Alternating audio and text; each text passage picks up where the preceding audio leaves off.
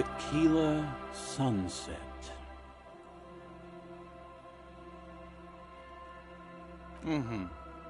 Let me take a sip to moisten up my chords. Tequila sunset rolled into Martinez last Friday. And by tequila sunset, I mean you, the man, the myth. Hey, let's not jump ahead of ourselves. This is your story. Stop interrupting. You got here on Friday to solve a case, hoping to be the early bird who gets the worm. And by the worm, I mean the buzz. Because as far as I know, all you did was get piss drunk. Word on the street is you went around the local hostel telling people that you're a police officer, and that it would be really fucked up if you shot yourself in the head, right in front of them. That's pretty high concept, if you ask me. The lieutenant's brow is furrowed. He's listening as casually as he can.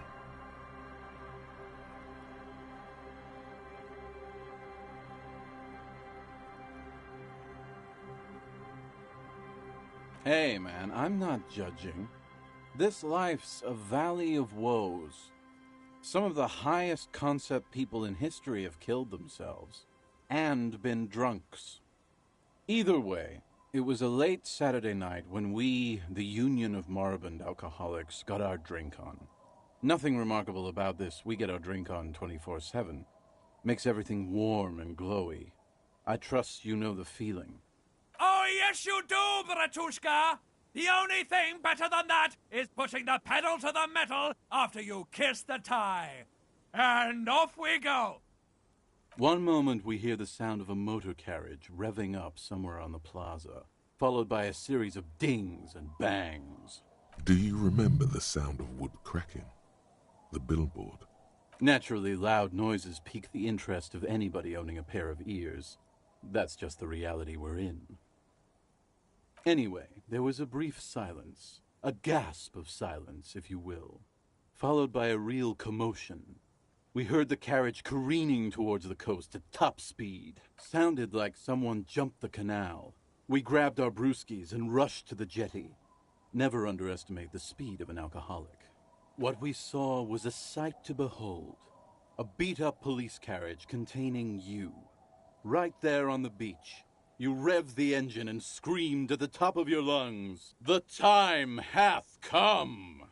So, naturally, being the curious cat I am, I asked what time hath come, to which you replied, "The time hath come for tequila sunset, the end of all things."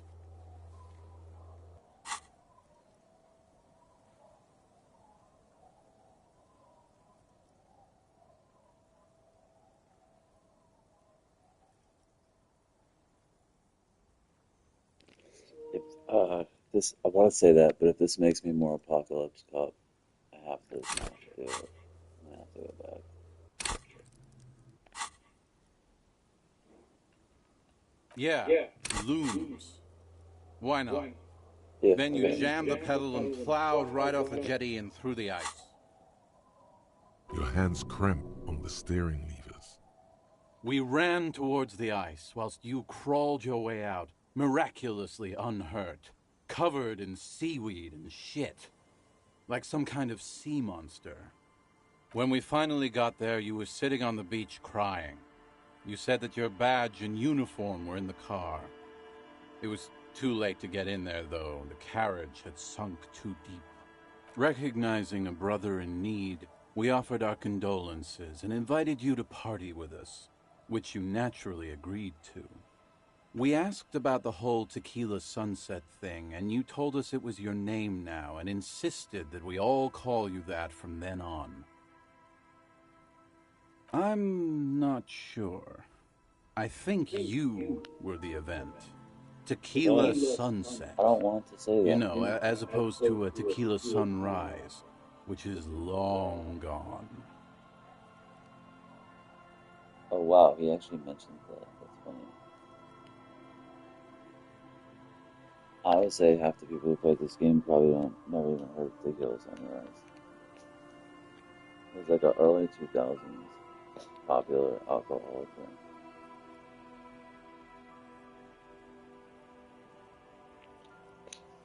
Damn, I don't want to fucking say that. My real name is Ambrosia Costeau.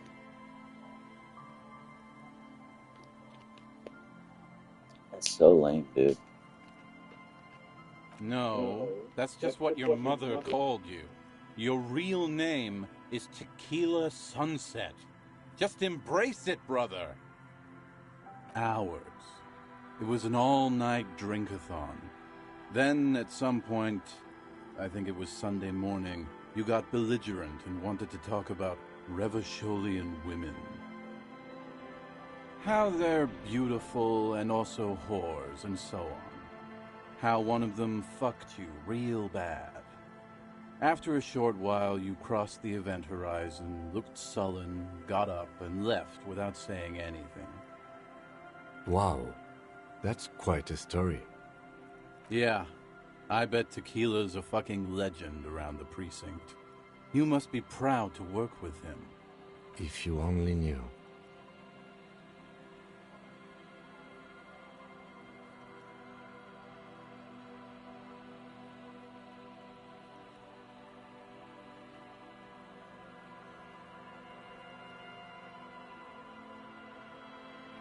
You were pretty vague about it, but you kept saying you got fucked real hard, and that we've all been fucked too.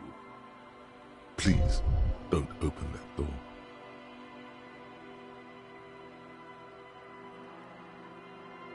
No one's fucked me.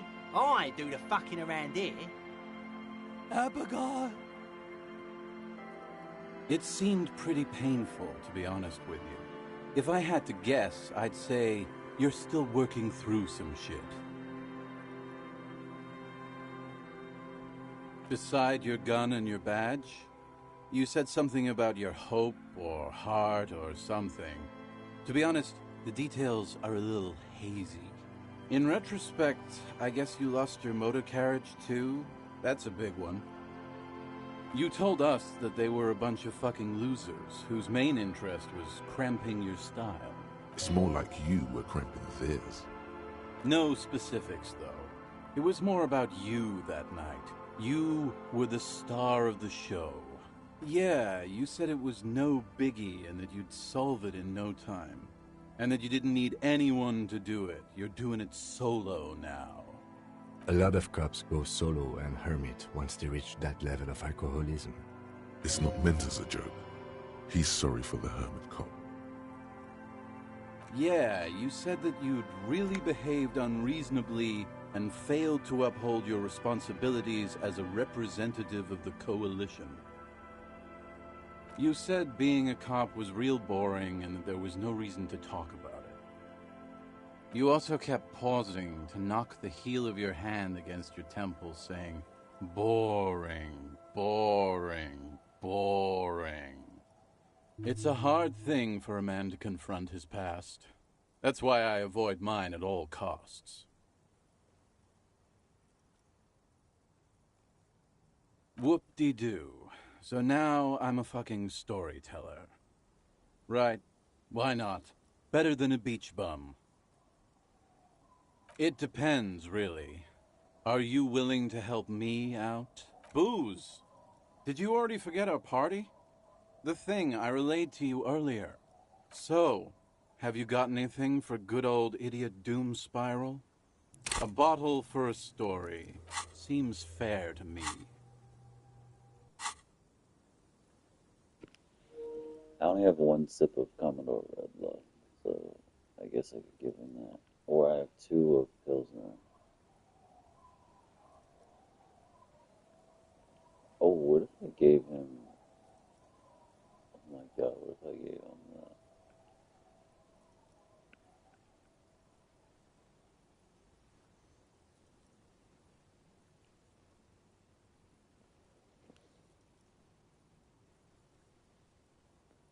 Oh, well, our chance. I think I'll give him the Commodore Red for now. There's only one sip left in it.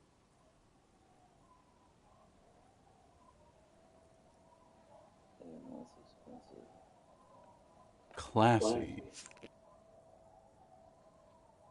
Hey, Spiral Boy, you gonna share that? Don't call Abigail! Shut up, guys. I'm telling a story here. Something happened to you. Something happened to me, too. My actual name is George, but around here, you already know. I was once a reasonably high net worth individual, a founder/junior partner at a high-concept creative services agency. When my story begins, I had just landed a major contract with an insurance firm. I used the profits from my agency to finance what I called a cultural incubator. Abstract value generation, value per person, high-concept stuff. I developed the paradigm, worked within the paradigm, but the burden of leadership weighed heavily on me. So I went jogging every so often to keep myself sane. 22 full-time employees, an all-star team, a potentially historical set of individuals. Worrying about them often kept me up well into the morning hours. It did. With my trusty Sansarique tracksuit, I felt like I could conquer the world. But now dreams are worn thin, much like my tracksuit. One day I left on my evening run. As you may know, it's impossible to clear your head when you're distracted by the sound of keys jangling in your pockets. His eyes are clouded, his dilated blood vessels encircling his irises like stinging brambles. His eyes are your eyes. So I removed the key ring and put the keys for the front gate and the apartment into different pockets to stop the jangling, you see. At least, that was the plan. I was halfway done with my usual lap when it started to rain. The reality situation became very wet, very quickly. Wet, okay? It was raining really hard. I made my way back home and discovered that I didn't have the key to the front gate. I'd mixed it up with the key to the letterbox, which was useless. Naturally, the situation required me to climb over the gate, which I did. There was no climbing down because I slipped and landed on my ass. No, you don't. Whatever. The point is, reality was looking rather grim just then. Me lying on my ass in a mud pit in the middle of a heavy shower. But when life knocked me down, I always got up. So I made my way across the yard. Standing in front of my apartment door, fumbling with my pockets, I realized that I'd also forgotten my apartment key. I wish I were, Tequila. I wish I were. Instead of my apartment key, I'd taken the key to the office. I rang my neighbors' buzzers. It was late, and most of them didn't even answer. Those who did assumed I was trying to sell them something and hung up before I could even explain the situation. People are naturally wary of ad men, you see. One moment someone chats you up, 5 minutes later you've bought a box of edible lingerie and a strap-on. I don't begrudge them, especially since I was known to be one of the best. Heavy is the head that wears the crown. Just then, I experienced a moment of clarity. I still had the key to my office. I could wait out the storm there. But when I reached my office, I remembered that I'd asked one of my producers to change the locks that day.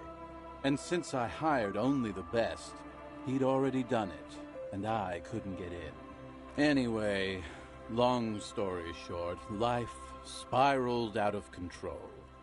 I haven't gotten into my apartment for years, and my girlfriend left me because she didn't want to date a homeless man. The company, well, you see where I'm going with this. So, now you've heard my tragic tale. What do you think? Like nothing you've ever heard, huh?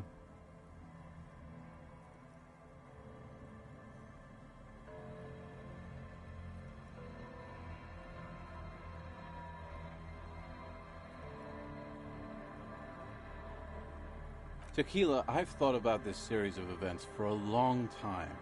If there was anything else to it, I would have thought of it by now. Why didn't you go to the authorities? Well, at one point they came to me, but, you know, I didn't have any ID on me, so they tossed me in jail for 2 days. I can't say it increased my faith in the RCM. No offense, gentlemen.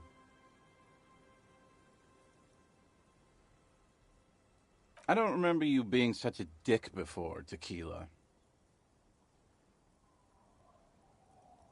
That doesn't mean you're wrong, though. Anyway, that was all the tale one bottle gets you. Almost empty, this one.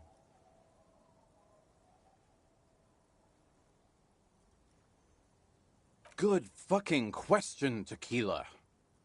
If I knew the answer, you think I'd be hanging out on a beach in this formerly premium but now extremely dirty two-piece lycra tracksuit?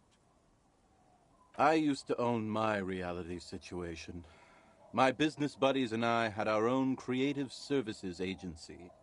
I had a nice apartment, an even nicer piece of ass. But somehow it all got away from me. Now I can't hang on to anything. Just last week I stole this nice new jacket, but then I lost it too. Literally The only wearing things I it. haven't lost are these I'm two wearing it. drunks. You of all people should empathize with this. I'm wearing this Perhaps fucking this lost jacket. jacket is something you could help with? I'm wearing it. I already got it.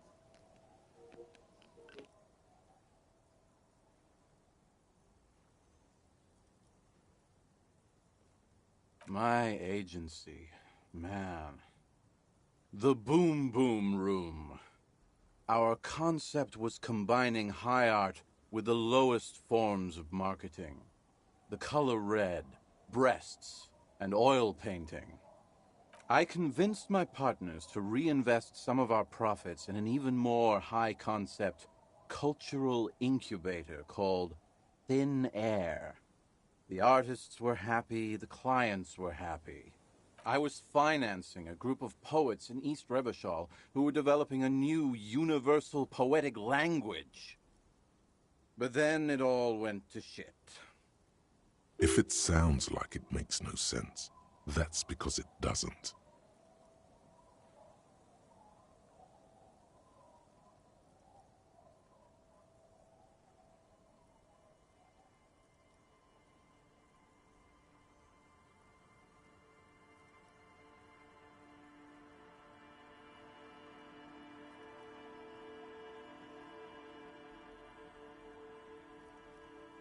Well, you know, sex sells. That's the first rule of advertising.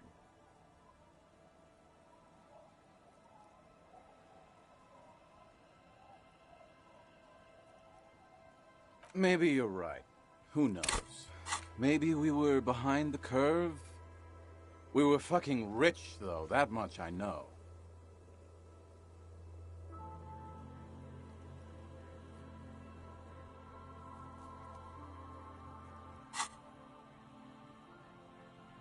What? You've never seen 100% lycra before? Go on, feel that primo material. You really shouldn't touch it. Pretty nice, huh? This might be one of the last of its kind. Should probably be in a museum, honestly.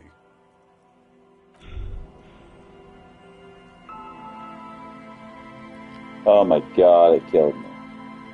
I don't have anything. I fucking died. Touching his fucking tracksuit. Nothing I can do. I don't have it. Oh my god. I died. Wow.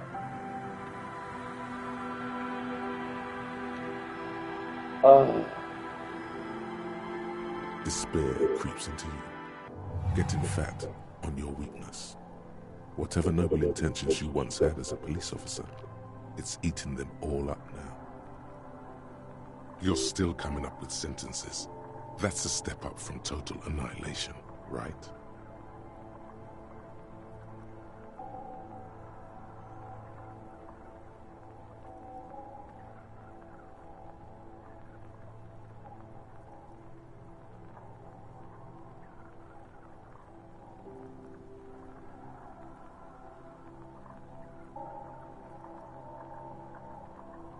I don't dispute that you have been charged with protecting the people of a particularly challenging district. But poverty does not make one a loser. Poverty is just poverty. Nothing you can say would make you feel any better now. Cop gives up the detective genre for social realism. Another police officer resigned from the RCM following a nervous breakdown. He now lives under a bridge, drinking and occasionally throwing excrement at passers-by, shouting, "I never loved that woman." When asked to comment, former colleagues objected to the theory that his psychological disintegration was precipitated by his wife leaving him. "It's because the Furrows lost that match," said Captain Ptolemy Price, once the man's superior officer. "It's because he couldn't get a big gun from acquisitions, and anyway, police work really burns you out after a while," Satellite Officer Jean-Vic Mayer, the deranged former cop's partner, commented. Sergeant Mac Torson, another former colleague, did not propose any theories, merely saying, "Whatever happened to him wasn't about birds. He got fucked, that's all."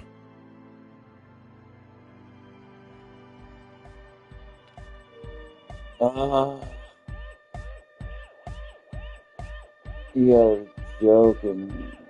I can't. I died by touching it. Death by freaking lycra. I hate that they call it lycra. I'll just sim through.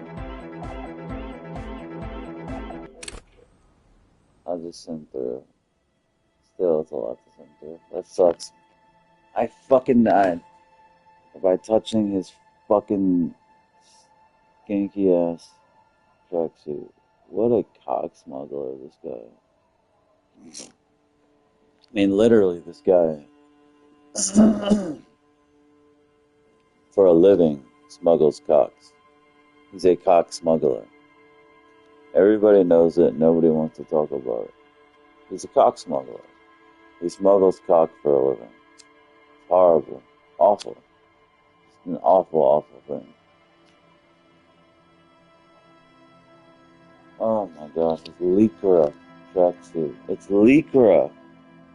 A lycra tracksuit. Unbelievable. Don't touch a man's tracksuit if you want to live. Abigail.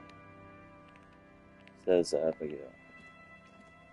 Tequila sunset. We'll go quick. We'll go fast with it. Let me take a sip to moisten up my cords. Hey, let's not jump ahead of ourselves. This is your story. You got here on word on the... The lieutenant's brow is furrowed. Hey, man, I'm not... Either way. Oh, yes, you do, Bratushka! One moment. Do you... Naturally, loud noises peak. Anyway, sounded what we... The time hath come! So, the time hath come for Tequila sunset! The end of all things! Yeah, looms. Your hands cramp. We ran when we finally recognized. We asked about the whole Tequila sunset thing, and you... I'm not No, ours. How they're beautiful. Wow. Yeah. If you only knew. You were pretty... Please, don't open that. No one's Abigail. It seemed pretty painful. Beside your gun and your badge. In retrospect, I guess you told us that they were a bunch of fucking losers. It's more like you were cramping theirs. No specifics, though. Yeah. A lot of It's not meant as a joke. Yeah, you said that you'd really behaved unreasonably and failed to uphold... You said being... You also kept pausing to knock the heel of your... It's a hard thing for a man to confront his past. That's why I... Whoop-de-doo. So now I'm a fucking storyteller. Right. It depends, really. Booze. Did you already forget our party? So, have you got anything for good old idiot Doom Spiral? A bottle for a story. Seemed classy. Hey, Spiral Boy, you can... Don't... Shut up, guy. I developed the paradigm. Worked within the paradigm. 22 full-time. It did. But now, one day His eye. So I was halfway done with my wet. I made my... Naturally, the situation required me to climb over the... No, you don't. Whatever. The point is, reality was looking rather grim just Bro, how high does your Savior lying Prayer on my have to ass be in a for you to mud pass pit in that? the middle of a heavy shower. But when life knocked me... So I made my way across the yard. I wish I were... I rang... People are naturally Heavy is... just then. But when I... Anyway, so, now you've heard my tragic tale. Tequila, I've thought about this series of events for... Why didn't you go? Well, I can't say it increased my faith in the RCM. No offense, gentlemen. Me neither, Tequila. When I lost my keys, I lost more than access to my apartment. I also lost my leverage over humanity. I wasn't a high-concept creative director anymore. I was just some homeless asshole with a premium Sansorique Lycra tracksuit. You can't imagine what that does to a man's confidence. Anyway, that was all the story one bottle gets you. Good fucking question. I used to own... Now I... You of all people should empathize with this. Perhaps this lost jacket is something... My agency. I was If it sounds like it makes no sense, that's because it doesn't.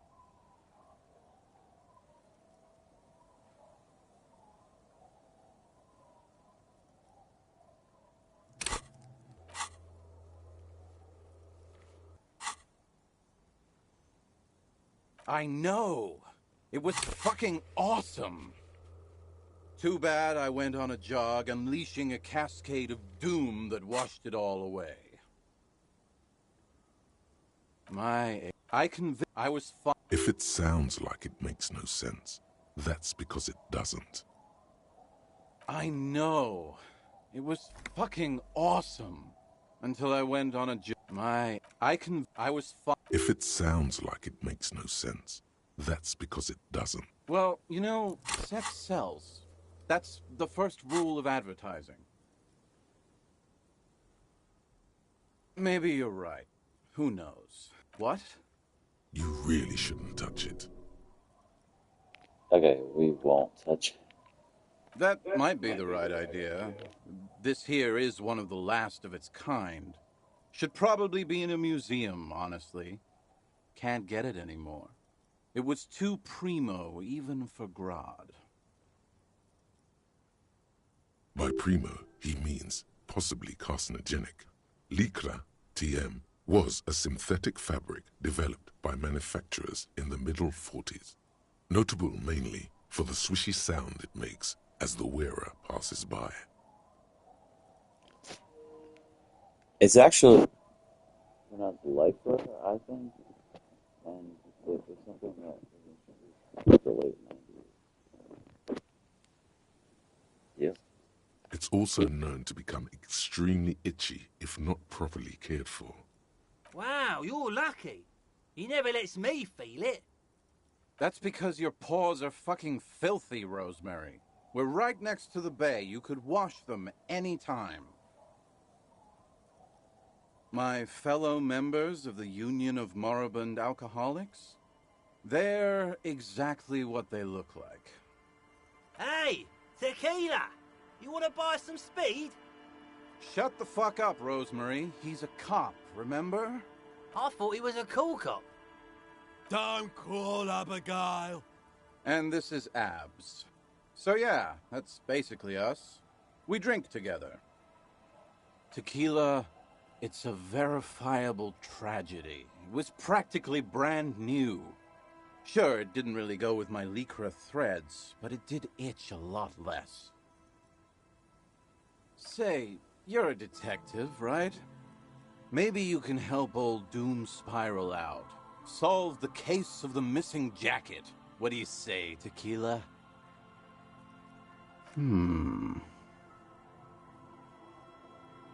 Nah, this isn't it. Foam, that's medium concept stuff. Totally not my style. So am I not gonna get the quest now because of this? It's a big world out there, Tequila. A lot of lost jackets in it. Don't know why you'd think this could possibly be mine. It is. Hey, Doom Spiral. Ain't that the jacket you stole the other week? Not on your fucking life, Rosemary. What's wrong with you people? Like I'd be caught dead wearing fawn, like some low-concept bicycle courier. Tell you what, Tequila, why don't you just hang on to that one? I'll get another jacket, someday. At least you got a nice jacket for your troubles.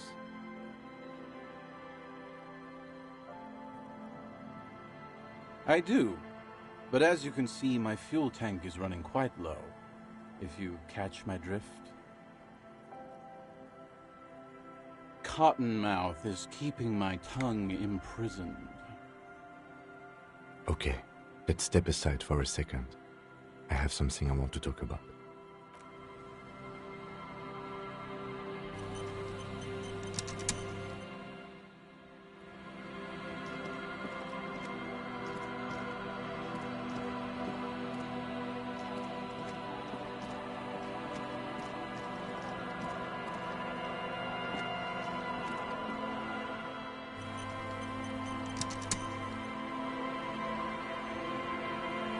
I've been meaning to have a little chat with you about your sense of style. It's just, well, you look more like a high-flying businessman than a police officer. That's right. You're an entrepreneur of the peace, here to disrupt legacy law enforcement with buzzwords and privatization schemes.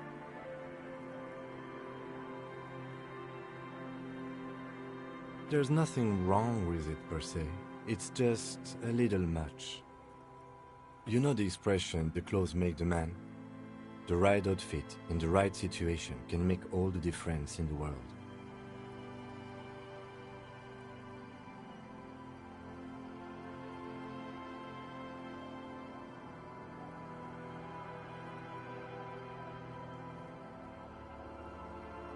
Yes, and this mega binocular knows how to sew a lapel and center a back vent.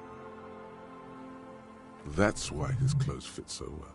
So if you want to wake up next to anyone other than Commodore Red, you might do well to take notes. Anyway, we should probably get back to the case. Let's go.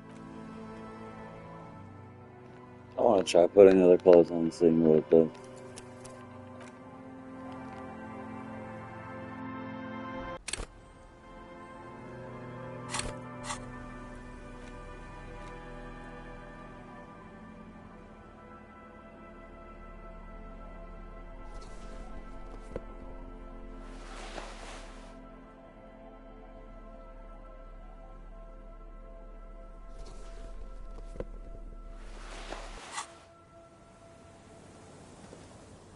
I've been meaning to have a little chat with you about your sense of style.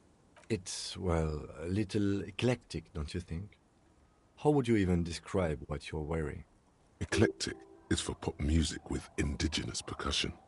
You're a sartorial maverick. Well, I can't say it doesn't fit you. Still, you might try branching out a little. You know the expression, the clothes make the man. The right outfit in the right situation can make all the difference in the world. This washed-up tip-top racer knows how to sew a lapel and center a back vent. That's why his... So if you want to wake up anyway...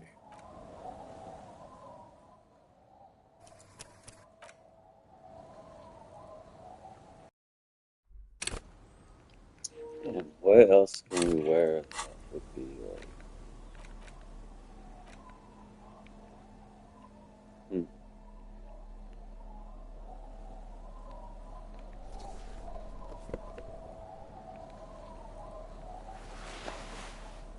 Where do we get the cop signs?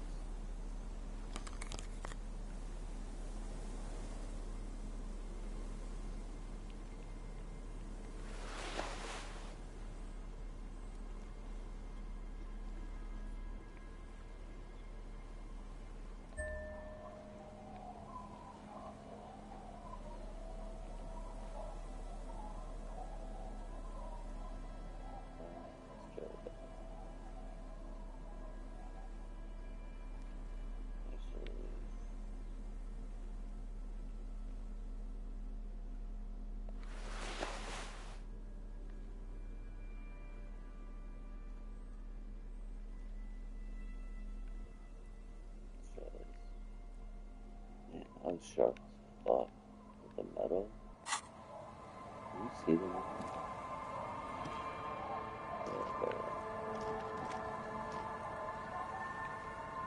Fucking being retarded.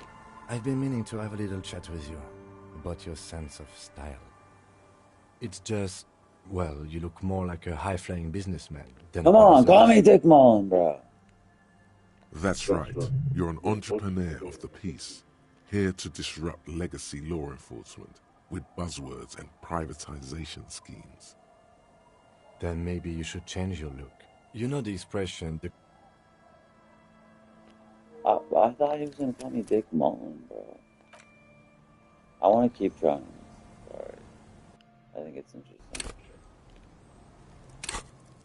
Yeah, what if we dress only as Dick Mullen? Nothing else. Or what if we just don't wear any clothes? Just Dick Mullen.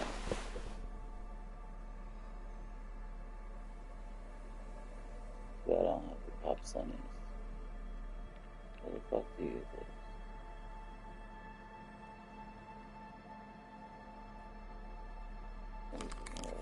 Pop plus. You know what? That's not this. That might be what's fucking me. Alright, let's try this. I've been meaning to have a little chat with you about your sense of style. It's, well, a little eclectic, don't you think? What the How would fuck, you bro? even describe what you're... Eclectic I is describe for it as music Dick with Mullen. indigenous percussion. You're a sartorial maverick.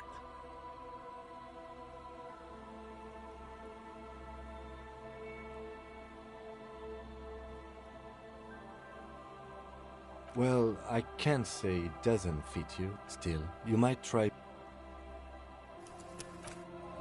Damn, I really was hoping that we would call you Dick Mullen. I'm just very curious. I terribly apologize. What the fuck can we wear to make him say some different shit?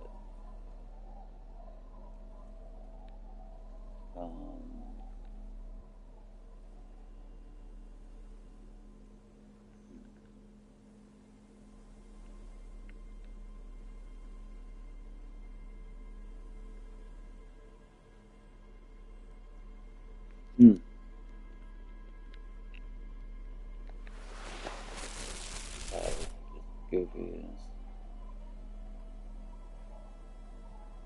We've kind of tried that already. I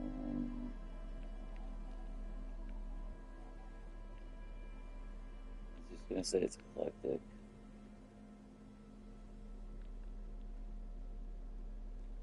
Let's just do full cop uniform.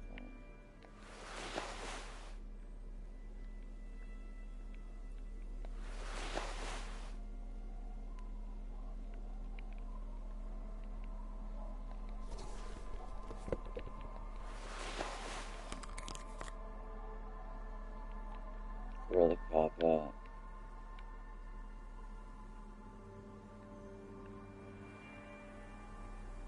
I don't remember this. You know, I vaguely remember this.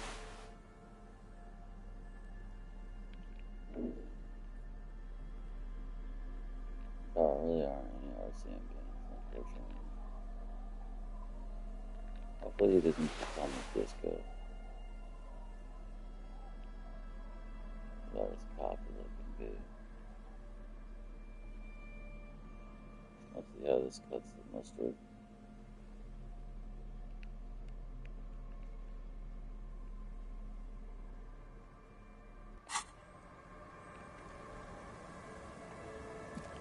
I've been meaning to have a little chat with you about your sense of style.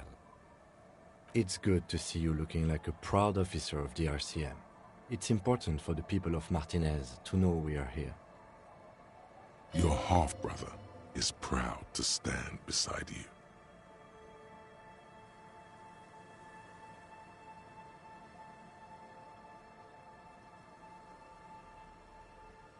Officers above the rank of sergeant are granted wide discretion when it comes to their uniforms. The idea is that civilians are more likely to open up to someone who's not dressed like a typical cop. You know the expression, the clothes make the man? The right outfit in the right situation can make all the difference in the world. Let's not get ahead of ourselves, detective. A warm smile. Anyway, we should probably get back to the case. Let's go. I think I'll keep that as canon. And I would have liked the.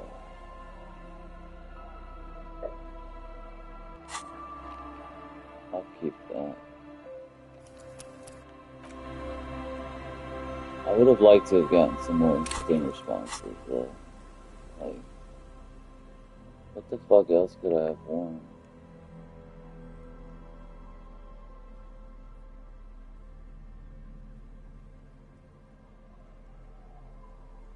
Maybe if I had the full Fallon suit, maybe. I do have the Fallon. I don't have the shoes though.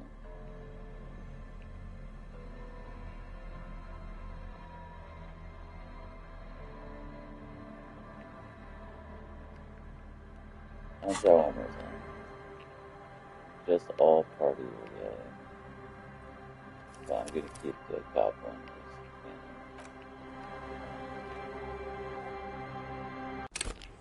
I think this is interesting. See what responses you can get. I really do. I find it very interesting. Sorry.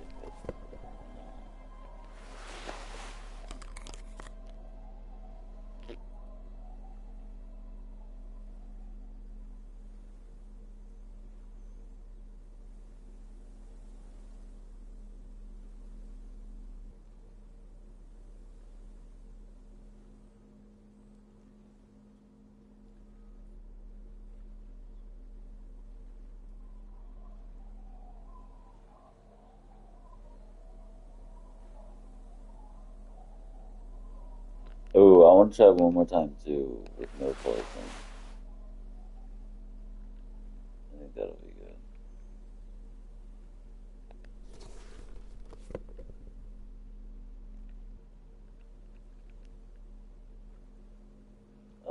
Alright, that's probably how it is. Close to have the same stats.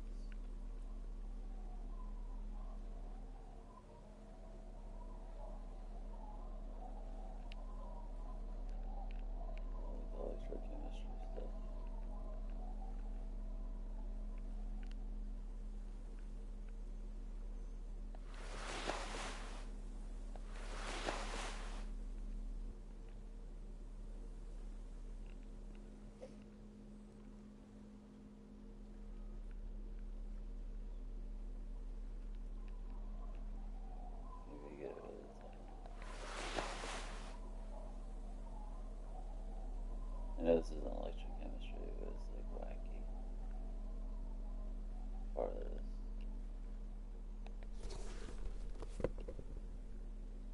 Try this. Maybe we could wear the pajama thing. We'll just rock this and see. I've been meaning to have a little chat with you about your sense of style. It's, well, a little eclectic, don't you think? Yeah, how would you even describe what you're wearing? Party monster? Eclectic is for pop music with Well, I can't say it doesn't. What a prick. Alright, we're just gonna go naked and see. It's really hard to get like a full outfit.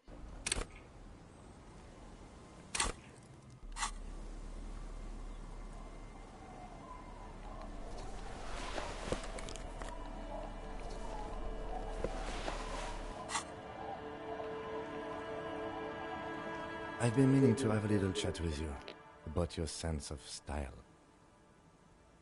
It's, well, a little eclectic. Seriously? I'm not wearing anything. How would you even describe what you're wearing? Eclectic is for pop music with indigenous percussion. You're a sartorial. Well, I can't say. Alright, fair enough, fair enough. We got it. There's probably other interesting things. I really would have wanted him to just call us Dick Mullen.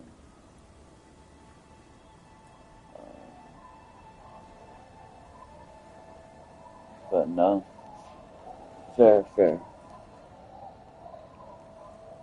probably other interesting stuff you can do.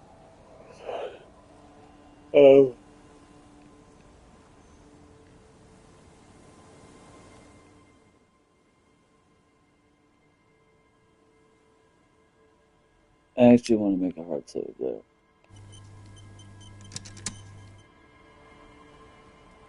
Oops, never mind. Okay, too late. I didn't mean to do that. Alright, I think we'll just screw this up.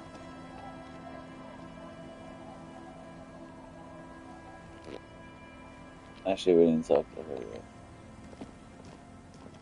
The old woman stills. The buzz of electric lights blends together with the slow rumble of the ocean waves at night. Yes, I can't really sleep anymore. Only a few hours a night. It happens when you grow older. My suggestion is, don't grow any older than you already are. That's old enough.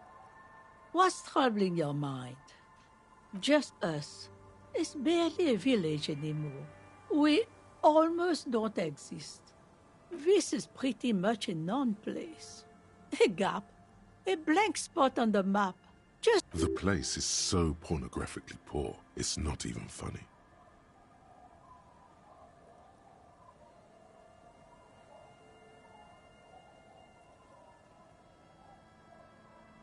The lack of wealth is the one thing we've got in abundance. It's a cold, cynical smile. Riddles fits with the general ambiance here. Aye. Sometimes it's as though I'm also gotten lost inside this nameless nothing. Oh, it seems to be a common theme these days.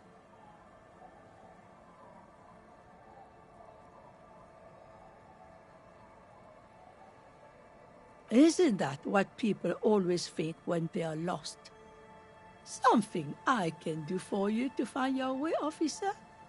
Over there, you can find more of the same. Shacks and trees growing wild. That's the pox.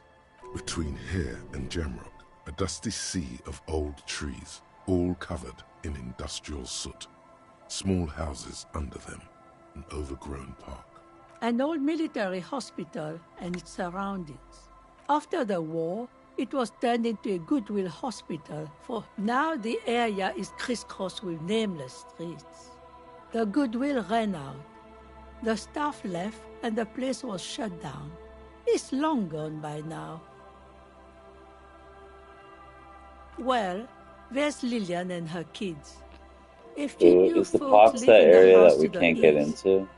but they are away right now.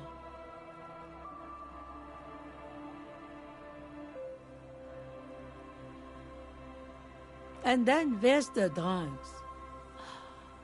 Not a pretty sight, but there's little we can do about it. Lillian is tough. Tougher than the men here, at least. If it wasn't for her and the kids, this place wouldn't have a spark of life left.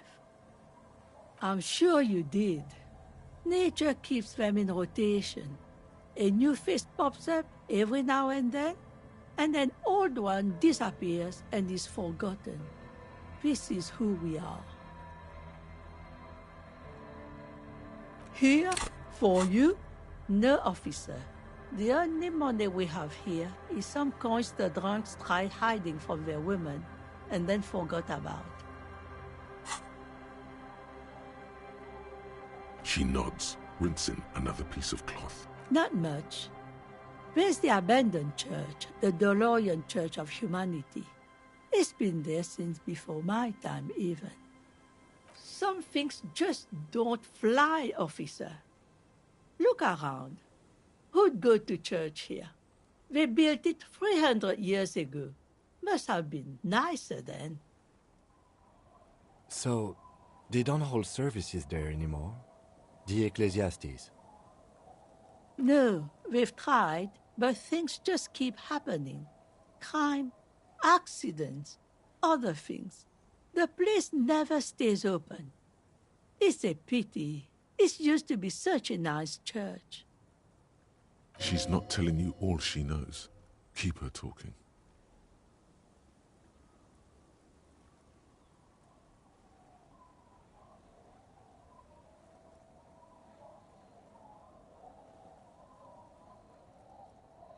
Well, there's that music from across the sea.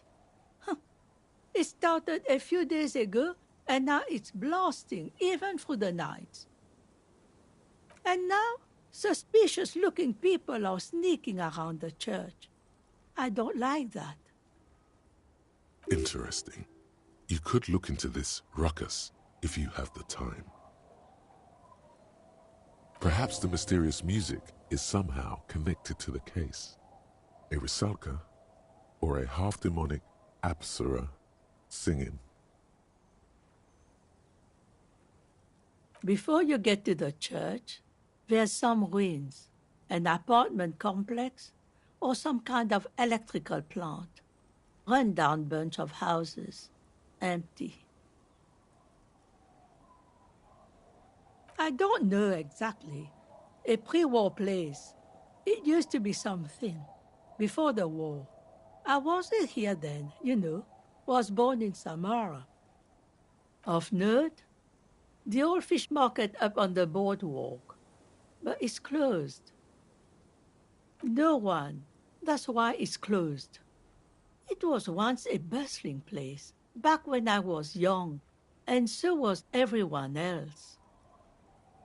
Now, what catch we do bring in goes straight into a lorry for the Delta or somewhere else. What? You're one of those real estate people with big plans? If you want a development opportunity, you can check out the abandoned building over at Land's End.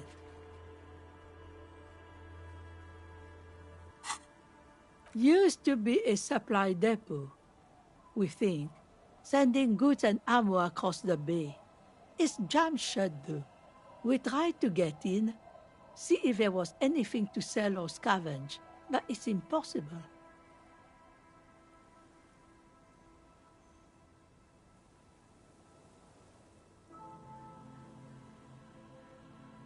And now you know everything there is to know about this coast. Me? No one. Just an old washerwoman. Mother called me Isabel, if that's what you're asking. And my married name is Sadie.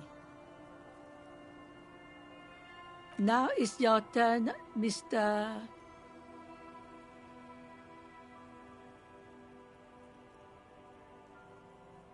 Your parents must have had big plans for you.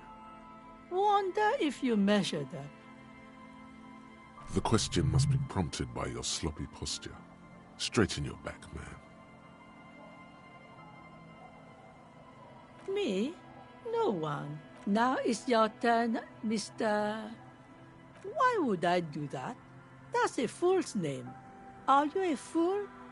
Don't ridicule yourself before an old woman, officer. It's undignified.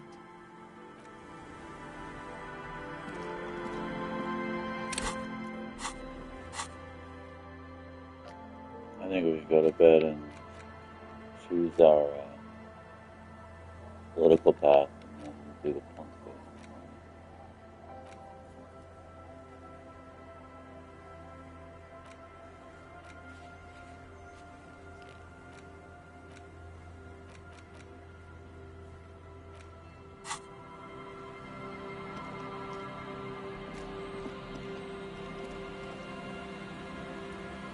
It's getting late, and it's snowing. Time to call it a day. Good night, officer. We'll meet in front of the shack in the morning.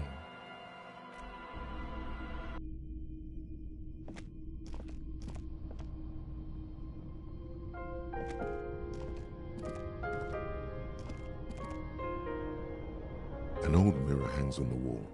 You see the reflection of your face in it, adorned with the expression.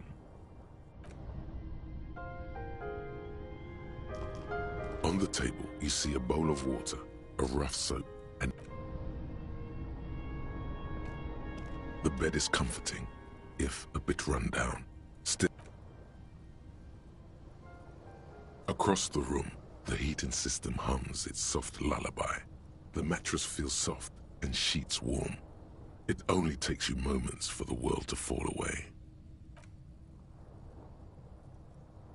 Thoughts, baby. A million little lights in the dark. You're one fine instrument, brother. All those faces and all those names. All that laughter and screaming and scheming around. Every corner and every street. Recorded in you. Forever. On ferrotape.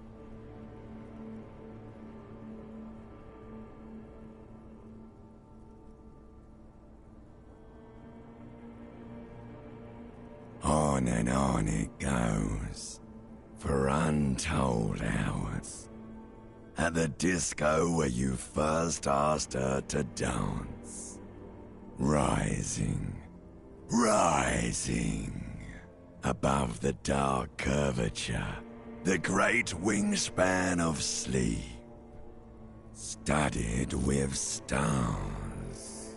Behold, there are millions of them down there. The first time. The last time. The smoke in her mouth. The plotted flowers. The faces turning, changing. It's the world, Harry boy. And you're made of it. Every day you're out there, you make more of yourself from it. I'm afraid you can't be unmade now. You can never forget this shit.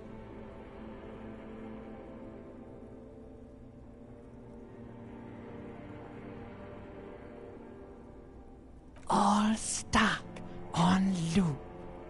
Whirling, spitting out words and images. You're the son of the world again. Harrister, a ceaseless agent. Picking up litter and old newspapers. Collecting your little bubblegum wrappers and idiotic picture postcards. Meaningless, meaningless keepsakes. Reading your awful letters and recalling things, aren't you? The endless names of the world. An address book you are.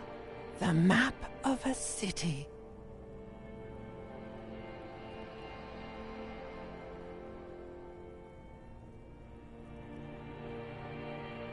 It's too late. You're not made of nothing anymore. You're something now, Harry. I tried to drown you in the black water, but you re-emerged, kicking and screaming, running. And for what? For the greater good. Solving your little crossword puzzles. Doing your tasks. Crossing names off lists. Trying to become some sort of world detector. It won't make it okay. It won't put smoke back in her mouth. There he goes again. He's a real political animal, our Harry. He still doesn't see that it's the world changing around him. He's got no idea what he's in for. 'Cause only love can break your heart. Beep, beep, beep! The alarm is ringing, Harry! The disco circus goes on and on! You barely slept 3 hours last night! Do it for the wind. Do it for the picture puzzle. Put it all together. Solve the world. One conversation at a time.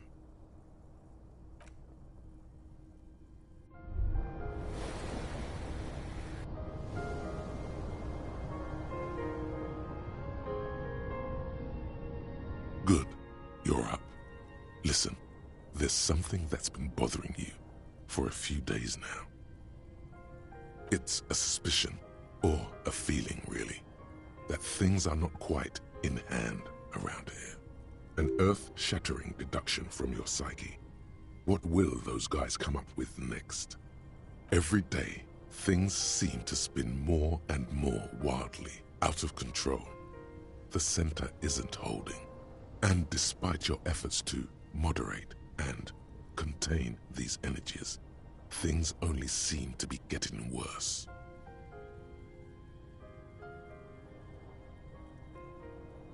Oh sure, you've been making progress on your case, interviewing people, solving side tasks. But who's focusing on the big questions?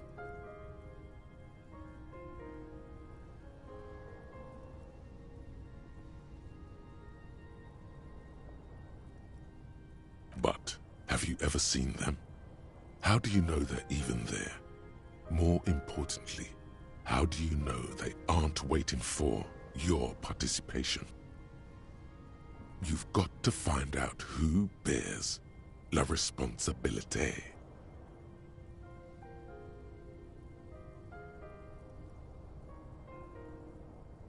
The most awesome, terrible thing.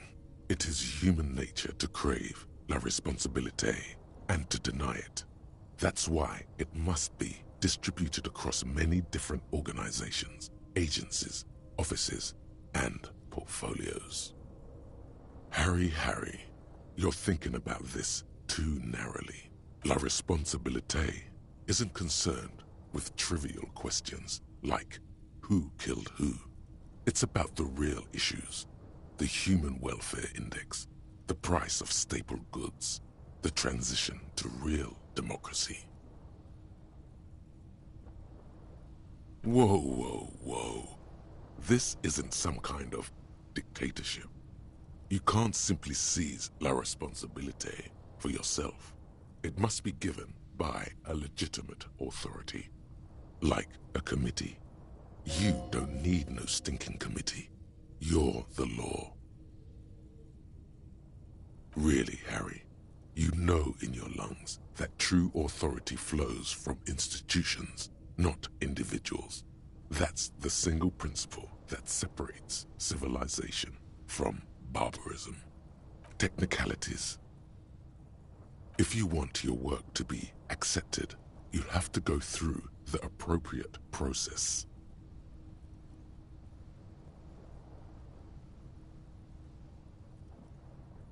There's always time to follow best practices. Once someone's decided to cut corners for the sake of expediency, who knows what else they're capable of? Swift, decisive action. Only the most even-keeled minds in Martinez. Your half-brother, the lieutenant, is a natural place to start. Together, you'll be able to discover who has la responsabilité in Revachol. And, if necessary, you'll have the wisdom and expertise to assign it among yourselves. Most likely, your findings will be collected in a report, which will be carefully reviewed by your superiors. Once they've reviewed it, those same superiors will produce a set of recommendations to be taken up at the next meeting of the Standing Committee. Rest assured, no matter what happens, it will be done through the proper channels.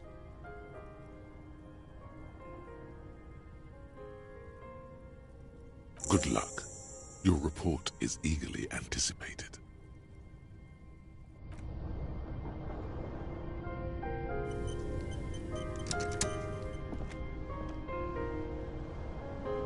An old mirror hangs on the wall. You see?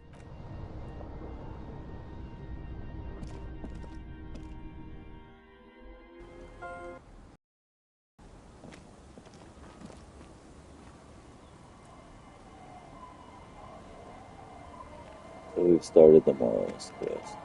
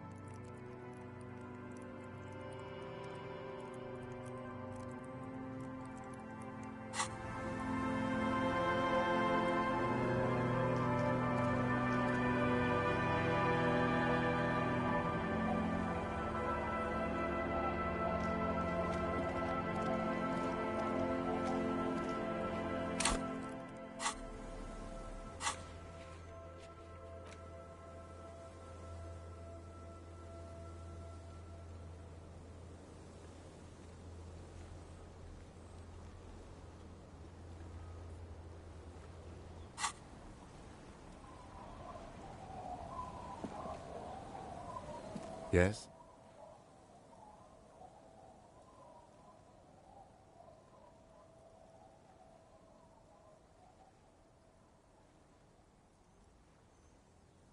I'm glad to hear it, Detective. I was wondering when we'd get to this very subject. If you ask me, it's high time for you to put the bottle away. Sober up, get back to basics. That would be my advice. And I hope we don't even need to discuss the street drugs you've been abusing.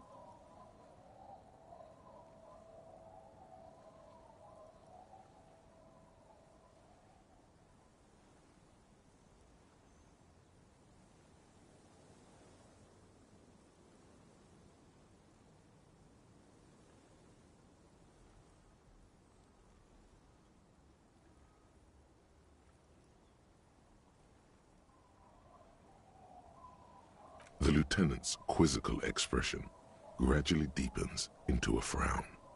So, what are we talking about then? Why are you pronouncing it like that gentleman from the Institute of Price Stabilité? You know what? Forget it. What specifically are you trying to assign responsibility for?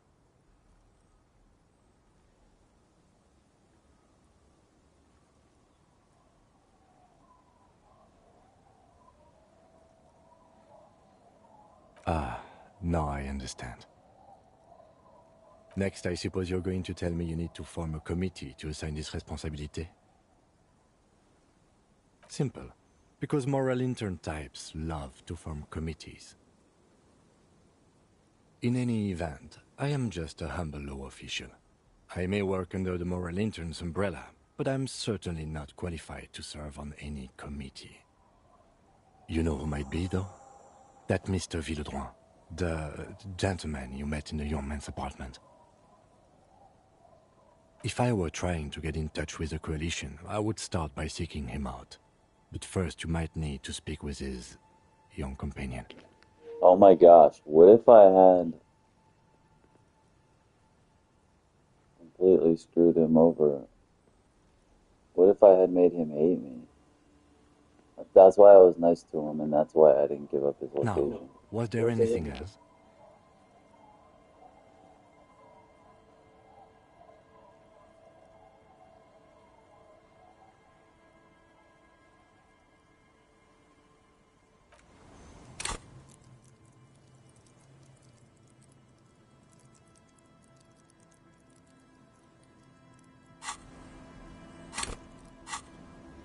Yes?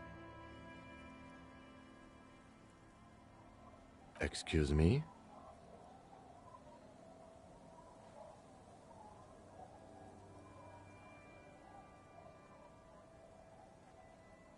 Detective, if I may be frank, you seem to be in a deranged state. You have trouble remembering things. You've misplaced your badge.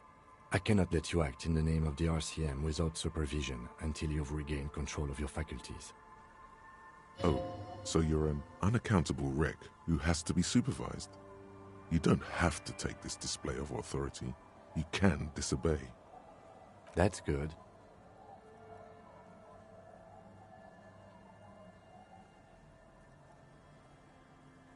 Except that I do, Detective. Some you time?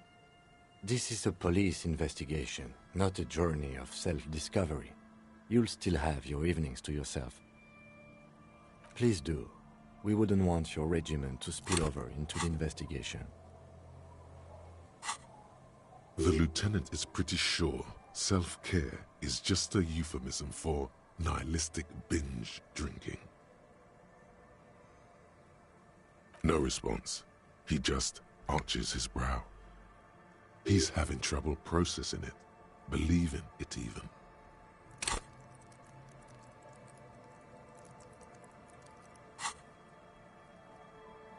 Have you tried concentrating on something other than your personal affairs? There is a sudden, harsh edge to his voice, like he's tired of hearing about your personal affairs. Not a fan. It's just the nature of lieutenancy. The RCM deploys a self-styled structure called the Decomptage as it's chain. I'm gonna make a shake real fast. Every lieutenant is responsible for 2 sergeants and 8 officers. That means the average Actually, I'll just play. has to deal with quite a few personal affairs. Even you know this. Try work. The case at hand. It can work miracles.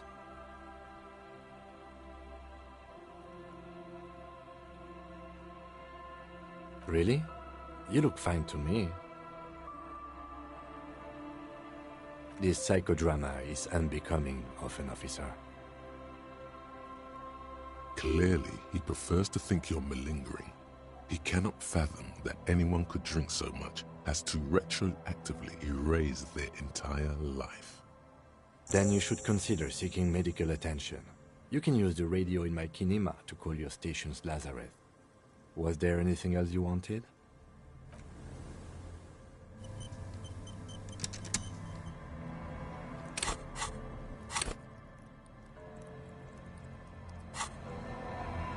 Yes? What do you want to know?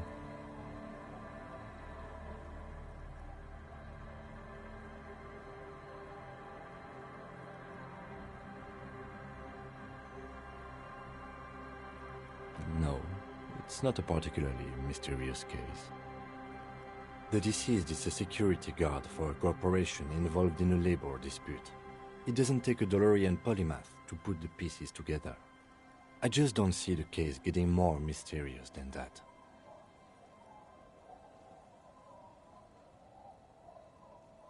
Then you are in luck, because we are in the midst of a major strike by the dock workers' union. Maybe more than that. The union clearly wants a piece, not just of the industrial harbor, but the Wild Pines Corporation itself. Is this a strike then? Or the first shots in a workers' coup? I expect the case itself to be less challenging than navigating these community matters. I think I fucked up. This I'm district is trying to get close him. to the RCM's presence. Trying to convince him that it's rarely mysterious. overplays its hand, as it appears to have done in this case. Maybe I was supposed to say sexy. Strike, coup, revolution. It's brigandage, however you parse it. You feel something rising through you, a familiar feeling, an opinion taking form. Yeah, I think I fucked up. I might be able to run it again now, I think.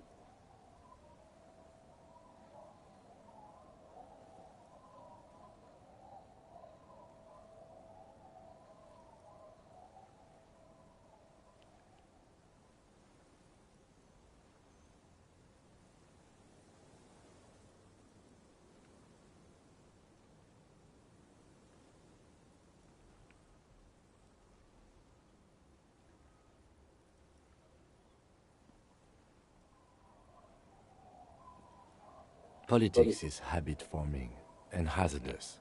It is also irrelevant to police work. You're right to doubt the impulse.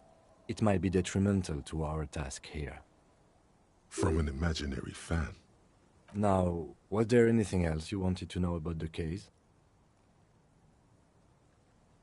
Good. What do you want to know?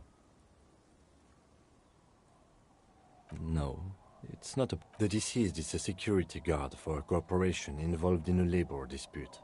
It doesn't take a DeLorean polymath to put the pieces together. I just don't see the case getting... I can assure nothing like that will happen. Do you know why not? No, something isn't happening, because it's not part of reality. The gesture resembles an orchestra conductor bringing the choir to a full stop. So desperately mundane. There's something the lieutenant isn't seeing. The universe is too irrational, too morally complex. You should convince him. Okay, cool. I think we got it. Good. Sweet. That's what I was looking for. We can still explore the other options. That's going to be hard to do. What do you want to know? You mean like a brief? Do you want me to brief you? 3 days ago, the RCM Emergencies Desk received a report about a security guard who was found I'm hanged right in about to do the Martinez. punk's An jacket anonymous thing, caller said there which was a is dead like body behind super the rare. Kraz hostel cafeteria. The I'm gonna cadaver get Kim had to been there fucking for wear 4 days.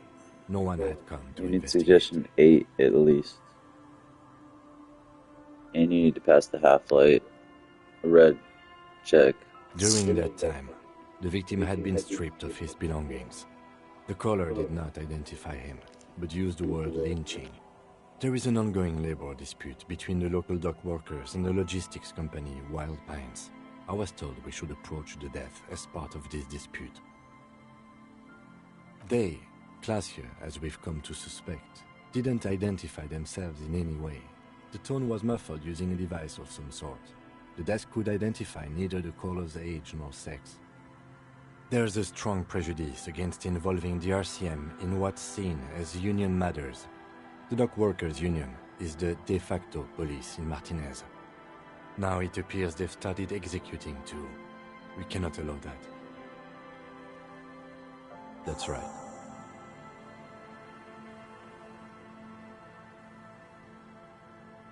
I'm afraid you and I are pawns in a pissing competition.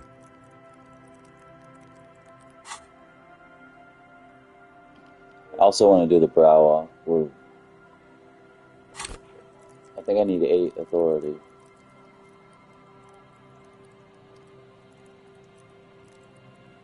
Which I really don't want to put another point into it, and I don't have anything else that enhance my authority. His disdain is clear. This man would not use such an expression otherwise. You don't know? I assumed you were in on it. Better still than an imbecile cop-off. It's just stupidity. We shouldn't waste any more time on it. If you want my take, ask me after we've inspected the victim.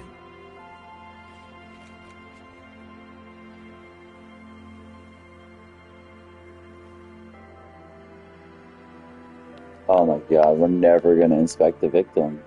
I don't think I ever did this last time. Kissing competition thing. Maybe I did and I don't remember. We're never gonna inspect the victim though, so we'll never be able to complete it. Dang. Wow, we lost a good cop point. That's weird. On the surface, he's dismissive, but there's a conspiratorial glint in his black eyes. If only you knew what he would say. I wish I could convince him to tell me now. We're never gonna take the bodies on.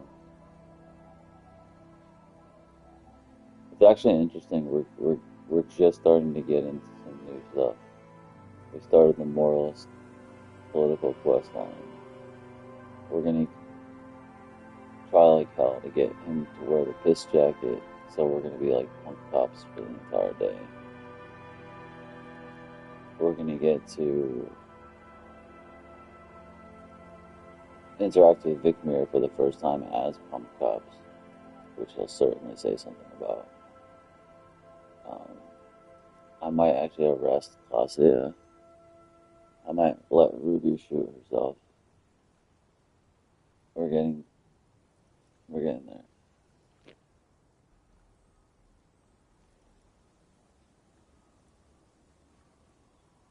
Later. Was there anything else you wanted to know There about is the no case? later, bro. There is no later. No, it's not a particular. The deceased is a security guard for a corporation involved in a labor dispute. It doesn't. There was some interest in this case at my station, but not for the reasons you have in mind. You seem to wish there was a...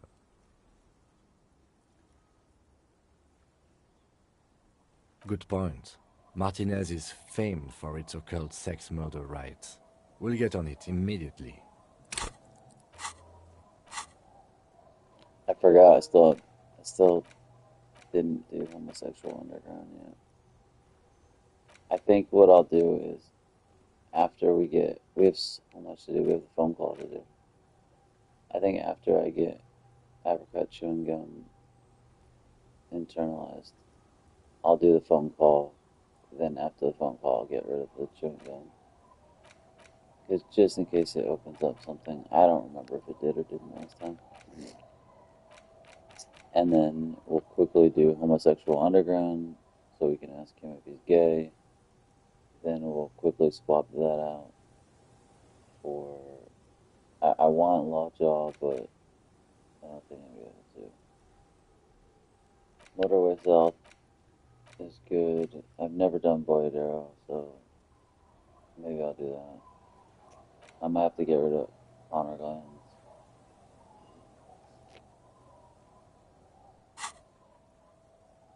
The weary tone. I wonder if is you had the done surest homosexual indicator that the underground lieutenant is when being asking him sarcastic. this, if it would change anything.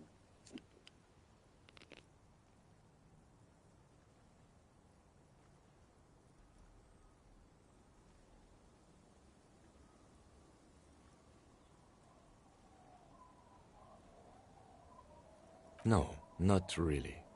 Was there anything else? It can still be an otherworldly sex mystery in your head, with a dark twist even. He's basically challenging you to sex it up with some lurid twist.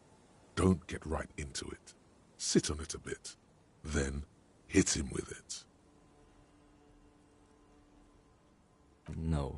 The deceased is a security guard. I'm relieved that you agree. He is glad and surprised to see an officer who can appreciate the less than spectacular. Do you know the feeling when you've begun filling in a crossword, but some of your answers don't quite seem to fit?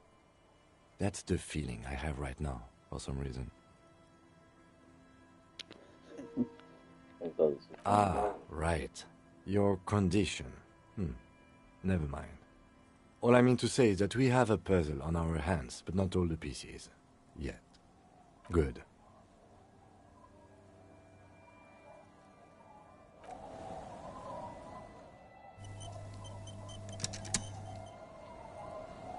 Yes? Me? I don't see how my life is pertinent to the investigation. That's a fair point. All right, for the good of the investigation, what do you want to know?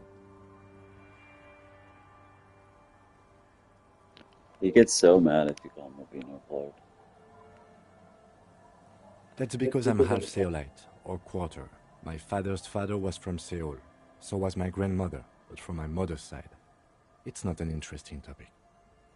It's a part of the world, officer. A geopolitical entity, and a geographic division. I told you it wouldn't be interesting. Seoul is a protectionist, isolationist, pan-Isolary state west of the Insulindian Isola.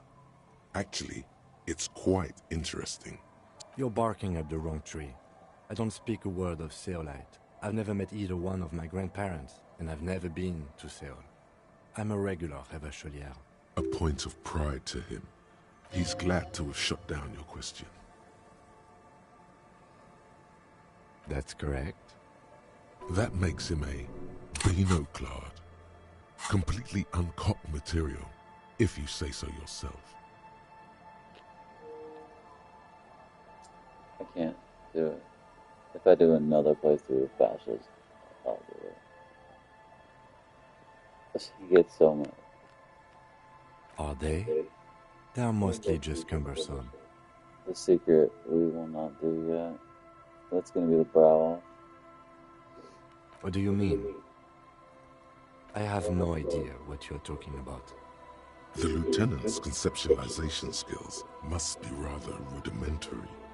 The lieutenant is a police officer of the old school. His concerns are material and extrinsic. But this isn't an old school case.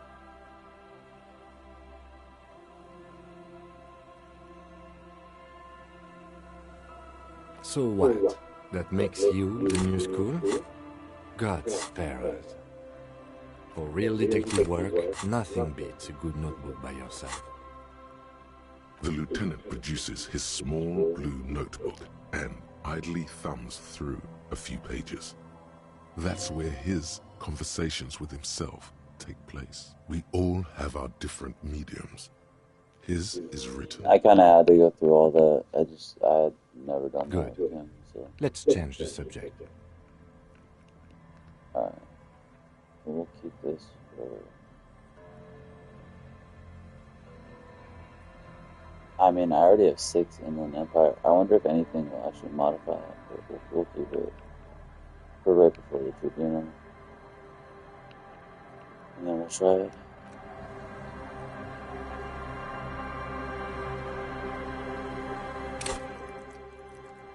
Alright, we got the tape. I'm never gonna get the fist in prison.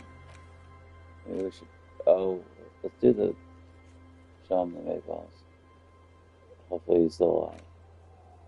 And then we'll do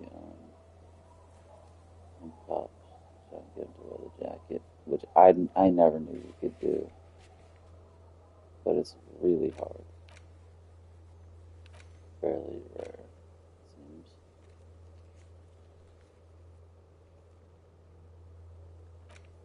We gotta tell Garth that he's doomed. We gotta buy our bird book. I think we can get the pie from Gary. There's a lot of stuff we could complete fairly fast. Still have to do karaoke.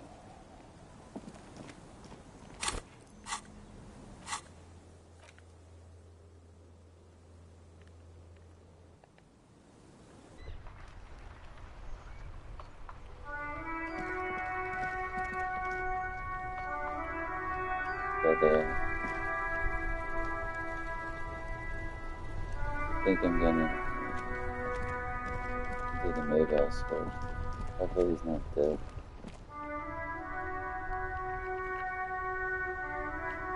Good, he's not dead.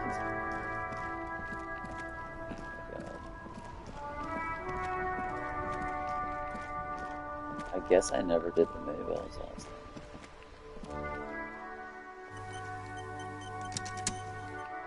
I thought I did. The purity of snow always reminds me of the purity of a man's soul, if he's got principles. I prefer the old name, Insulindian Lily. Girls bought them to young cadets when they entered service. Wearing them on your cap was supposed to bring good luck. It used to be. But the communards were fond of them too. Call them revolutionary flowers. Bells of the revolution. You know what? Now, they brought me misery. No, I did this last time. Disappointment. The revolutionaries sullied them. You stirred up some bad memories there. But it wasn't the revolutionaries that sullied the ID for you, was it? She gave them to me too, and your jealous little heart just couldn't accept it. I love these two guys. They just feel good. They're endearing. I enjoy them. I want to be them. I want to exist with them. It feels good. They feel good. Enough! I can go over these matters in detail with you, Gaston. But not while we have company. So, officers. Maybells don't blossom yet, do they? Maybe on some remote parts of the city they do. But I think you'll have to wait for at least a month. Yeah, it's the deserter who, like, if you didn't know, you would never know. Like, I guess, let's go.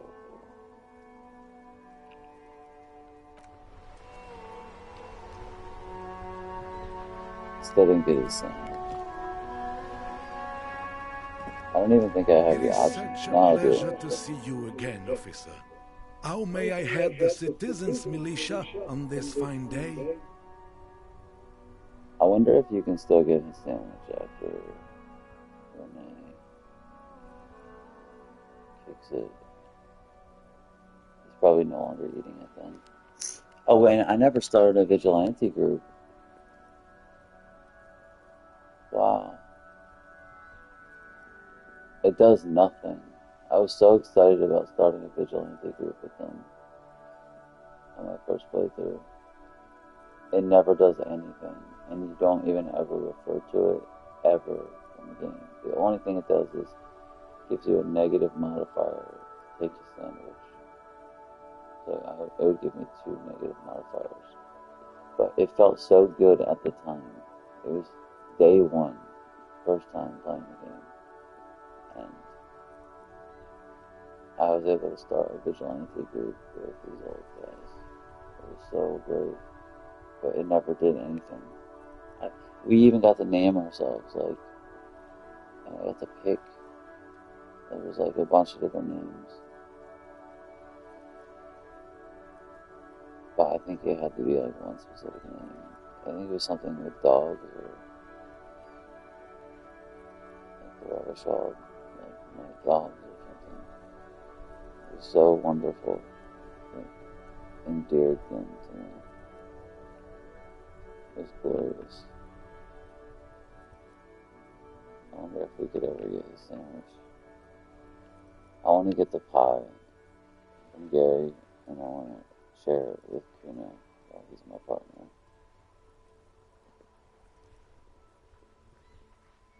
I love these guys, man. I wish you could zoom into them more. Gaston is just always eating the sandwich.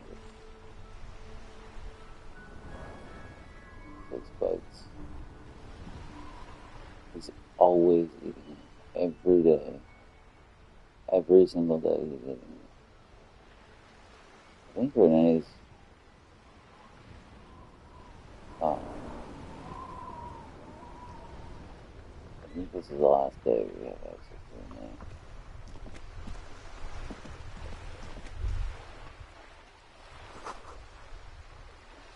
Smelly potatoes. Do we do the punks? I would have to raise my suggestion, which I can take. I can take parroting, but then I'm still gonna have to put one more point into suggestion. I gotta make sure my half-life is high. This is gonna be such a crazy epic moment, and I wonder if you take your jacket off and we'll take his off. But I don't think I'm gonna. I think, regardless of what happens, I'm just gonna literally wear it.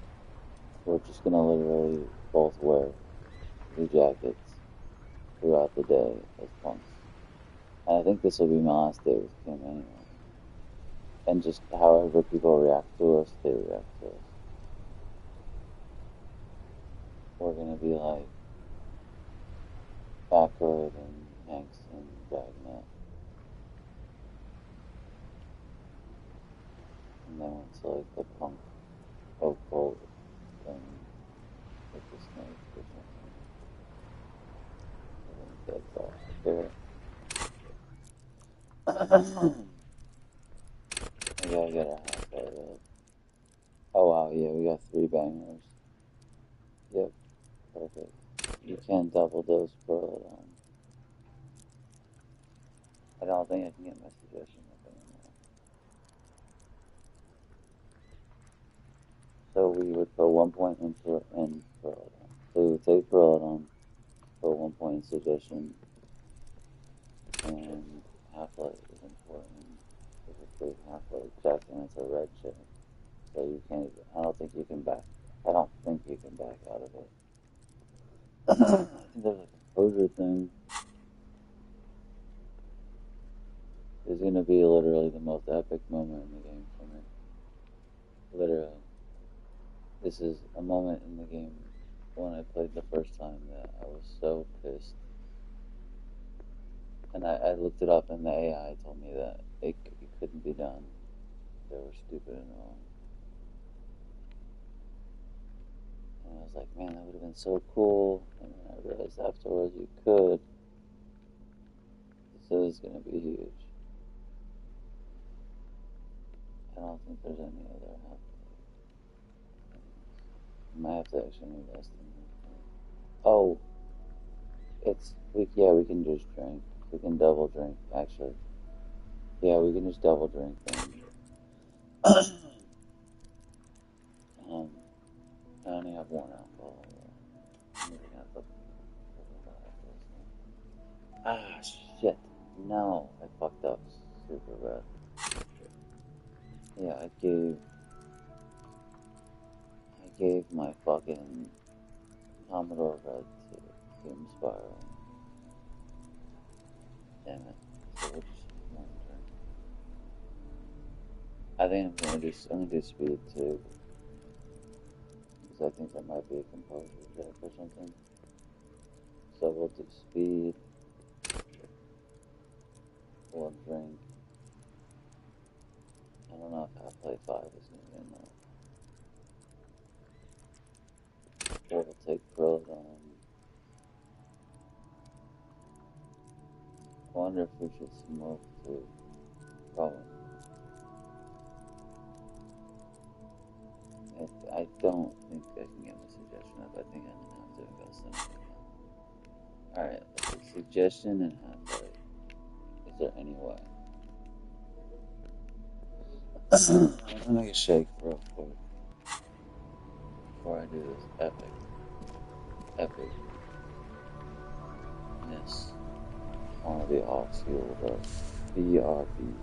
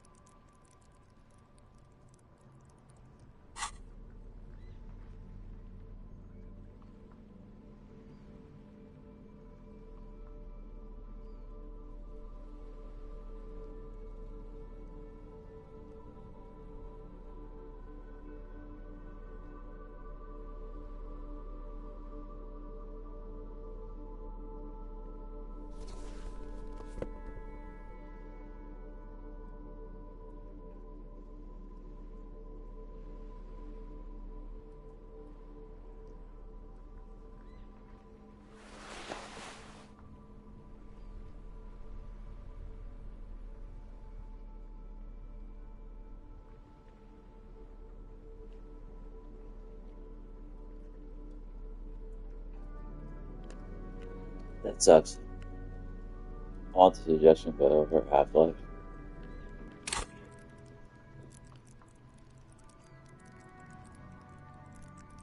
I think we can do it though. That way I won't even have to add. Because we can drink.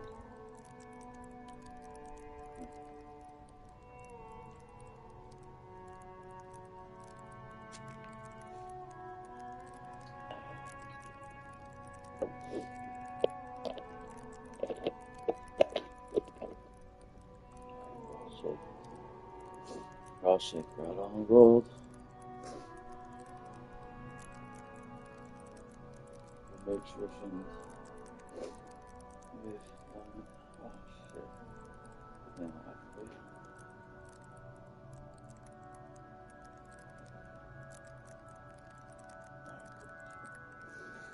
Yeah, we're just rocking until look at us. Do what they do.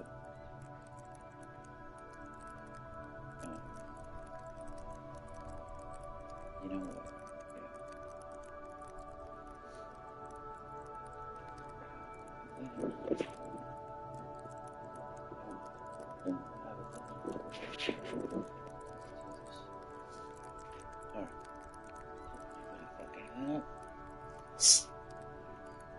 Alright.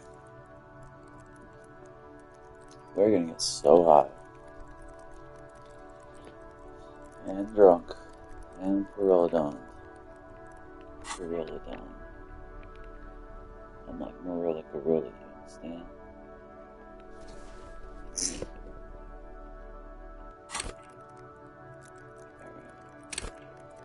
Alright.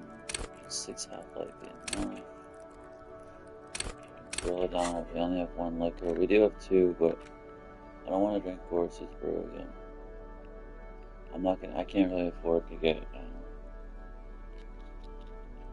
other wine either. Alright. Let's get fucking wasted.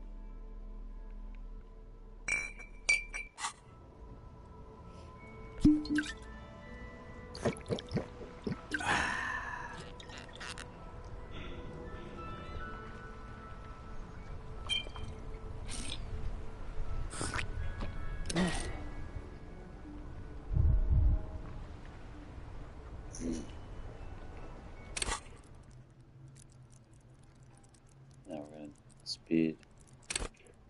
I think we might need composure or something, so Also, I was really worried first time I played that like doing too much drugs and stuff would like harm me. It really doesn't. It just affects your report, but I'm gonna get sober anyway soon.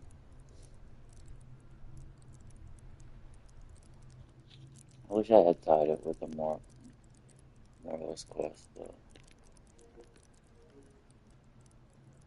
Because Kim, like, it seems like a perfect opportunity to get sober then. Um,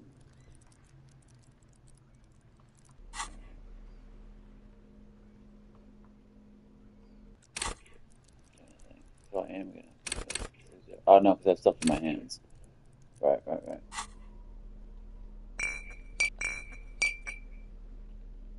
not sure if we need speed. We have a lot of it, so.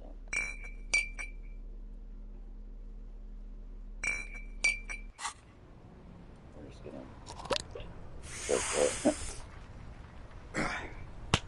Oh shit.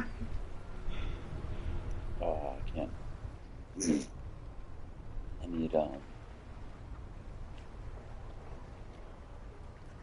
oh, we still have two? Oh, it's like a half that takes away? I don't know if I can do the other one. It's dangerous. I think composure's a thing though.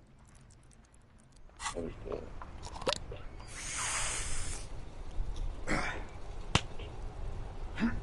For a half, yeah, it's dangerous.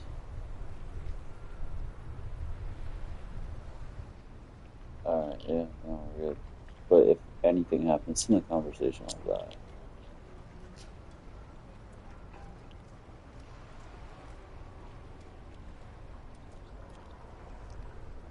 Alright.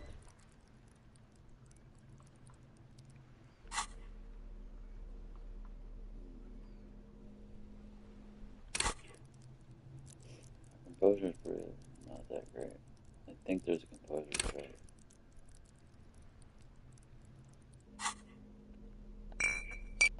We're super high.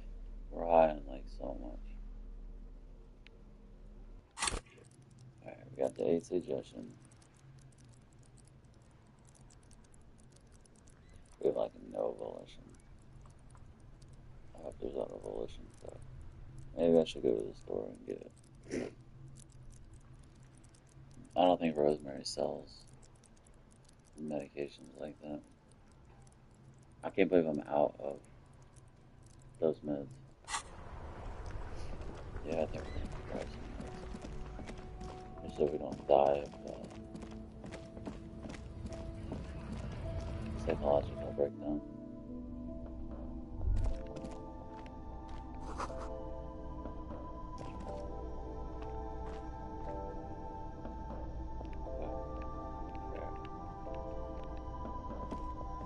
A small cabinet on the wall is filled with various medicine bottles, nasal sprays, and blister packs. They all bear the Saint Baptiste Pharmaceutics logo. But I really don't want to, like...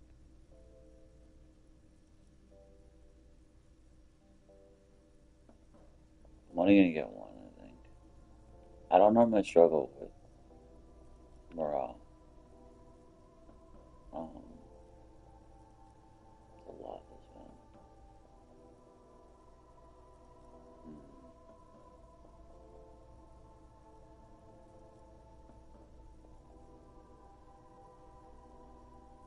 Okay, here. I hope Saint Baptiste makes you feel better or something. Just to be safe. I can't afford it.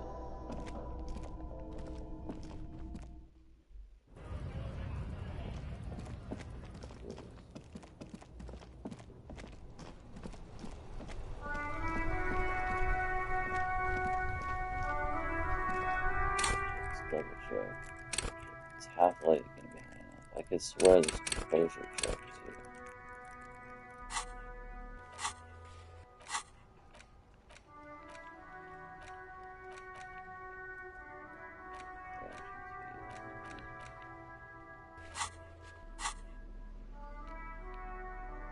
Perception boots.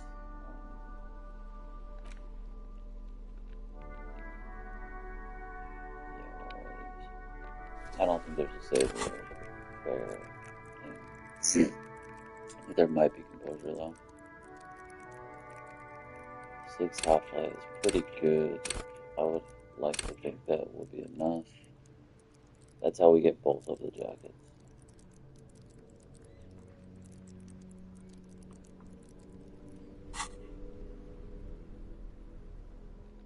Let's just double check everything.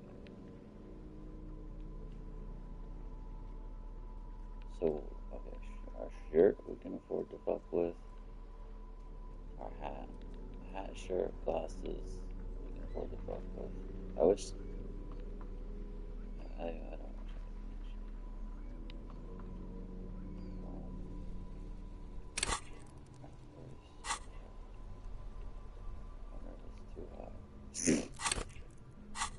Actually, we don't.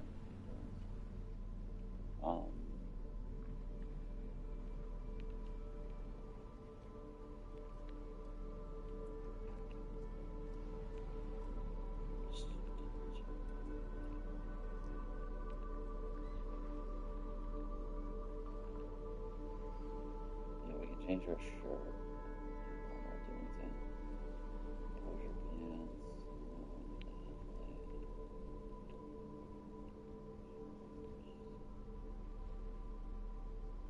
Any of the suggestion.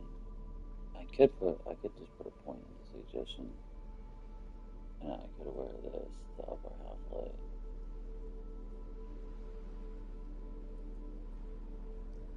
Or I can put a point in the half light.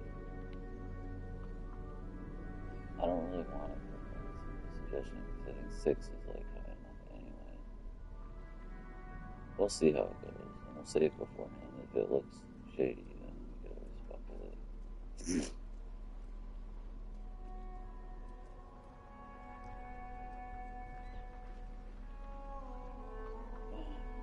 Sure.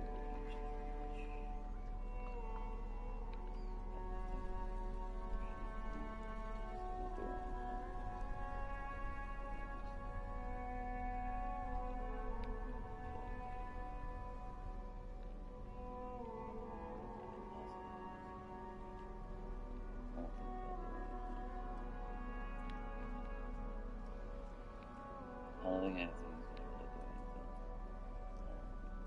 Let's just keep it with it.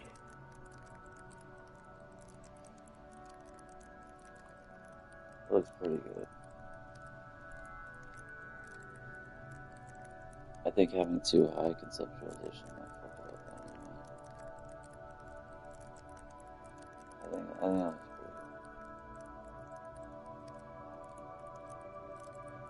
I'll replay it if I fuck it up because super importante. Muy importante. CC amigo. Alright, go ahead.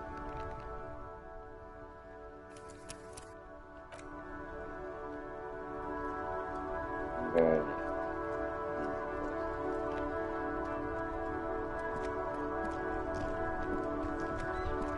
That's one brutal motor carriage.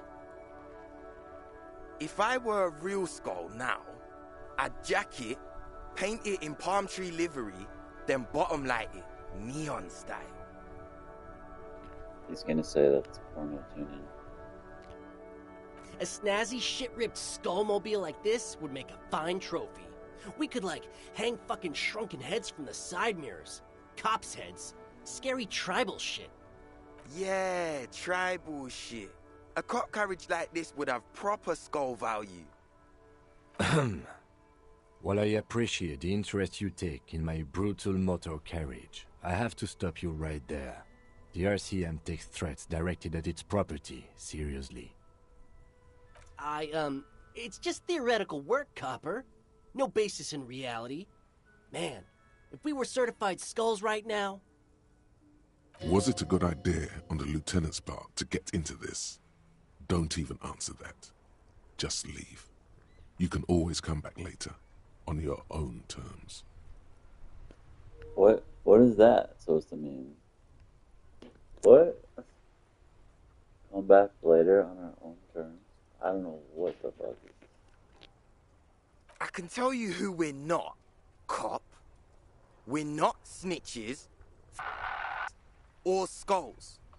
Which is not to say that the skulls are bitches and on the contrary. The part of this presentation you want to take home with you, cop man, is we're not part of the skulls yet. Okay then, let's indulge in some intellectual exchange. These young men seem eager to share their beliefs. These skull people are more than an authority. They're deities. You don't know? What kind of cop are you? It's not a question. Don't get into it.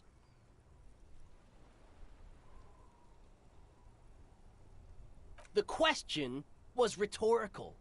The No, I just skulls wanted are the to most say- vicious gang of the Besmertne. Besmatine, or the Besmati, the Immortals, are West Riversholian crime syndicates. The nastiest bunch of psychos ever. Jacking carriages and getting into high-speed chases. Possessing an infinite amount of fuck-all swagger, infamous for their non-verbal modus operandi.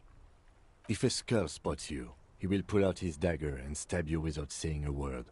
The lieutenant's voice is as calm as usual, a testament to the violence and death he's witnessed through the sight of his firearm. They usually occupy the burnt-out quarter in Jamrock, or you can find them loitering around their brightly painted bottom-lighted vehicles. I can't wait to become a skull. Bottom lights are wretched aggressive. Murder? Yeah, sure. We'll gladly tell you everything we know about it. Also, he was hanged.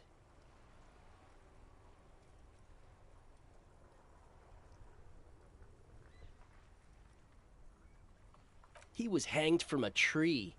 Yeah, I mean, duh. These punks don't know anything.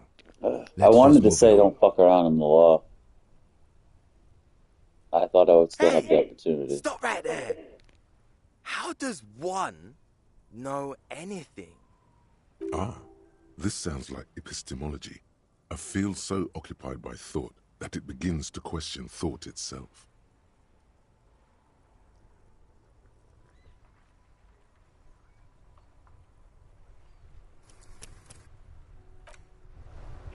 I just want to restart it. I'm sorry. I want to say that. I know it's ridiculous.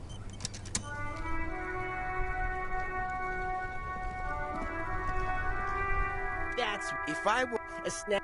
Yeah, Was it a good idea on the... I can tell you, which is the part of... Okay, these skull people are more than an... You don't... It's not a question. Don't get into it.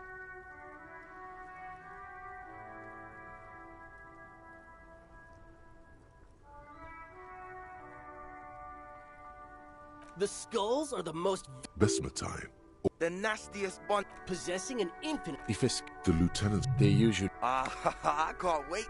Murder? Yeah. Also, he was hanged. He was hanged from a tree. Damn, they didn't do shit. They didn't do fucking shit. Yeah, I mean, duh. These punks don't know anything. Hey, stop right there. Ah, this sounds like epistemology, a field so occupied by thought that it begins to question thought itself. Exactly. How can one know shit? We should move along. Knowing. We think that we know, but where does the thought originate from? It seems that we can only think, but never know. Precisely. Oh yeah, Cindy's a right proper skull. Yeah, a true artist of the future. Just like Arno van Eyck. By the way, if you see Cindy, give her our regards. For all their nihilistic posturing, these young men are not lacking in youthful idealism. Odd, there isn't a hint of hate in them. It's like they're pissed and fuck the world out of some kind of moral obligation. The lieutenant on your left is unusually lenient toward them. Old man, it doesn't matter. You'll be long gone before his greatness is recognized.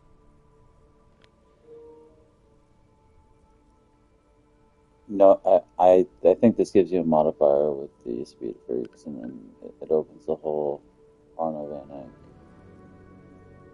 thought cabinet thing.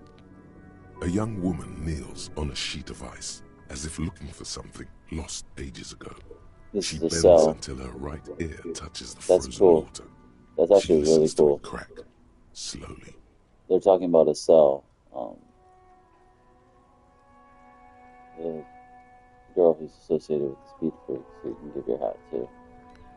Almost certainly. That's actually pretty cool. I like when Shivers actually mentions like relevant people to the game.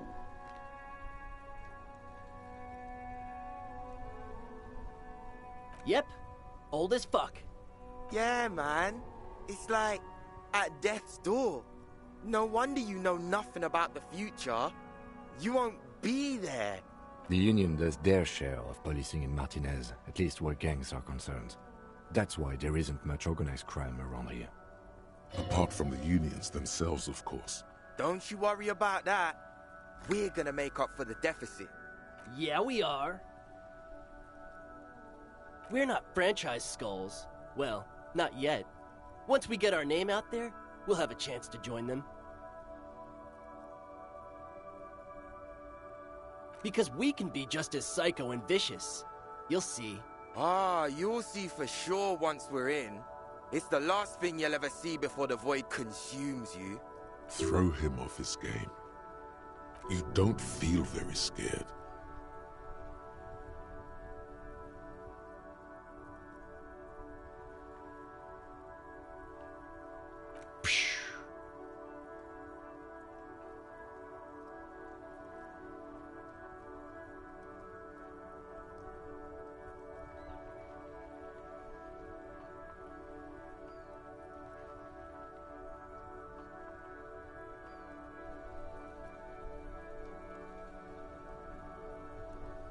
But I don't. In fact, I dislike them so much I'm willing to drag you boys back to the station just to calm myself down. Hey, there's no need for that. We're just talking here. Joking, too. Stay light, man. Yeah. Didn't you cops, like, have some questions about skulls or some shit? The Union does... Apart from... Don't you... Yeah, we are. The Union does... Apart from the unions Damn, I themselves... thought I would let me do it. Yeah, we I'm are. gonna pick the other option. Mm-hmm. What about them? Alright, this is super important. This is freaking Moy. This is Moy. I'm so hungry that shit didn't fucking do shit. Chicken.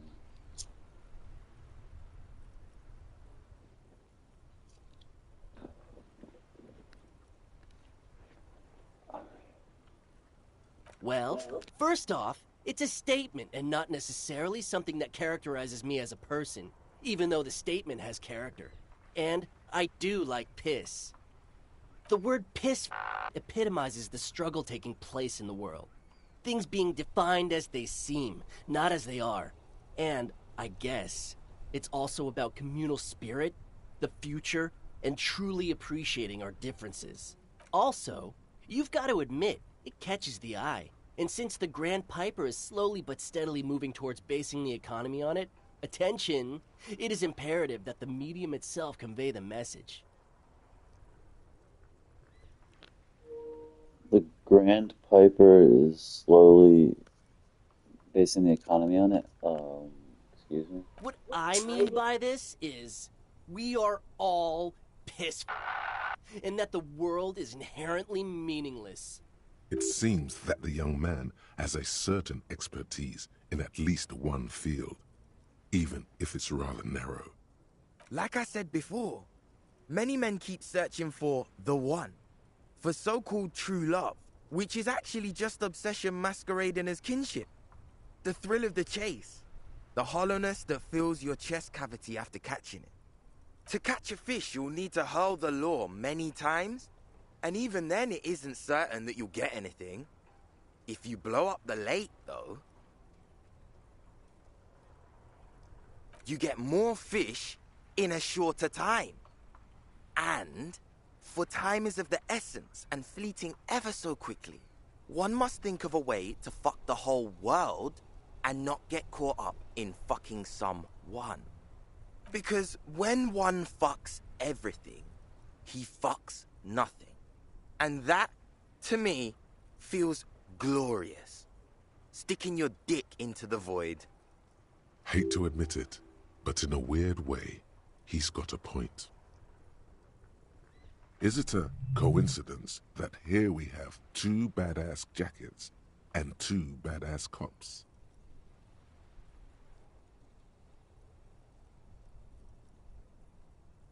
Yes?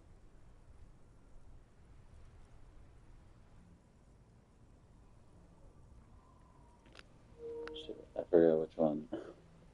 This is so pivotal.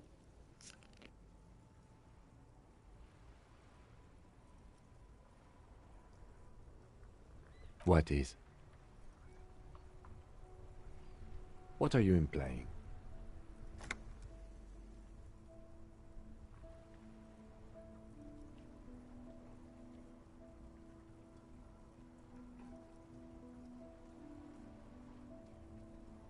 I'm not sure I understand you, Detective.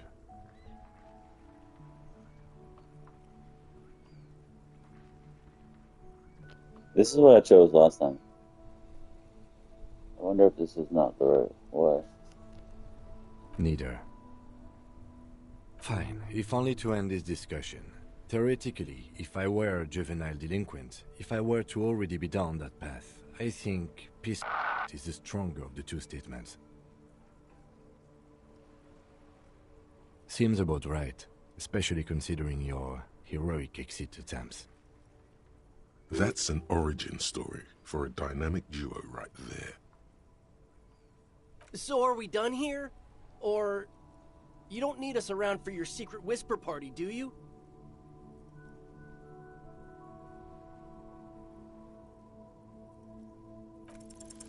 No, no, no. Don't ask anything.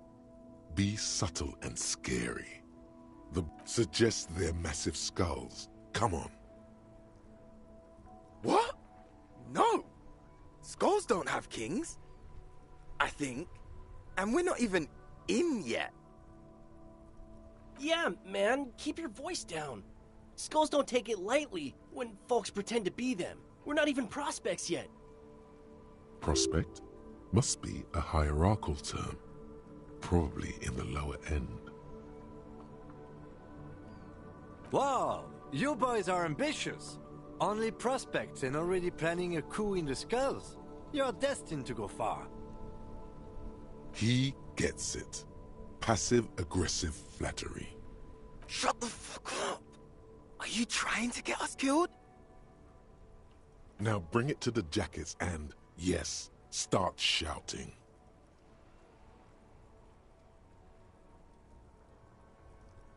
Please be quiet. What? What do you want? The jackets? You got it. No need for cruelty.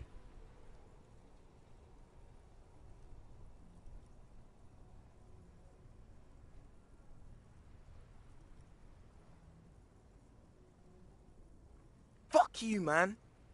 Take them then.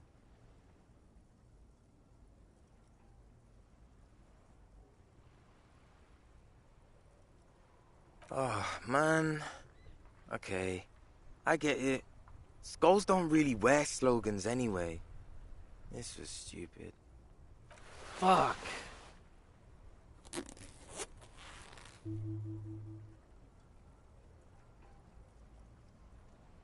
The lieutenant watches the boys take their jackets off with mild amusement.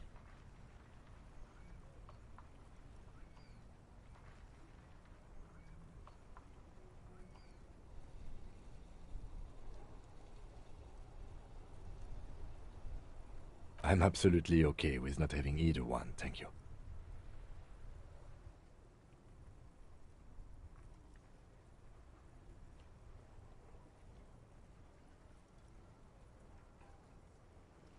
This case doesn't require us to go undercover or raise hell. In fact, I don't think the jackets will be useful at all. I just wanted them to not have them anymore. Cold-hearted cop.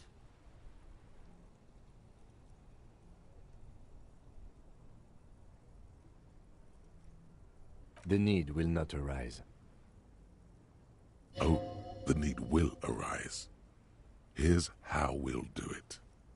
As soon as this conversation is done, you put on the fuck the world jacket. We'll take it from there. I don't know, Eric. It's cold out. Yeah, let's get out of here. The cops fucked us.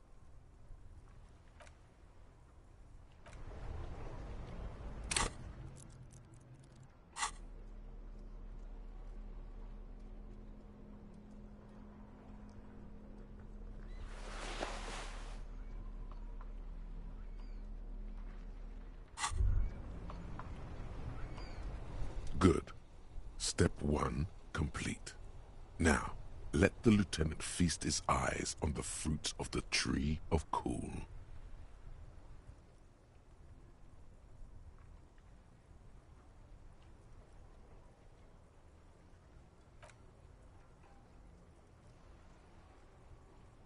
Yo. Yes, you're really showing off that aggressive slogan there. You've got to work your way into this thing. The subtle way. Wind him up a little. Don't immediately go for the kill.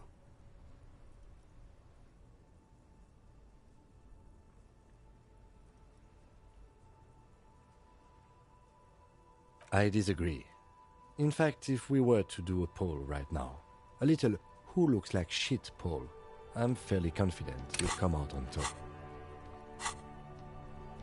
Detective, what are you talking about? Plow ahead. Don't let him slow you down.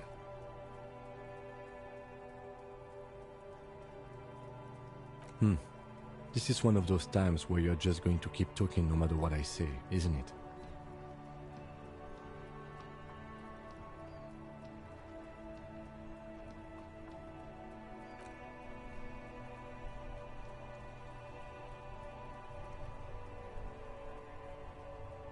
A long moment passes as the lieutenant considers his words. Never has anyone asked me to place more trust in them than you are asking of me right now. If you saw this branch out from under me while I've got peace faggot written on my back, I'm afraid the RCM is going to have our asses for this.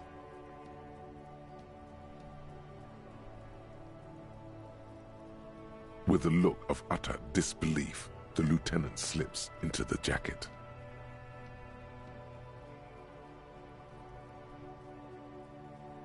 Now he's become the piss. There's no stopping you now.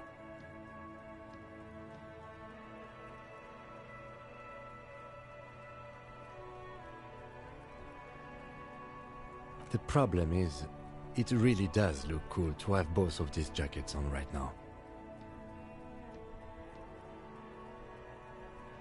I can't believe I've climbed aboard the piss train.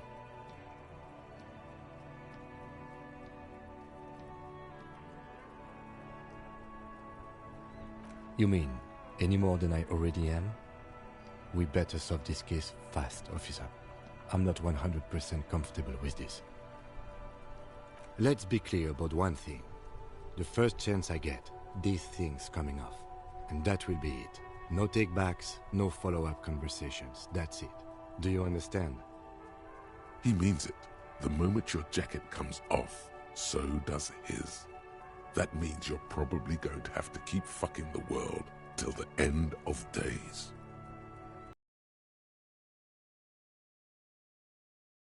Creative as it might seem in these jackets. Let's go.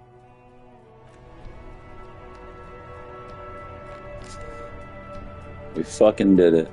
I wanted to say piss and fuck, like, save the world or whatever, but I thought I'd be able to say, you won't regret it, and then say that.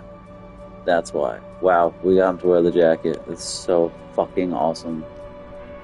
And it's gonna be so counterintuitive. Yo, this is so awesome though. Wow, dude. Yo, it's so great. Let me save that.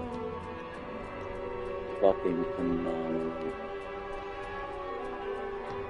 So I cannot take the fucking jacket off. You take it off, he takes it off. This is amazing.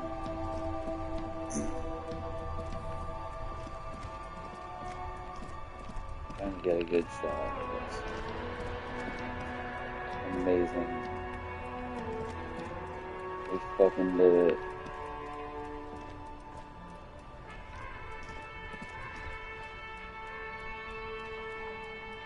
I wish they had a fucking screenshot. My photo mode. Come on, come on, bro. That'll have to do. Oh, it's so epic. So epic. Yes. And the rest of my outfit just so happens to like match quite well. In fact, let's put the boots on.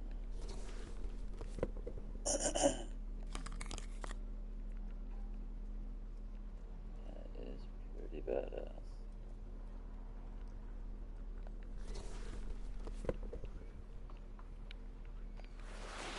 Can't really even see it.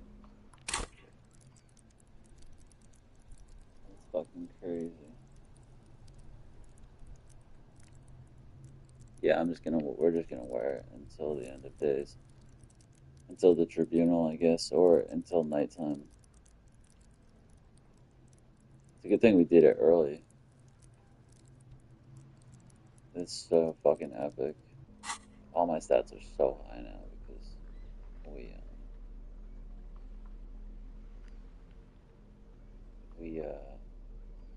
did so much drugs and drank so much. Even with the cop hat. The cop hat looks like a Village People like biker hat. The pants actually super fucking work with it. And the found gloves like fit. This is so epic. Oh my god. And the fucking brilliant thing is we haven't even talked to Vic Mir and the lady cop yet. So when we talk to them, they're gonna be like, "What the fuck?" I think they might comment on what we're wearing. It would have been cool to have solved the case and finished the game like this. This is so epic. Incredible. Absolutely incredible.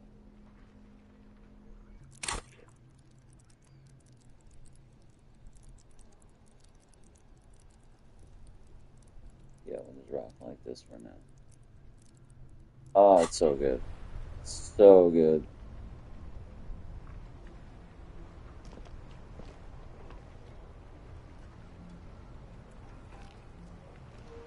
Screenshotting.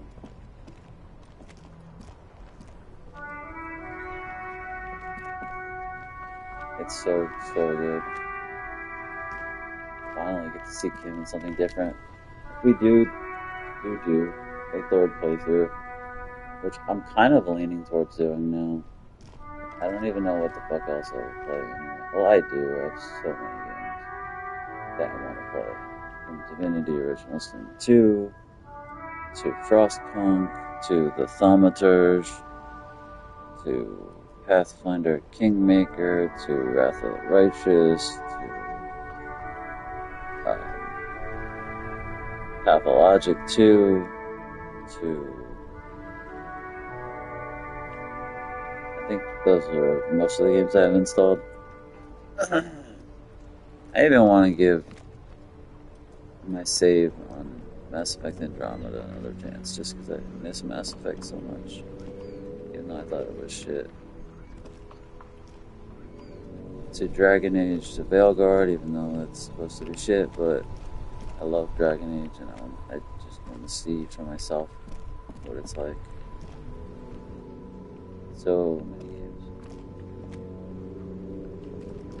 I was just going to say something morbid. I don't want to say that. So fucking rad. Alright, what do we do now?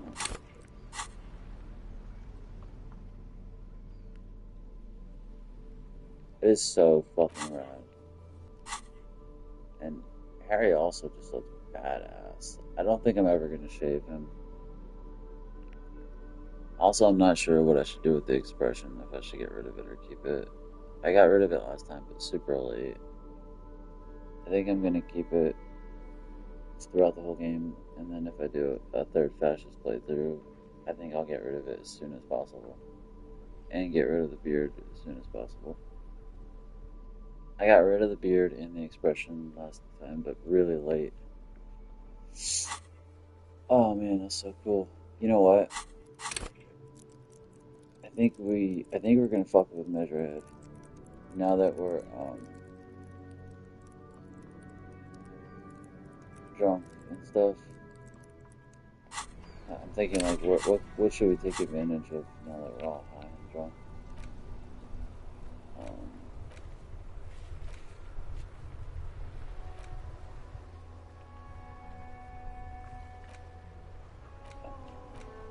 There's right not much.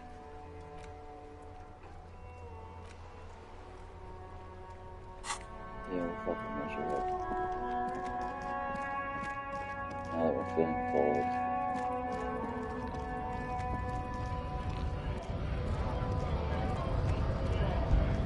I never fucked with him. I never talked to him. Yeah. I'm feeling tough. Let's get our physical up.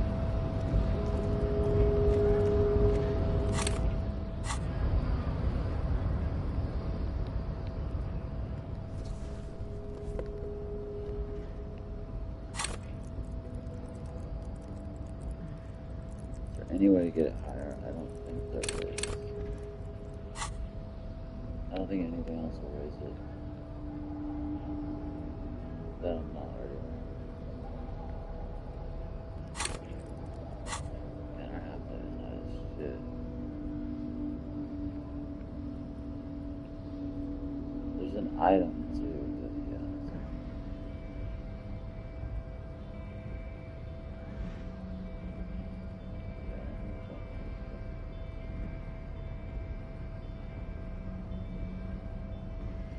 Oh yeah, I can go to Evar too, tell him we got the gun. I don't know, like, if it'll really do much, but I wonder if we have our gun out with Measurehead, if that would do anything. The only problem is it would lower our ability. What if we had the sword? I don't know. Whatever. I don't want to put the gun on my hand because then it's going to fuck up my finger gun.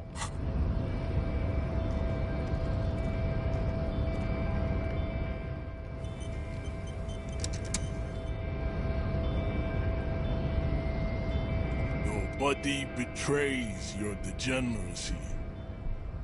Yeah, Measurehead. His body totally betrays his degeneracy. Don't say anything. Size him up first.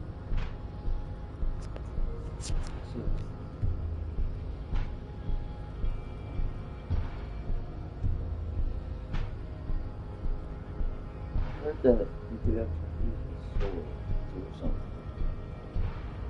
I wonder if you can use the sword with Measurehead. I wonder if you could use the gun to throw him. Are you admiring my morphophysiology? It must be frightening to stand in the shadow of this racial pinnacle. Be calm, Sandwich. You are not in danger, because you are not a threat to me. What is this androgynous display of sexual maturity? Merely standing up makes you sweat profusely. Your breathing is erratic. Your own heartbeat in your ears grows frantic, and you feel your blood pressure rise. Stop it! You are embarrassing yourself in front of this woman and your pedomorphic friend. This display of weakness may appeal to older women with a stronger maternal instinct, but it is a liability here on Battlefield Martinez. Jean-Luc, his body is betraying his degeneracy pretty hard. Maybe you can ask him to leave. His body's betraying his degeneracy pretty hard. A, she doesn't know what that means. B, it doesn't even hardly mean shit. It does not betray my degeneracy. That's all I'm going to say. That is what I'm going to say. I want to check something though. I'm curious. Having...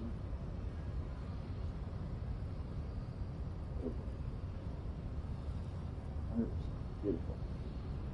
I thought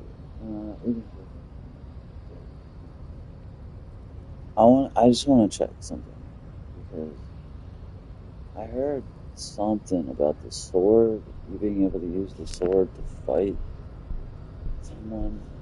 There's no one you can fight in the game besides Kuno and Measurehead. Oh yeah, Measurehead. Measurehead's the only one in the game with groupies. I just want to check before we run this. We're still gonna whoop his ass. I just want to check two things. I want to check if you have your gun out or if you have the sword. If either of those things allow, like, create any modifiers or do anything. Oh yeah, Measurehead. His body's betraying his degeneracy real hard. And it's like when I'm super fucking depressed, I like to just, when I'm scared and depressed and anxious, I like to just try to dive into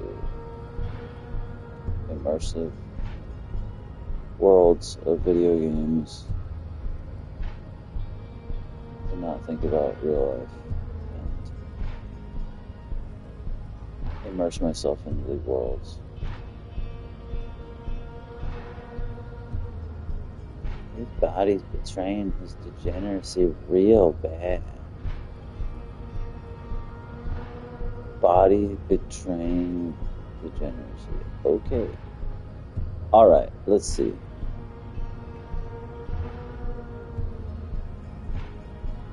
Watch Celine.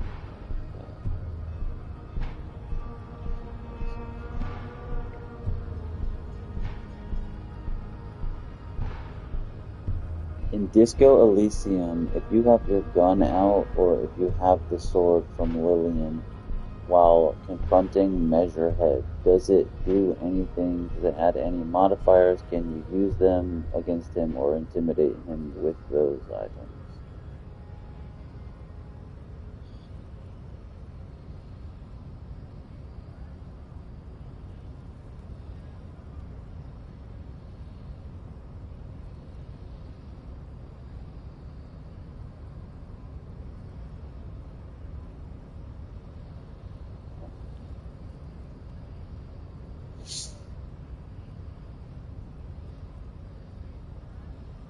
Ugh. Being fucking weird. My phone is betraying that degeneracy.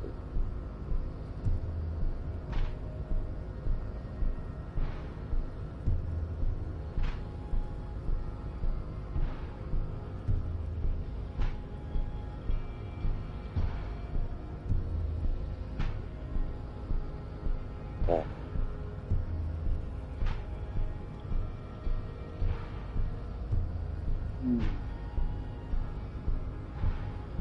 I really don't know how to type it.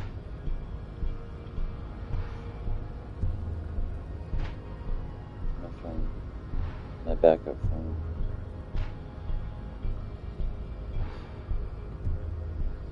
Stand.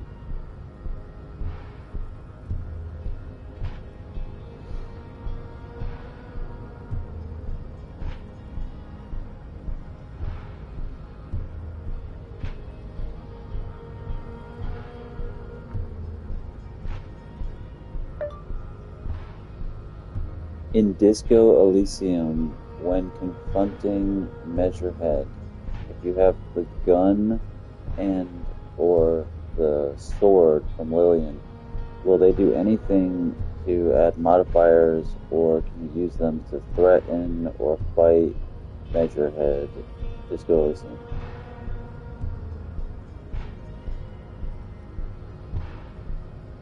I said about other person.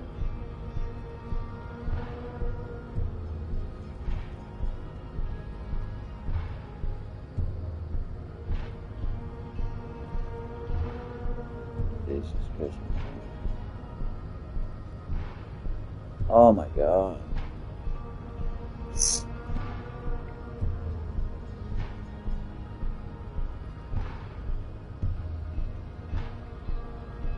The gun and ceremonial sword from Lillian do not add any combat or dialogue modifiers for confronting or fighting measures. Just start the ceremony on the gun and it's not involved in a specific encounter. So what the fuck? I heard the sword was used for something. So neither do anything. I heard that the sword does something. That you can use it. What do you use it to intimidate the deserter?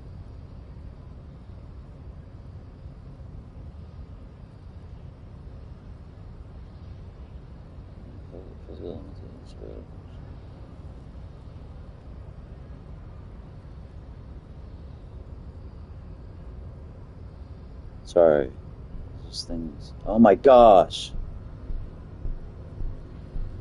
Alright, so it's basically saying it's a no-go.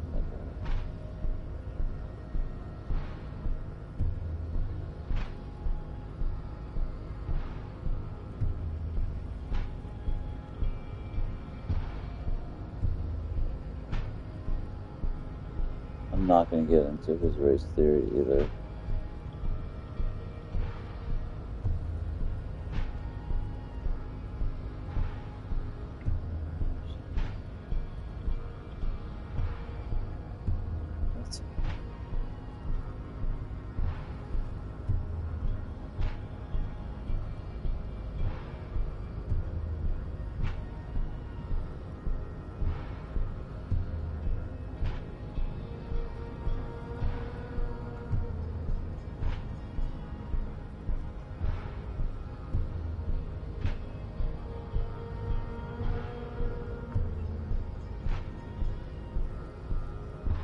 Oh wow, if you have high enough savior fare, you can sneak past him.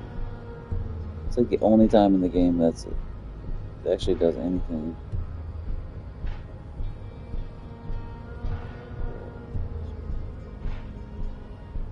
Oh my god, dude. You probably have to do it in the first meeting.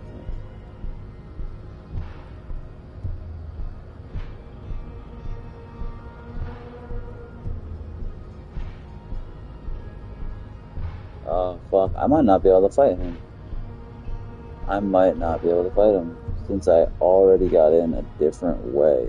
I don't think I'm gonna be able to fight him. That fucking sucks.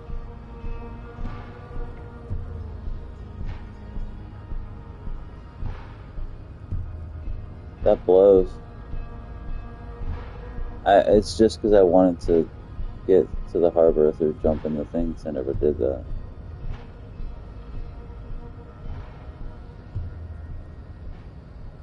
Yeah, I don't think I'm gonna be able to fight him.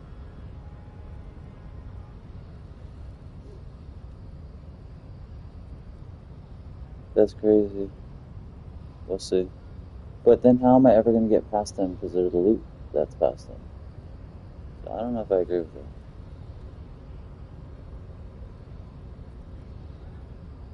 I just want to check one more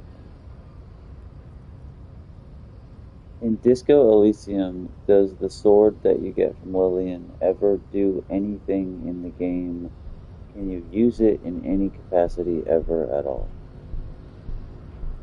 You know, it has like a modifier or something.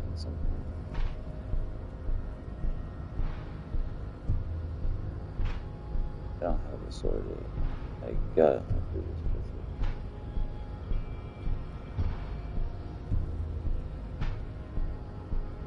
Does it do anything?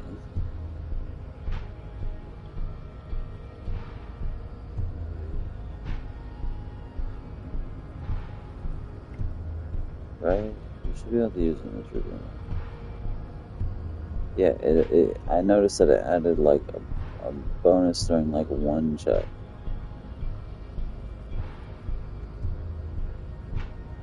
Right, with Ruby.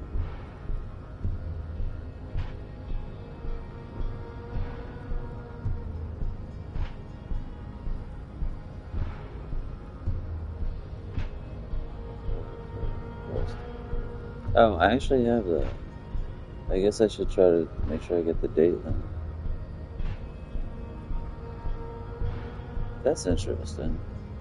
So it can be used for one thing during the moralist political quest. It's so weird that you get the sword and it does nothing.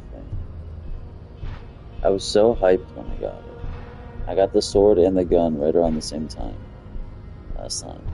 And like I would carry both of them and no one ever said anything. Alright, I don't think I'm gonna be able to punch him. But if I can't punch him, then how the fuck am I supposed to get past him to get the loot? There's like loot behind him that I could certainly use.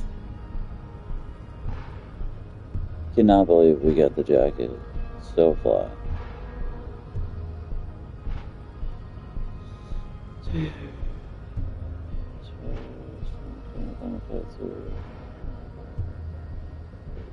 Yeah, it's for the moralist quest. Yep. That's the only use for it.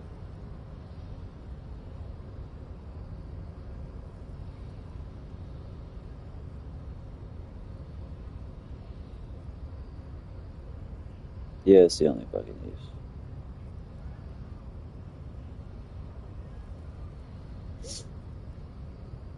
Oh, that's what this one is.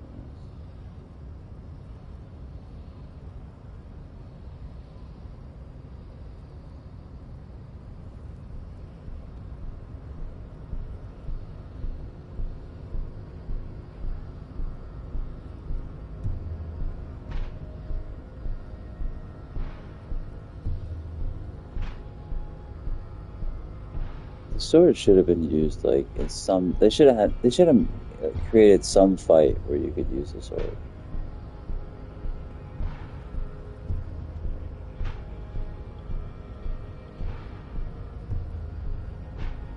Yeah, that's not even true either. They also should have made it so you would have been able to date her if you got sober.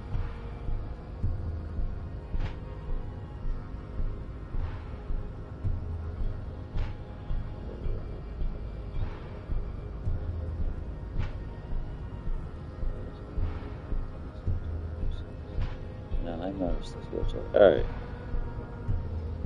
Let's do this.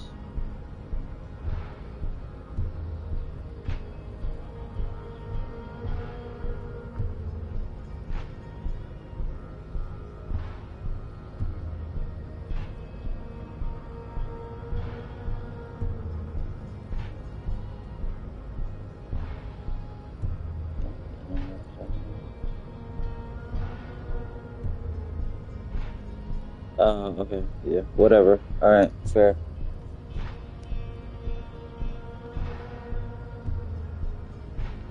You have succumbed to Al-Ghul.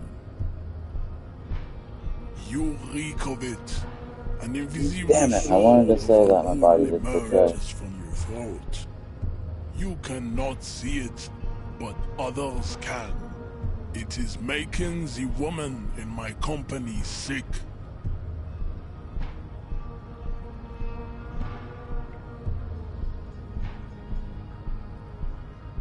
Yes. He means alcohol.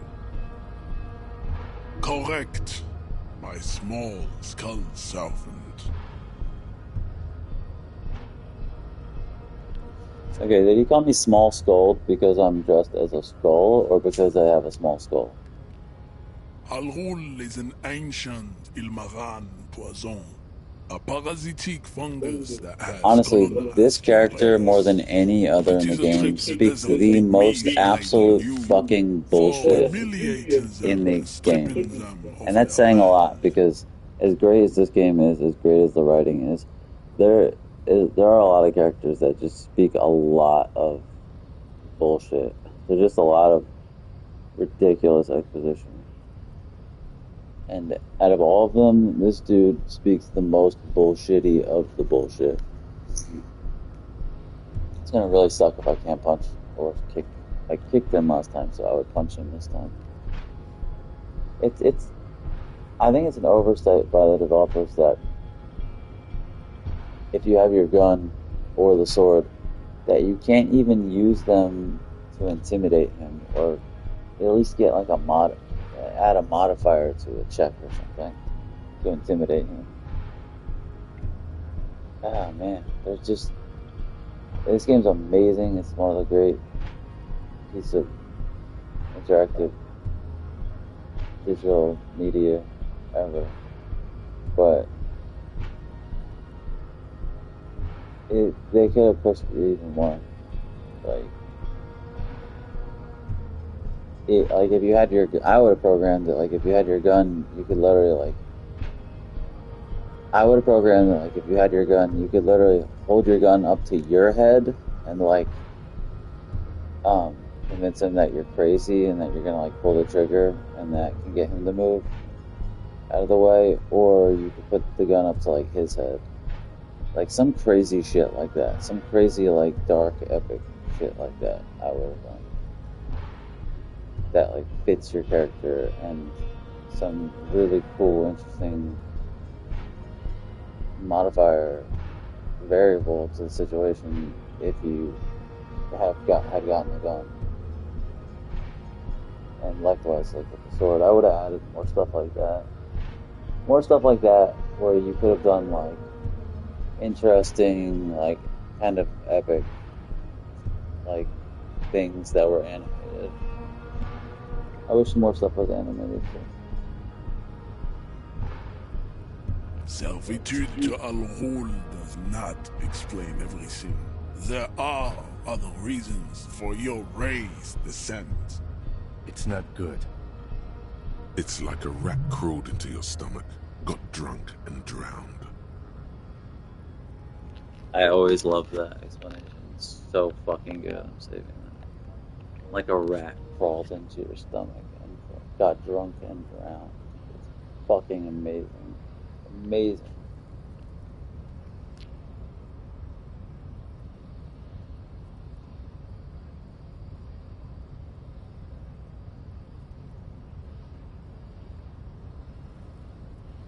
Your mouth moves, but the one who speaks is Al-Ghul. You are but a vessel for the Ghul now. Very little of yourself remain. Occidental Haplogroup B4 is done giving orders around here. The influence of the ham sandwich race is waning. Show him the ham still got it. Does this remind you of someone? The guy down there?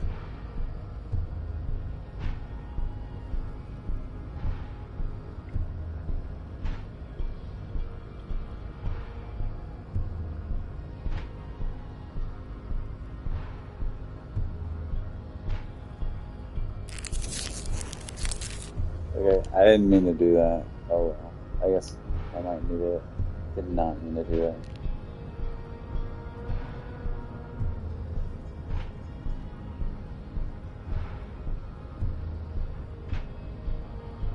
The eternal fungus is deep within your nervous system, pulling the strings. You are merely its pupa now. I see no hope for you or your kind. Look at my craniology. I am the pinnacle of my haplogroup.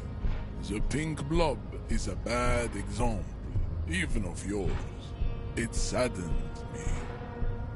You were once a noble and powerful race. You gave the world eugenics, electricity, and powerful weapons of war like missiles and aerostatic aircraft. You made great gains in metallurgy, race theory, and statecraft. You dominated lesser cultures, like the deformed Hemians and the inexplicably potato-obsessed Quakers. But now your ascent to the genetic summit has halted. You are obsessed with sadness and with frivolous pop culture. You will be superseded. Isn't that right, babe? Oh yeah, Measurehead. Superseded. Yeah. Yeah, totally superseded, Measurehead. Yeah. Those Koikos and those potatoes. Yeah. It is, baby, yeah. You know it. It wasn't like that far off.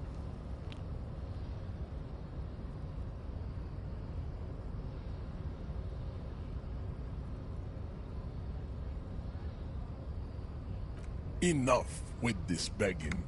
You should leave the stage of history with dignity by inviting the other races to a great world. Bring your troops to the Simonine Islands and to Boogie Street, and we will pulverize you. When you are gone, we will build a museum for you. They always mention Boogie Street. We never get to see Boogie Street. Such a shame. The walls will be lined with bottles of Al Ghul, your beloved beverage. Inside, we will store the odes to homosexuality you call art, and your microcephalic skulls. I wonder if I had Homosexual Underground internalized, what you would think. You could internalize Measurehead's race theory. It would enrich you rhetorically.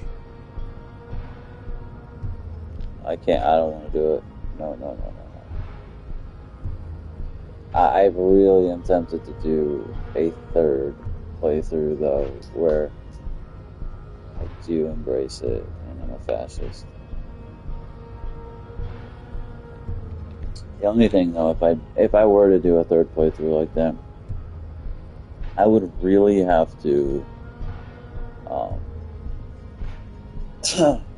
I would really have to play fast, and I would probably simulate some stuff, like skip through or like quick play a lot of the dialogue, where I would just play like the first sentence or play and read it quickly or skim it until there was like new stuff. Goddamn.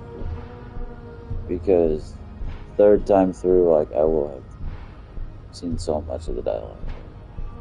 Like, I already know a lot of, like, already it's like most of the dialogue is repeated for me. But if I did a third playthrough, I would probably play it quick, and I probably wouldn't do all the side quests. Like, I'm literally basically going to do every side quest in the game twice. I did on my first playthrough, and I'm basically going to do them all again. I mean, I've already gotten, like,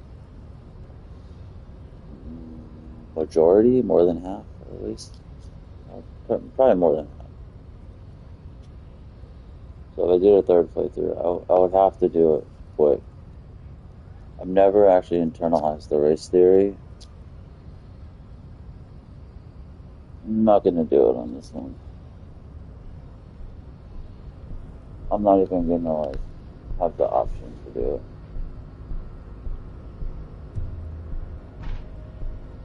Well, not as such. What you do for the mastery of advanced race theory is up to you.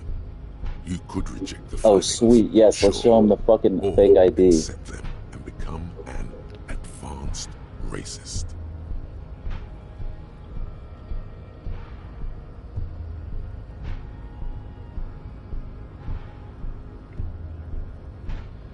The man looks at you, silent and unmoving.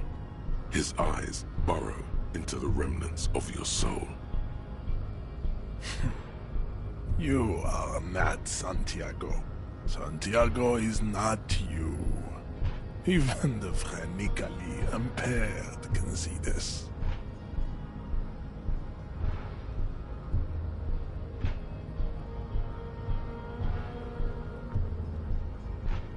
Oh, don't be vulgar. White or not has got little to do with this. The race enigma runs much deeper than that. There must be some friction there. He's keeping it well hidden, however. Mr. Clare is a man of vision and means. He also, to serve, is noble. It takes discipline. Your petulant individualism has only contributed to your race failure. It is lax and moronic. Jam, individualism. You have gotten these ideas from degenerate youth culture, have you not? You have picked them up from rock and roll songs? Of course it does. You are a degenerate individualist and a rock and roll rebel.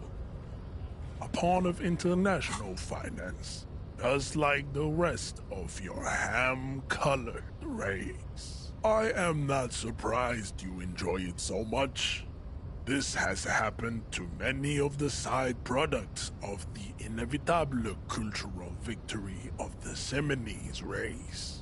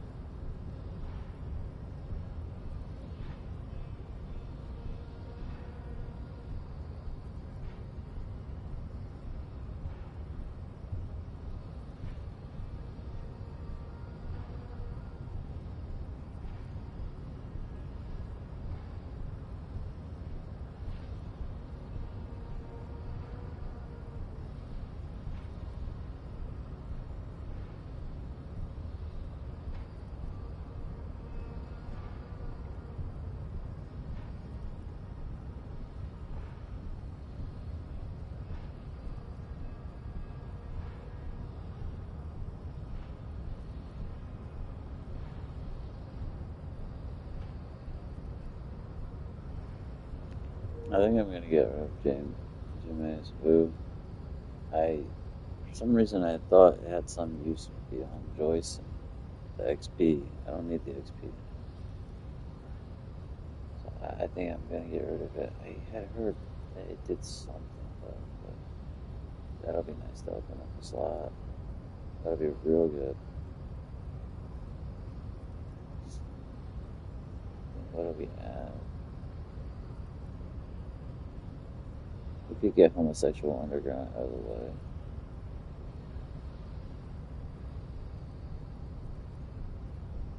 What do we do, Lovejaw?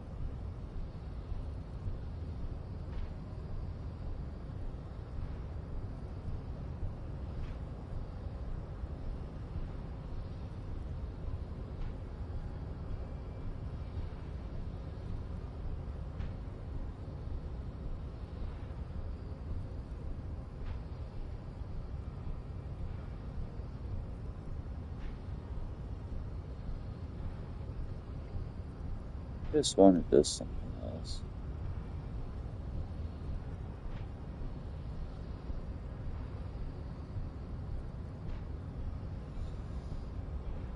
I could have sworn it did something else.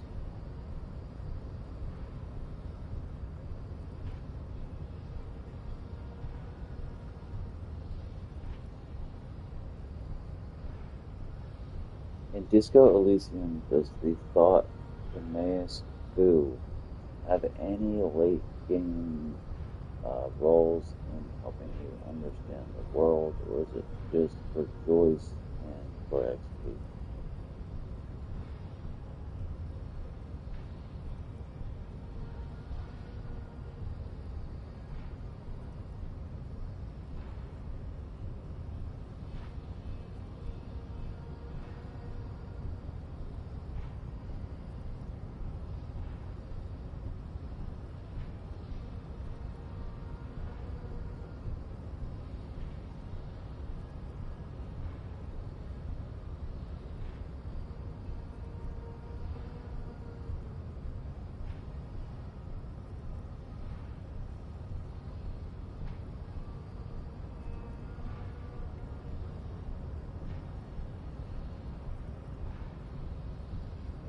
It doesn't.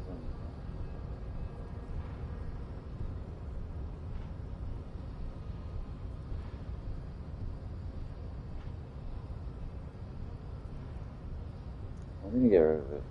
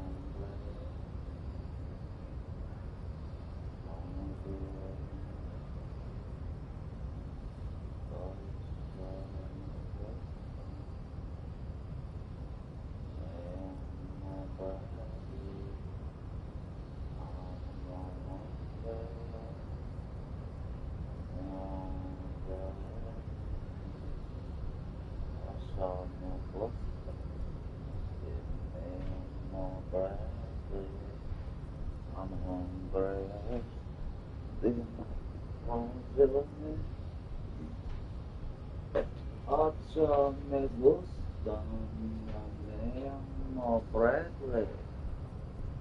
I'm hungry. I'm not hungry.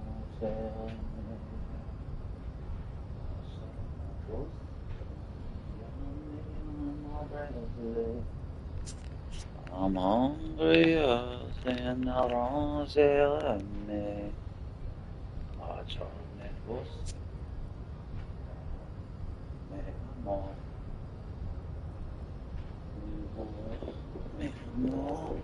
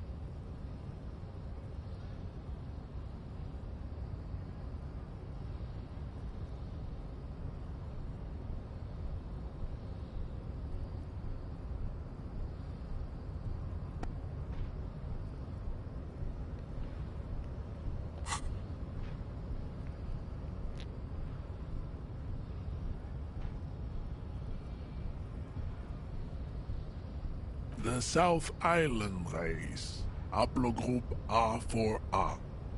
We are the rightful masters of the Insulindian archipelago.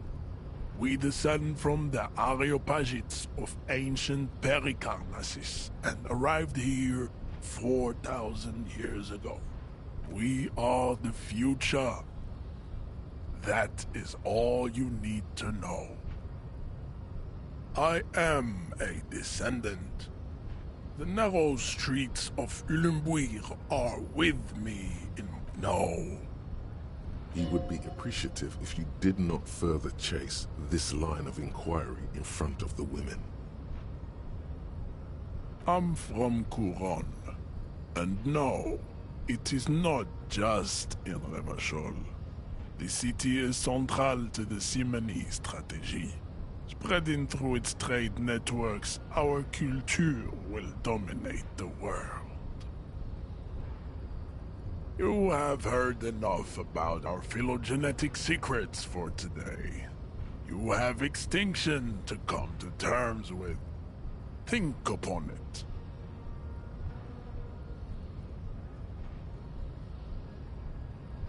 I think this racist is better than the last, but the next racist will be the really good one.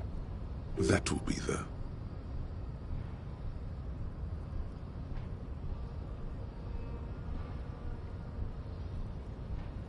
He will grant us 3 wishes.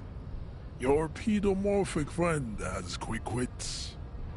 A protruding occiput and an indented zygomatic bone.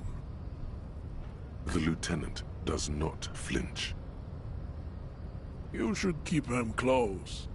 The congenital defect of farsightedness does not render him a complete invalid. He still has the use of his mind. He does not so much as glance at the object. Stop showing me your pathetic cup. I have no interest in it.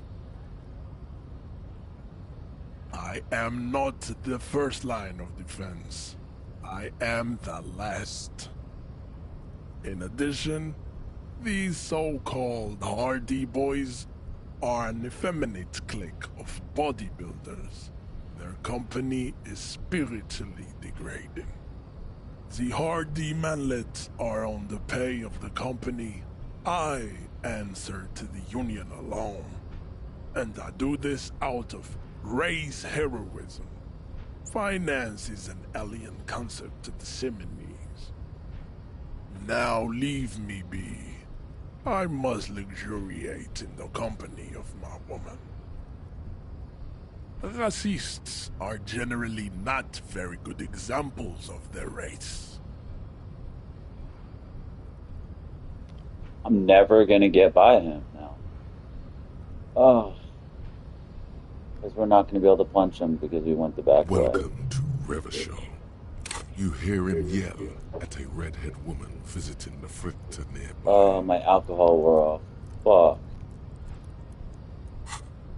He must think redheads are immigrants. I am not like them. I am craniometric perfection.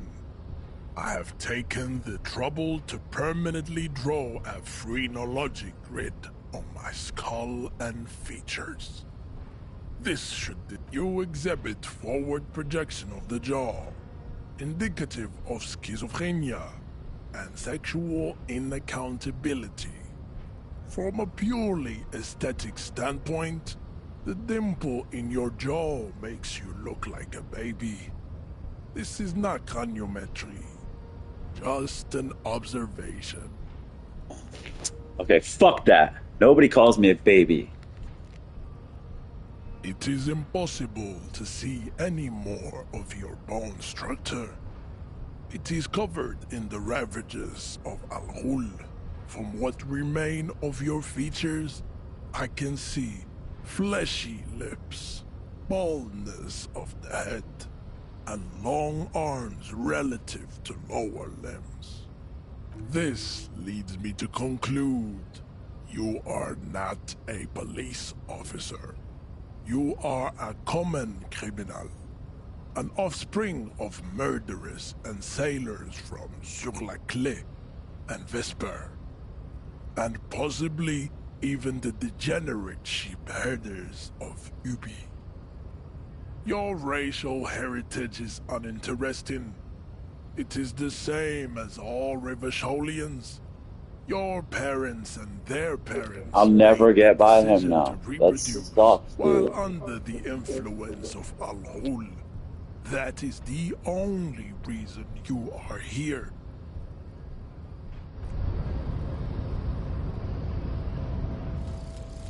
Apricot chewing gum scented one. August 2nd, early late summer. You're getting off the streetcar in Le Jardin, east of the river. Her father and mother are middle class. The nylon of her little jacket rustles next to you, in the dark, like autumn leaves. Her heels click on the pavement. You're walking up to the gate in front of her parents' house. She takes out her chewing gum and you kiss her. A feeling like electricity flows through your whole body. Immediately, you know that you've entered a completely different world.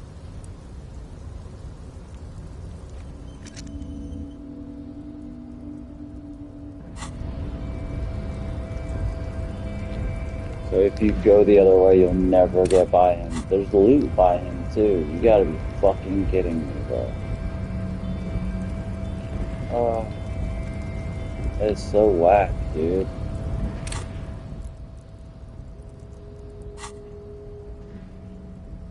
Damn it.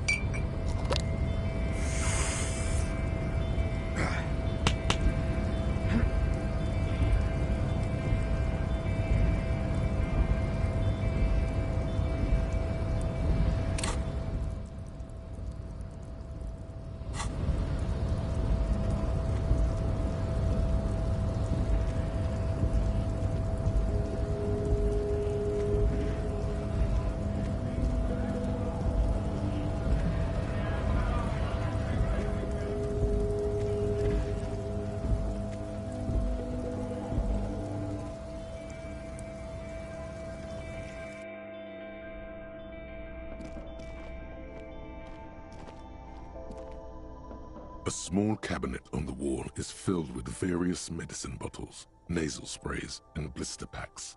They all bear the psalm. Okay, here. I hope Saint Baptiste makes you feel better or something. Okay, here. I hope Saint Baptiste makes you feel better. Okay, here. I hope Saint Baptiste makes you feel better or something.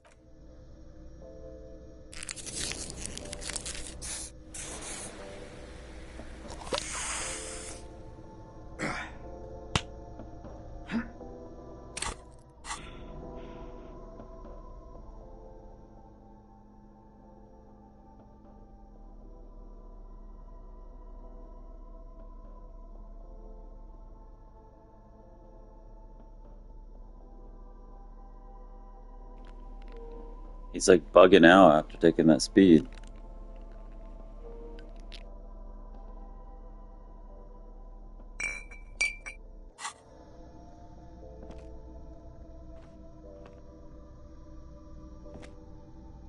A colourful... Again, I'm obliged to inform you that both alcohol and cigarettes damage your health.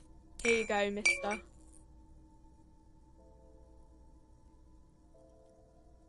Here you go, mister.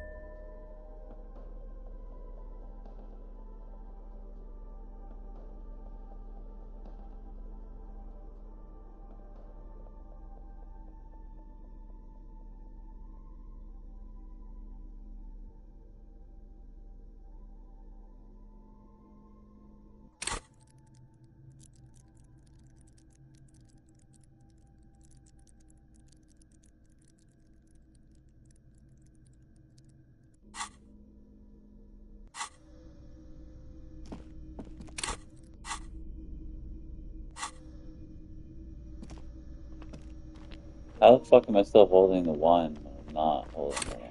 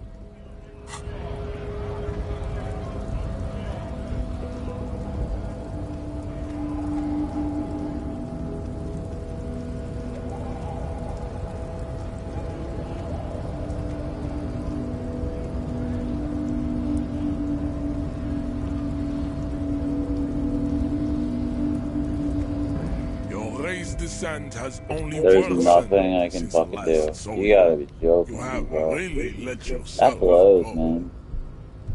Yeah.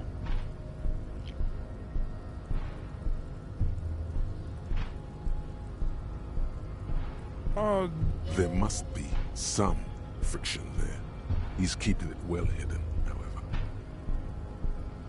Mr. Clare, also, to serve is noble. It takes discipline, of course, above all. Rampant multinational finance still reigning. Stop explaining yourself. No one can. I am not surprised you enjoy it so much. This has happened to many of the side products of the inevitable cultural. We are the I am. No. He would be appreciative if you did not. I'm from. You have heard enough about our. I think that will be the. There always is. Race is reality. No. There must be some friction. Mr. Clare, also, to serve, jam, individualism. You have offshore. I am not surprised you enjoy it so much. Oh, you cannot get by. This has happened to many of the side products. Once you go through Kuno's shack, you're locked out of gang buyers. Unless you... I don't even know if that works. What a crock of shit. Meshhead stoically looks to the distance, in silence. Ask what kind of races there are. Do you? What thing? You are up. There are 3 categories, though. You know them. Moon. In some. The Mount. Colorful. The Vesper. The other large. Overproduction. As proven by the Mount and the Mask. Occident. The Areopage. The Lat. Nature was not capable of more. Type to an pinkness. The Koiko. Wouldn't he be one for? Its leader, Revachon. Is it 82,000 years that we've been recording? The mysteries of the revolution. Enough of Tibet. Tips, CF. Lesser, the mesquite. It seems unlikely that 2 human beings. You are. The sage will not but. Then there is. The Koiko. This with. There is a. Your eyes bounce to the young woman at his side. The heart. He does not seem angry. Nor does the woman. You understand not. You need to internalize what you have heard here today. Then return to me. This clarity does not come instantly. Motherfucker. I cannot possibly imagine what else we have to discuss. Hey. God darn it. Hey, yes, you. Word on the street is you're ready to start building communism again.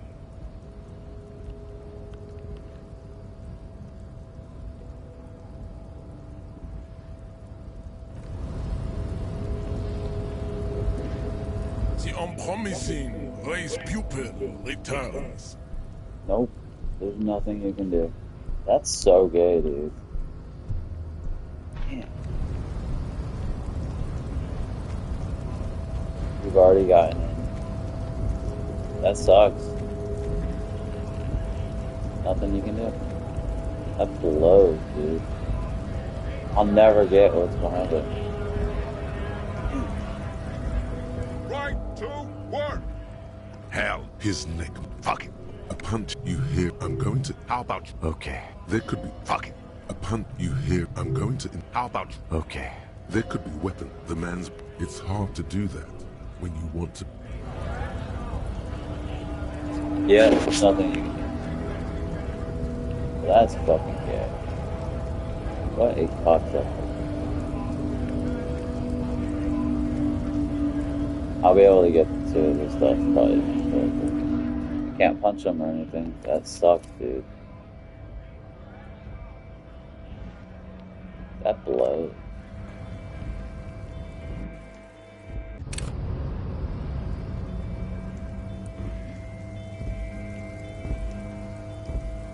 Your race descent has only worsened since I last saw you. You have really let yourself go.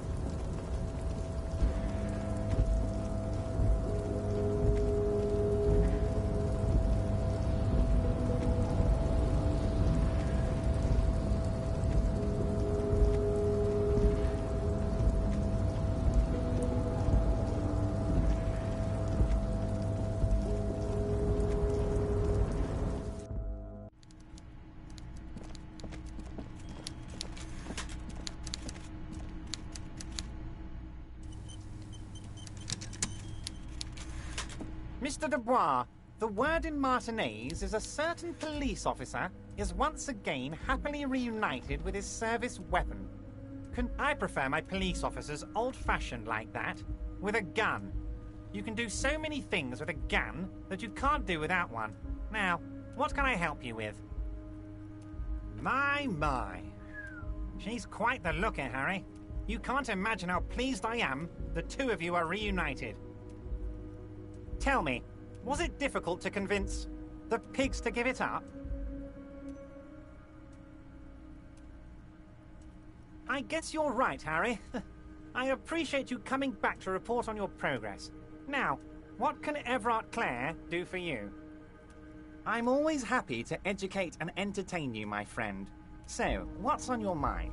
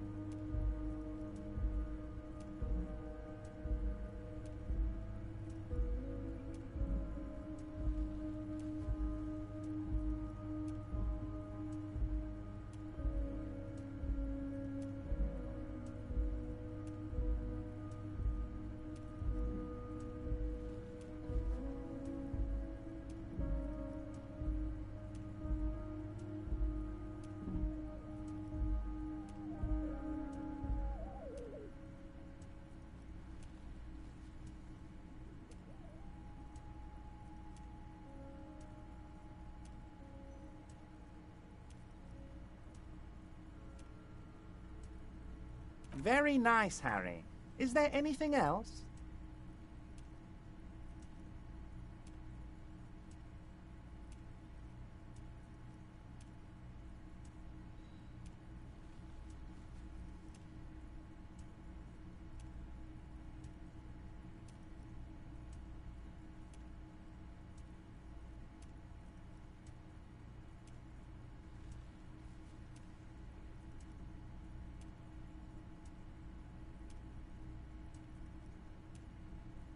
Ah, yes. Your side investigation.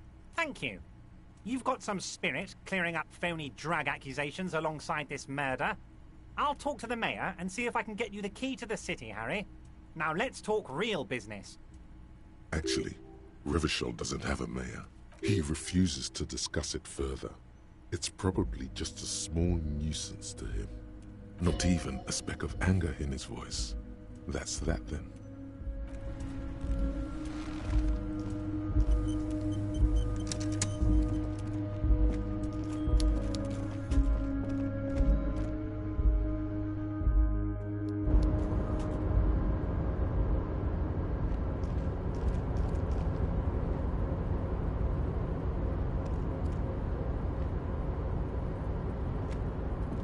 Oh, hey, mister. I'm not gonna bother you with a long greeting, just like...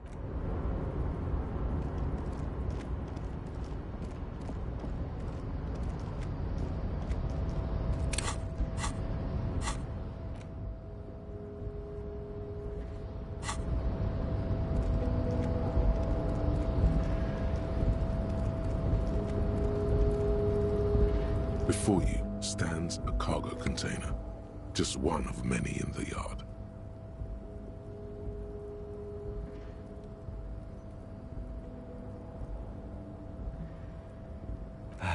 Is this like your thing with that wall again? You do? There are a million containers here. Why are you fixating on this one?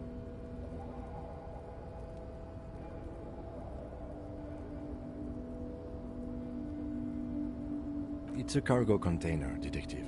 We are not here to interact with containers. We are here... No reply. The knock produces a hollow ring of metal. You attempt to turn the handle, to no avail. To your left, the lieutenant considers your actions with some puzzlement.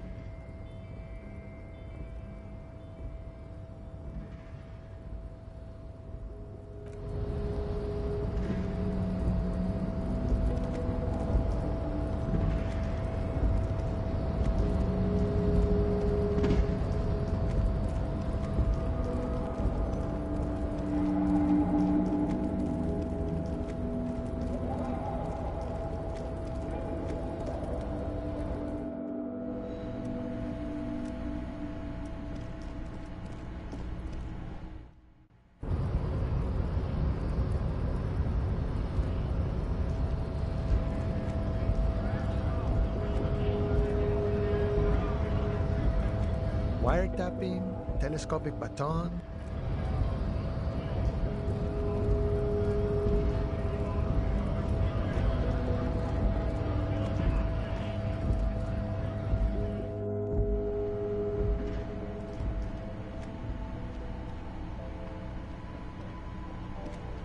A small cabinet on the wall is filled with various medicine bottles, nasal sprays, and blister packs.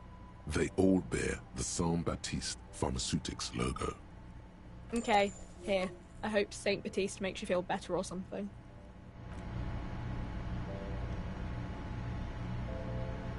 The tear machine stands. Your bottles clunk into the machine, and the money appears with a satisfying jingle.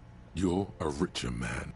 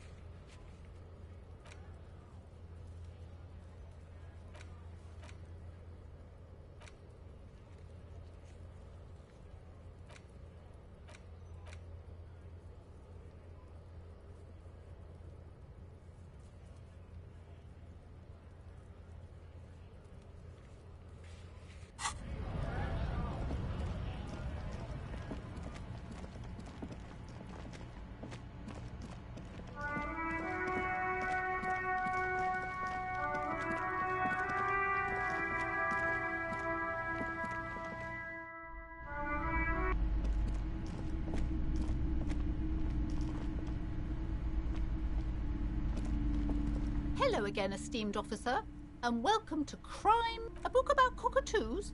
There should be one upstairs, right next to the shelf of biographies.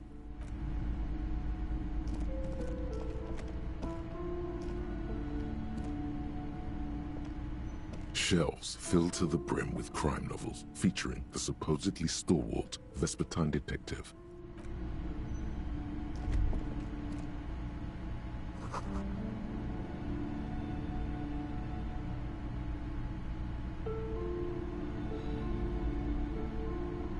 Shelves full of biography. Several maps. The maps look old and faded.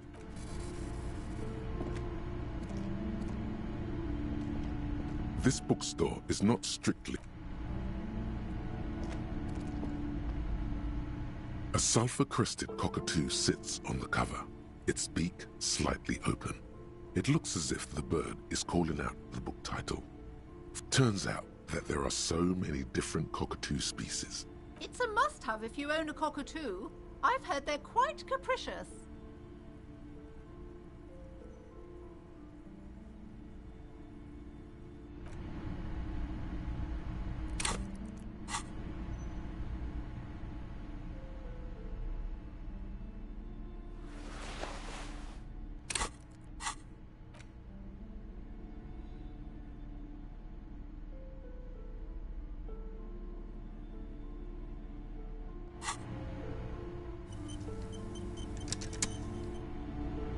A sulfur-crested cockatoo sits on the cover, its beak slightly open. It looks as if the bird is calling out the book title.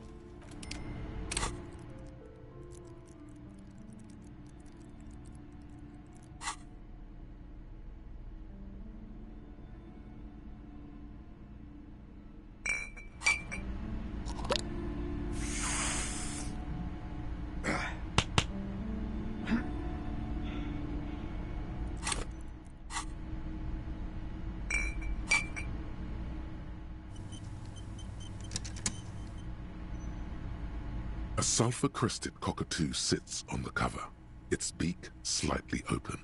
It looks as if the bird is... You wait for the storekeeper to be distracted. When she's not looking, you haul the tome of cockatoos into your pocket.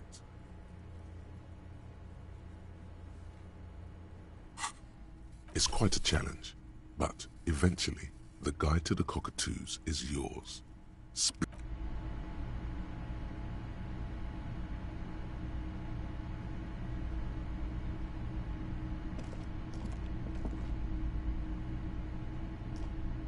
Shelves filled to the brim with crime novels featuring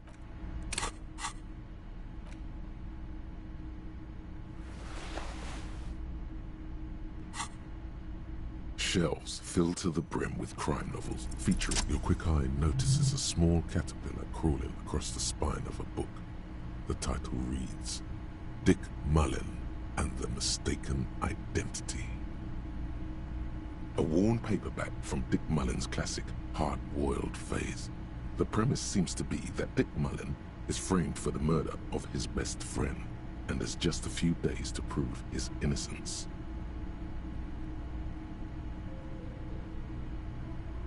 Could it be the motifs of unstable identities and shocking betrayals?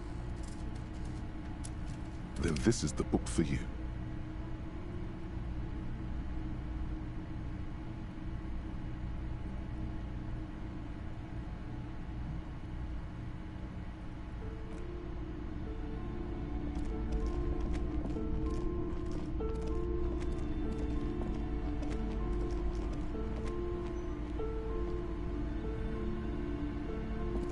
A small mountain of colorful board game boxes.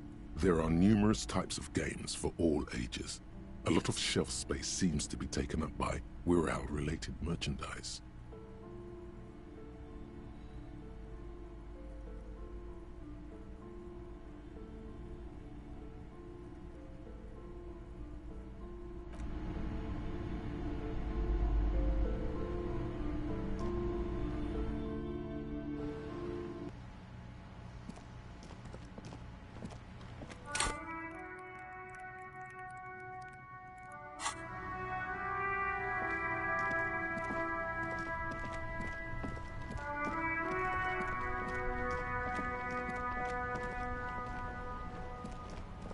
Inside, you see a set of steering levers, a radio microphone, a pull-out toolbox, and the soft glow, the white suede. Your fingers waste no time closing around the handle.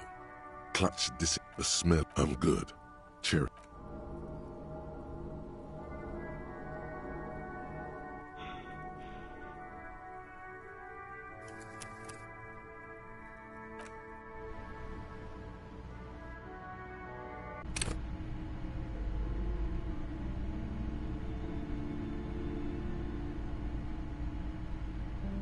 A sulfur-crested cockatoo sits on the cover.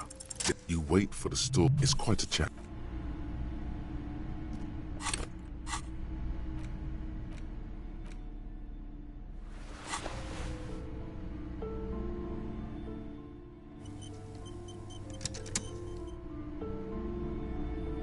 Shelves filled to the brim with crime novels.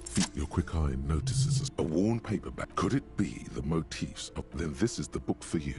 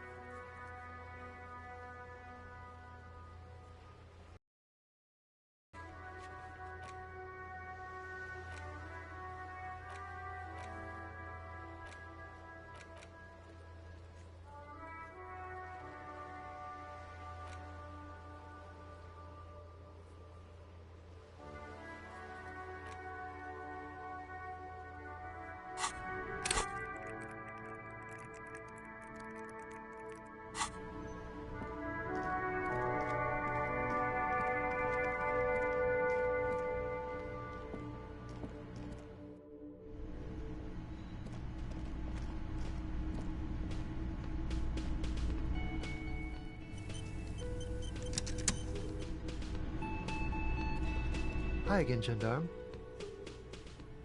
Oh, a committee. How interesting.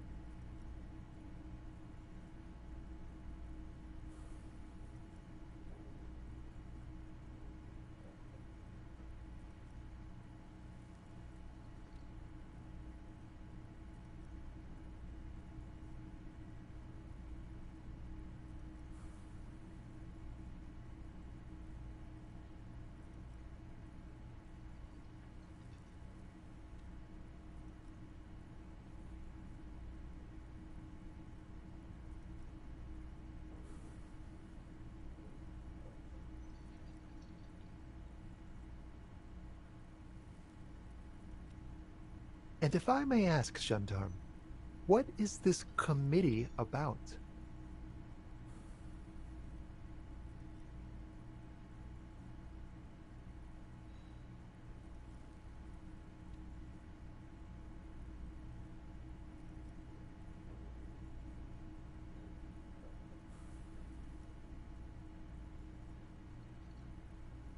God, of course it is. My friend is always trying to convince me I need a little more responsibility. As though I don't have enough going on already.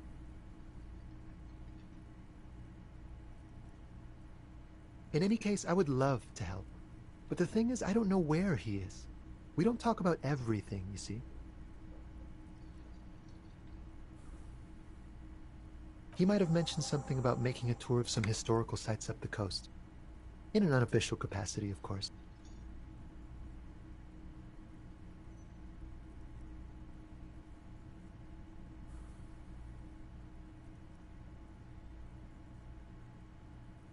Not a clue. I'm not his agenda keeper, you see. I guess you will.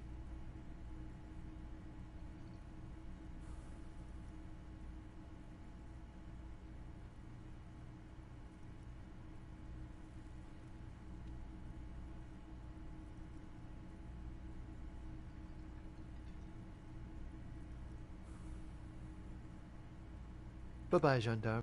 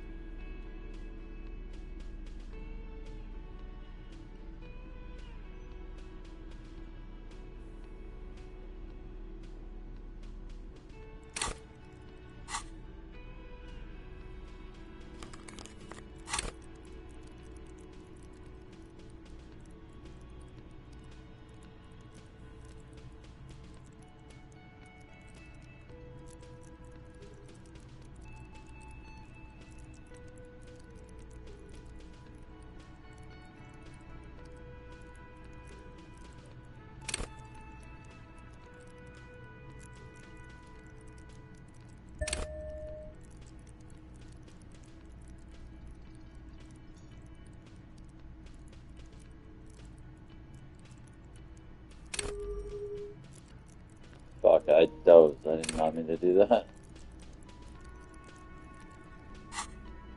Alright. I think we're good.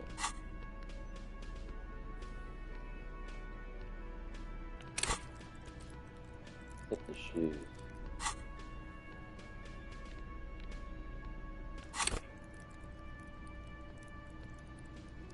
Throw on my other shoes. Fuck it. We'll rock it.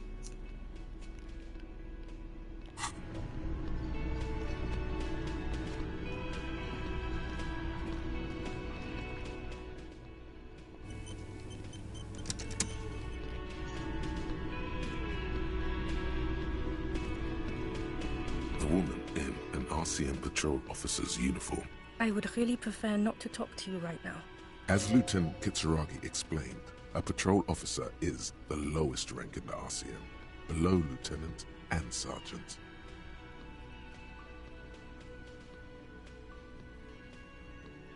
Yes, I am.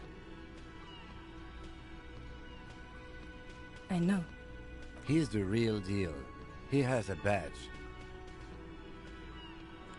Yeah, and a gun. It's hard to tell whether he's sarcastic or sincere. But if you had to guess, you would say the lieutenant is being sarcastic. I'm definitely not the cavalry. I don't know.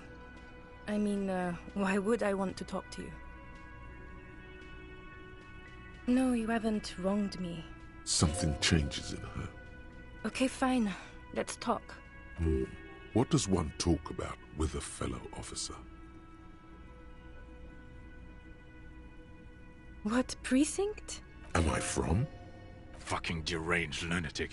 You're getting an intellectually unsatisfying vibe from this conversation. I don't know what to say. Don't say anything, Judith.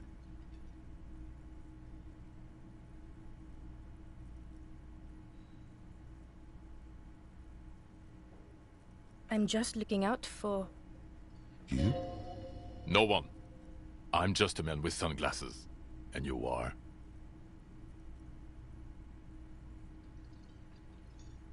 Yes. A policewoman who just wants to do her job. That's all. Something about the man with sunglasses and you, the energy between you two, is making her uncomfortable.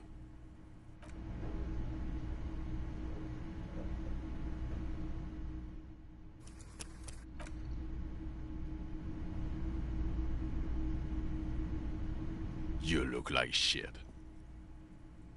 And I don't mean that as a metaphor.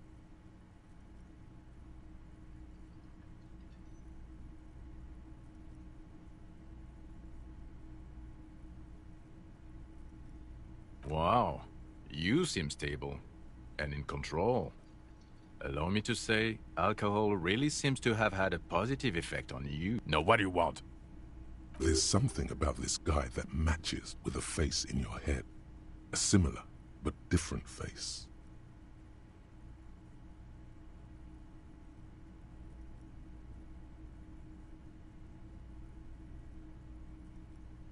I'm not getting involved in this. It's not my style, he thinks, glancing at the man in sunglasses and the woman beside him. Oh boy, they're mad at him. No wonder. He just doesn't recognize them. About what? You don't look like a cop. You know what you look like?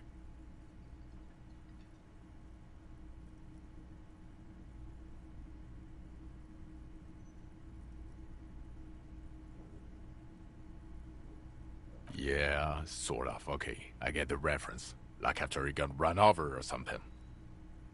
He didn't answer your question. Who does this asshole think he is? A cop? No. No, he doesn't. If I wasn't clinically depressed, I'd burst out laughing. But I'm gonna go with no right now.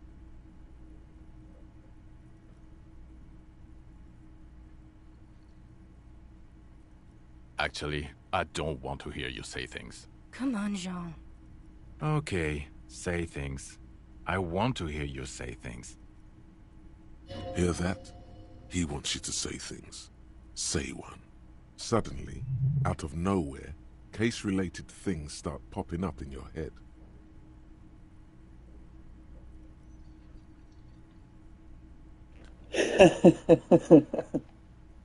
Oh my god.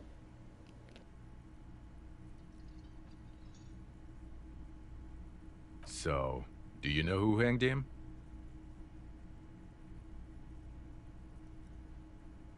Yeah, I can see that. I don't know. Why are you? Who knows why we do the things we do? Somehow, bouncing those ideas off the man with sunglasses felt calming. Like you've done it before. Oh my god, there's more. You want something more? What is it? Okay, why not? Let's do the old thing over again. We're not wasting time. There is no time. You're not shitting me, Millen. I can smell it all the way here. The whole town stinks.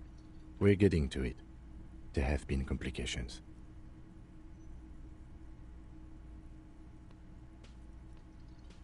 I would love to, but I'm busy fucking off and not cramping your style. And that might cramp it, you see? Helping you. I don't know. Oh my god, there's more. You want something more? What is it? The man doesn't reply. He's too busy furiously squinting at you. Trying to get a good picture of your jacket, no doubt. Can he even see through those glasses?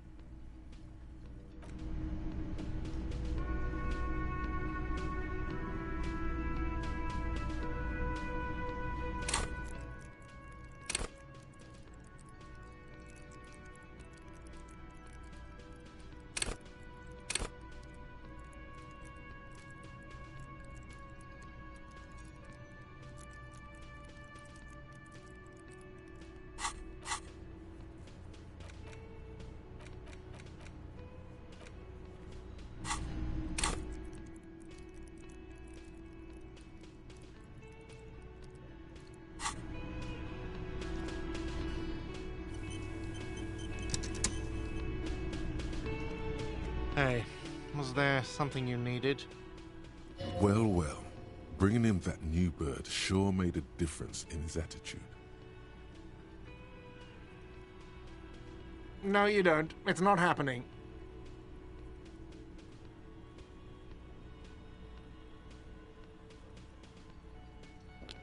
Fuck, this is not what I wanted to do. He tries not to look at you. It's dangerous to acknowledge the karaoke man.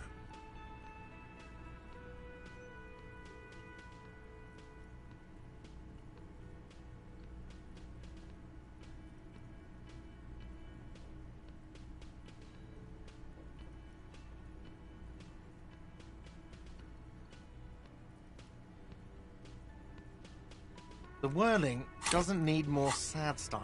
That's one of the styles it can do without right now. It's for no one. It's a prop. I'm not letting anyone use it after the great karaoke catastrophe of '44. A lot of people got killed because some arsehole wanted to sing karaoke.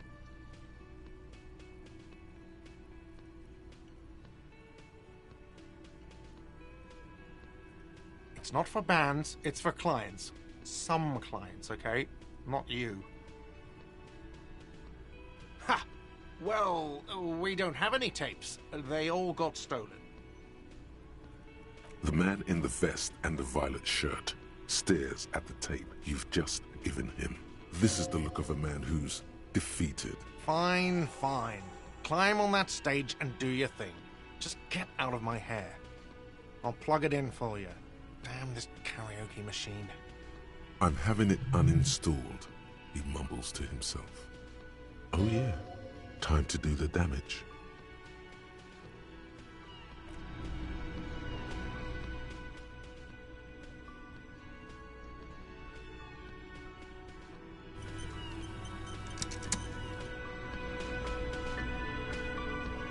Hey, was there something you needed?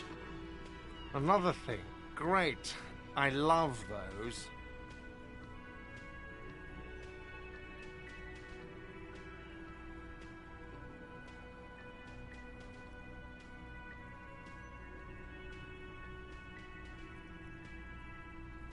Oh yes, that door, sure. There's nothing mysterious about it. No, I don't have a key. I don't know how to get there. Or some boring storage space with a bunch of old junk. He's attempting to maintain an air of indifference. It's absolutely not convincing. Fine, okay, a little. But my job doesn't leave me time for wondering about one locked door.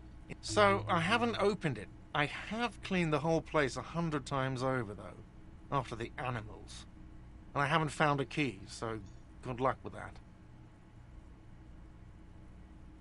Oh, okay, well, I do hear you make noise back there, so good for you. He's really holding himself back here. Okay, what is back there?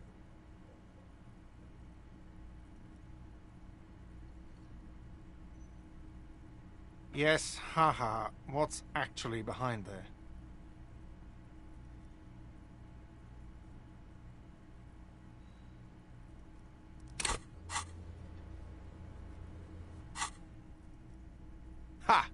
I knew it. I've always wondered where those machines by the door came from. And they told me there was some kind of pinball thing here too. I knew it. Were there any back there? In working order, I mean.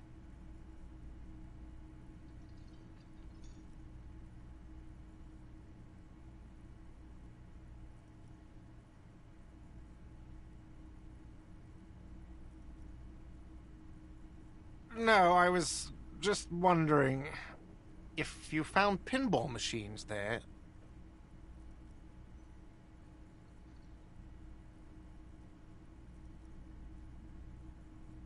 No, but we could diversify the entertainment options, seeing as you've opened the door back there.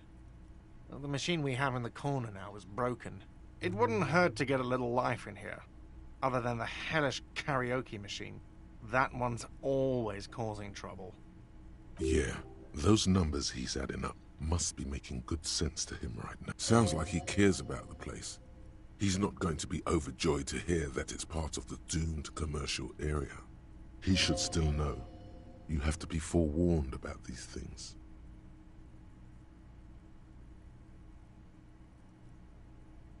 What? Why would you say that?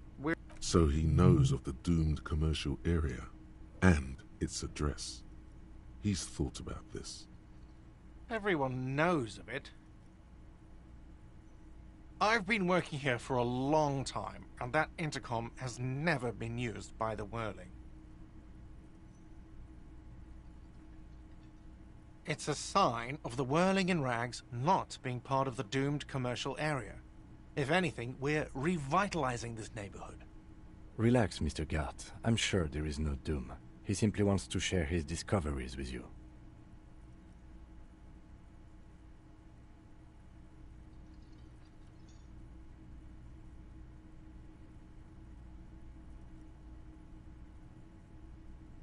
Does this look like part of a doomed commercial area?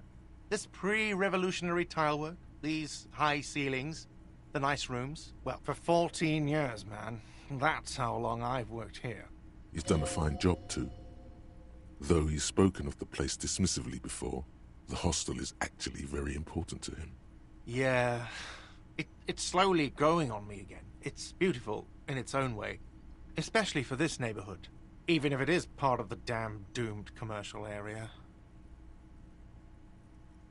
Yes, your police skills have delivered. I'm sure you'll get a commendation, maybe even a promotion. Some real estate management company. They never come around here, just collect money from a... There is an acrimonious note.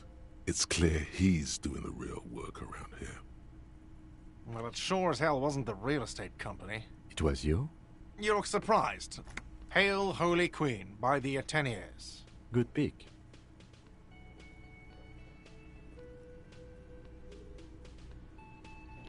I could have sworn I was able to say if it was a good name or not. Huh. What about them? One is a basement dive frequented by chain-smoking communists. I can't tell you how sick I am of Kraz Mazov and Ignis Nielsen and... He's hesitating, not sure if he should share this information with you. The other is a kebab cart. It's very successful in its way, but it's nothing like the Whirling.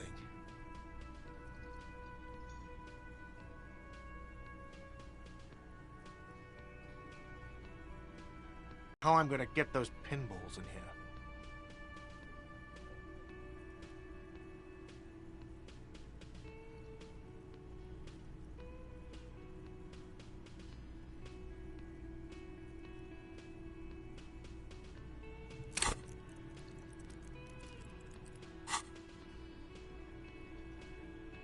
What wall? I'll have it fixed at once. The color has drained from his face. Absolutely not. Fuck you for even implying it. It wasn't me. It wasn't my stuff. The establishment will look at it and ascertain what it was. Sir, he was only asking a question. Yes, I absolutely will. Sorry, it's been a bit of a day. Thank you. I'll patch it up personally. Was there something else about the establishment? I hope not.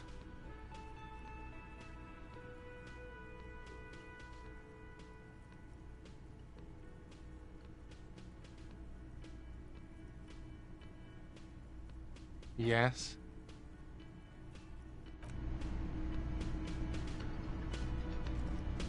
Oh, hello, dear. There you are again.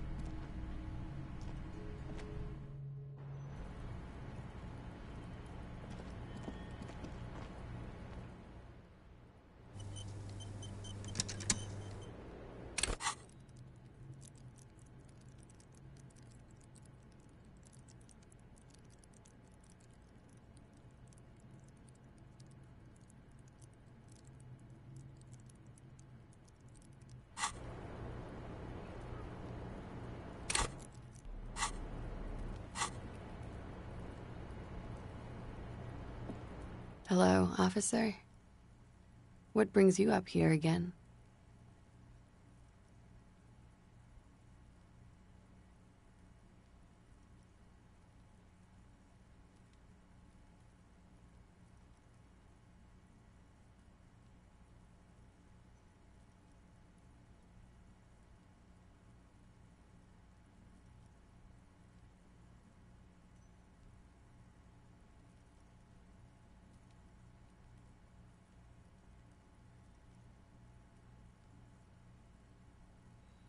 Sure.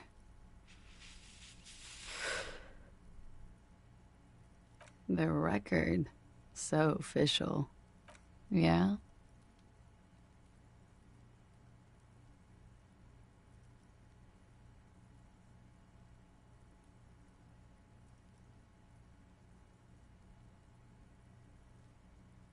Thank you.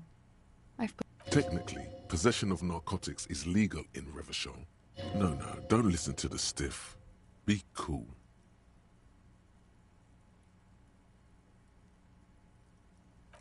What did you say?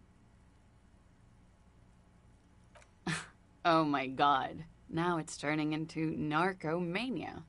It's got to be serious if it's 2 words. I'm sorry. Comes in handy when you've done too many opioids. Is that something that happens to you often, miss? Better safe than sorry. Oh, yes. One of my favorites. Like, not being able to stay up for 36 hours. Not being happy. It cures those ailments. It's just a merit speed molecule, basically. Huh? Motherfucker took my Preptide? Looks like you owe me one, officer. I'm talking serious corruption here. This does not amount to actual corruption.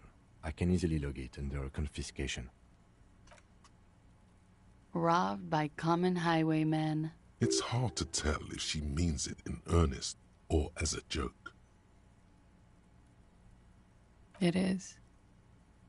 The lieutenant makes a note in his notebook. He finds the answer unsatisfying.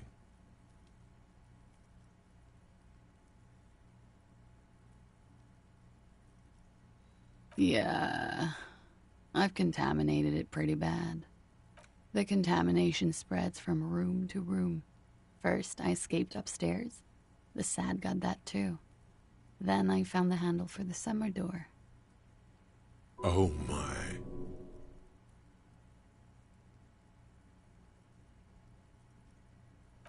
The world? A squall of seagulls under the low-hanging sky. Distant machinery from the harbor. It's wide open and cold. It's hard to contaminate such a wide open space. Even for me. At least I hope so. If I do, where will any of us go? For me, it's a mix of me with a lack of cleaning services. How about you? Talk around the establishment is, you have an industrial SAD spill in there. Somewhere below, military-grade SAD is dripping off the walls. You should say the first thing. It's honest. It will lead to introspection.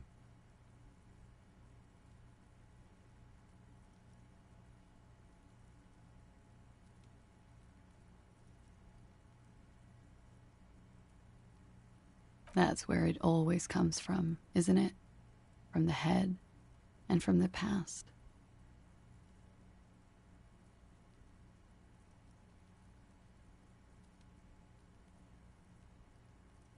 Sounds like an advanced form of what I've got, with a bit of old love sprinkled on top.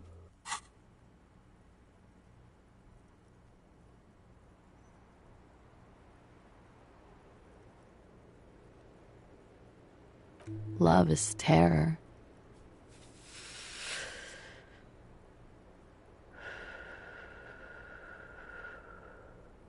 Sheer terror, panic, and screaming. Yeah, the Oh my. For me, it's talk. Somewhere below, military-grade SAD is dripping off the walls. You should say the first thing. I love apricot chewing gum.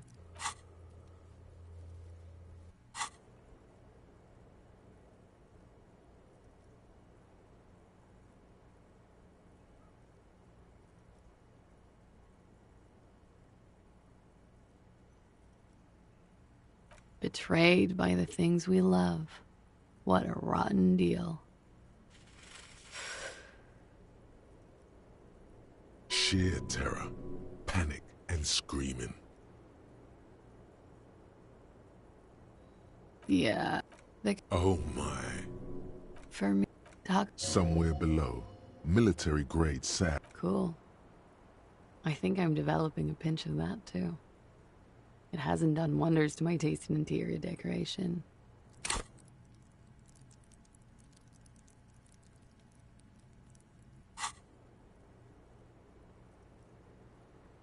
Yeah, the contact. Oh my.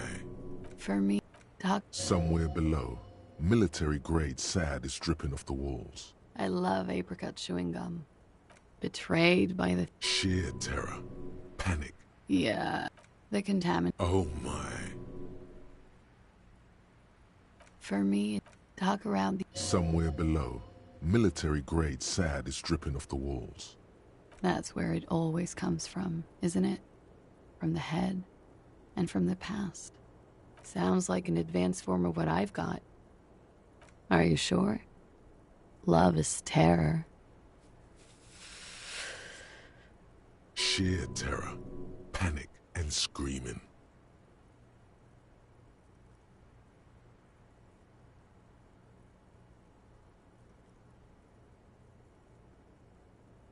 Yeah, the contact. Oh my. For me, talk. Somewhere below, military grade sad is dripping off the walls. You should say the first thing. It's honest. It will lead to. It's a mystery. An alcohol-related mystery.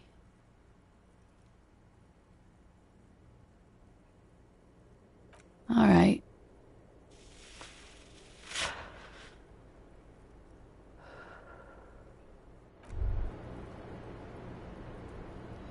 You made the right call there. It feels good. Pure. I'm talking about your zero-tolerance policy toward the mania of narco. You're in the right there. Powerful stance. Would you like to take it up a notch? Would you like to become an anti-narcomania zealot?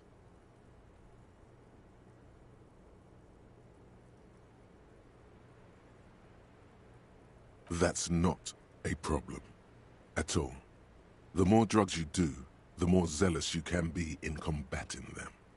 Drugs give you the vigor to fight drugs. And not only that.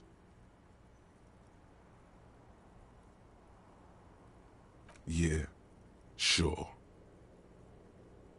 No.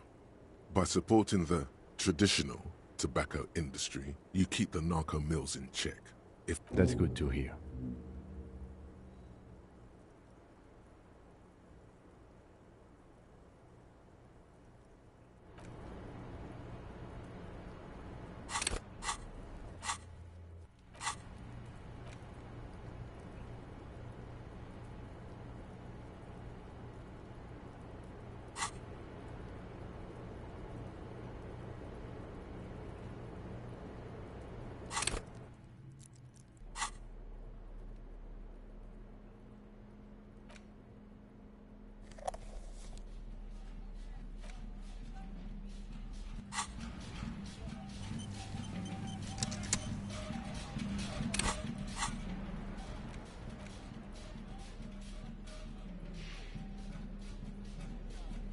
The porter reel is just what you needed.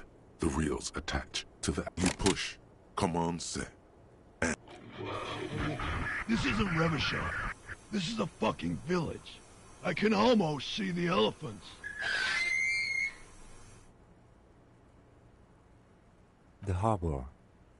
That's the son of a Kvalson crane. When this shit is done, I'm gonna tear that place up. Soldier of the Apocalypse style. Kill shit. Dogs and chickens too. Gonna run a room, Cordy. A real nice room. I don't give a shit. I'm fucking done. I'm done mentally. I'll fucking do them all in. Rape that disco cunt on the counter. You know, the dance a whore upstairs. Do it Kohoi style. Never did get that taste out of my mouth. The lieutenant presses the button marked Arrête on your porterille. The tape stops spinning. End of recording. It seemed authentic enough. Probably recorded off the shortwave, then edited to seem more incriminating. He sounded like he was on patrol around the harbor walls.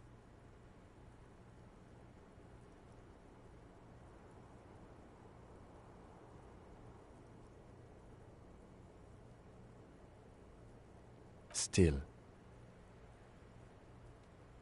there's more going on here than we know.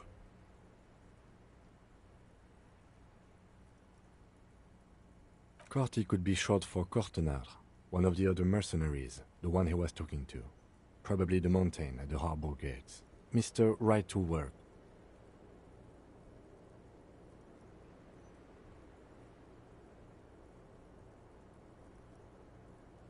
A village on the Samaran Isola, in South Safre. Grad committed war crimes there, the kind of thing he talks about. Who knows?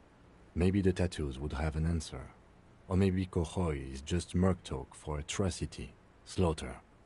A symbol of soldier of the apocalypse style conduct in a civil environment. I think we've got a few more questions for Kraz here, don't you? This seems to contradict her testimony, at least to some degree. As you take out the tape, the boombox tunes itself back to the cheery radio again, spewing out beats like it's a Friday night. The contrast feels chilly, inappropriate even.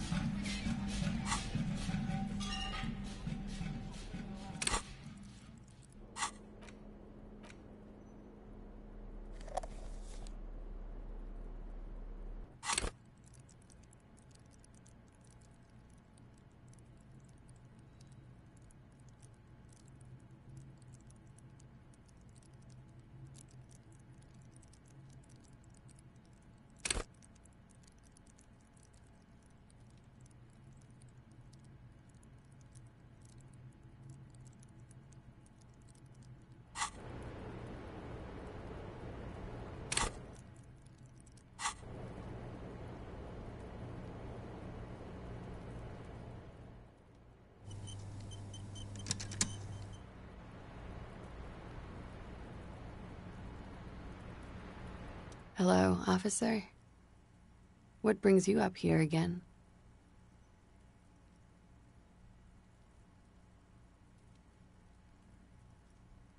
She puts her coffee cup down with a soft ring as the porcelain meets the metal table.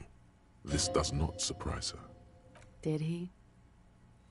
I never said he was a good man. She doesn't care. If anything, she sounds amused. Where did they get this recording exactly? It's intercepted radio chatter of the deceased, recorded via a de-encryption station. Does he say he's gonna do it Soldier of the Apocalypse style? Yeah. That was practically his pickup line. Did he say whores a lot? Was he pretty much on the verge of doing it Kohoi style? He liked the way it sounded when he said it. As to Kohoi, he wasn't actually there. He didn't do a tour, or at least didn't tell me he did. Yes, was he bragging? Oh no, I'm pretty sure he did all those things. Then integrated them into his idea of normalcy. To keep on living. Until they just sort of turn into his, what's running joke? I was gonna say running joke. And it sounds like you didn't even get the good bits. Lely's punchlines got way, way funkier than that. He was like the Seminoles conflict, the Kohoi massacre, and the 36 famine in Yezut all rolled into one person, then cast in Orani ceramic armor. which he wore in bed and in the shower.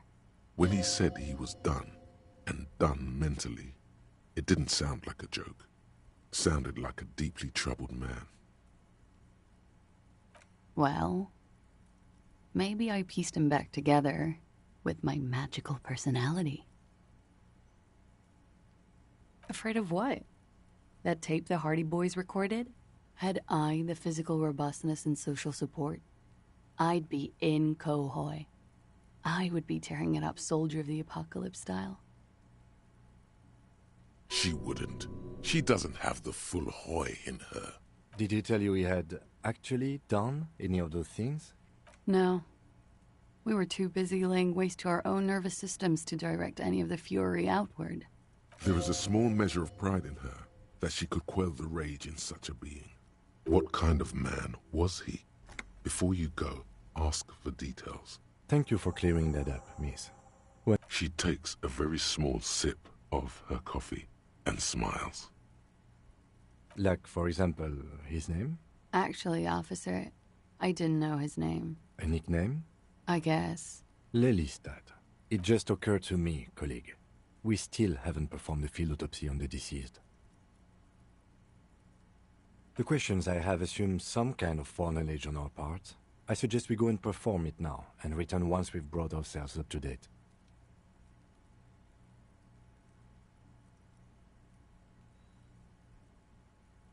Miss, excuse my colleague. He has recently suffered brain damage. We will now go and do our duty, cleaning up the deceased. Yeah, no, we fucking won't, bro. Yeah, I need to get the trophy, so we're definitely not gonna do that. So, fuck you, Kim. You won't have to look at that site much longer, I Yeah, promise. you will. We will return soon. No, we won't. There is no talking him out of this. And no, the incident has not had a good effect on his opinion of you either. We're not cleaning up the body. Oh my god, it made him pissed. Yeah, we're definitely not cleaning up the body, Kim, so you can fucking forget that shit. We're gonna do this Soldier of the Apocalypse style.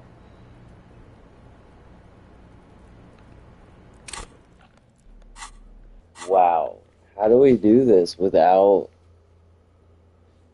doing the body? This is so crazy right now. Return to Costeau after doing the autopsy. Ask her again about the hanged man. How am I supposed to get this? We are not doing the fucking autopsy. We're not doing it. We're doing this Soldier of the Apocalypse style. I don't know. I guess we can talk to the Hardy Boys. That's the only thing I'm thinking. So what do we need to do? We gotta get information on this fucking guy. So what do we need to do that's gonna lead us to Ruby? Ruby, Ruby, Ruby, Ruby, Soho. Ruby, Ruby, Ruby, Ruby, Soho. Destination. Ruby, Ruby, Ruby, Ruby, Soho. Ruby, Ruby, Ruby, Ruby, Soho. Wow, he is like committed to doing this. Dun, dun. Dun, dun, dun, dun, dun, dun, dun. Dun, dun, dun, dun, dun, dun, dun. You wake up late for school and you don't want to go. Wow, how do we do this without examining the body? Body, yaddy, yaddy, yaddy, yaddy, yaddy, yaddy, yaddy. Kim is like so committed. We're not doing it. We're never doing it. It's not gonna happen. Let's do it.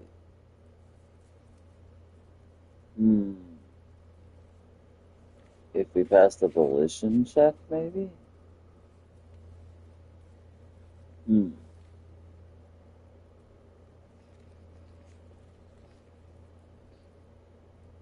Why didn't we ever do the glass bullet thing?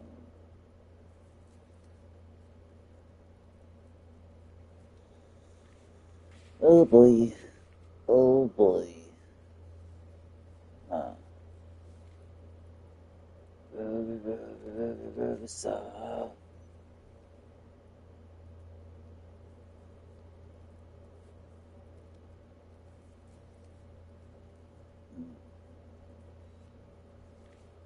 I guess talk to the Hardys.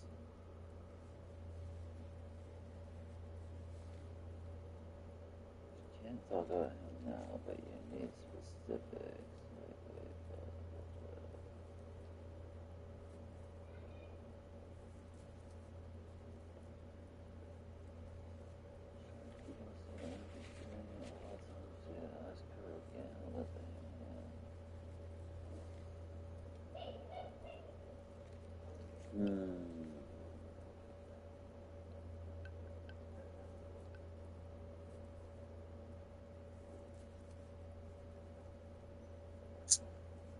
I might have to look at the footprints.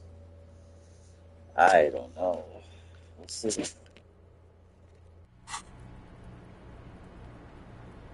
Hello, officer. What brings you up here again?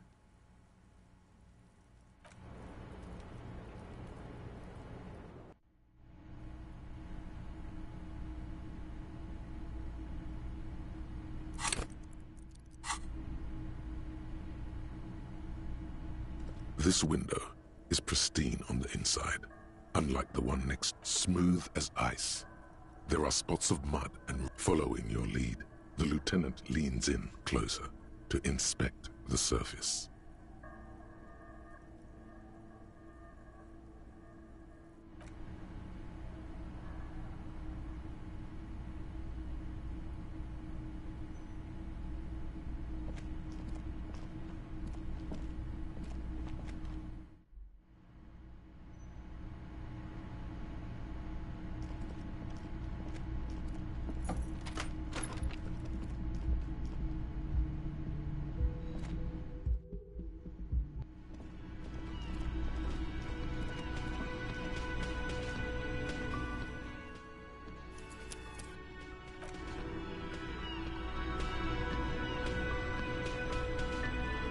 The clowns are still hanging around.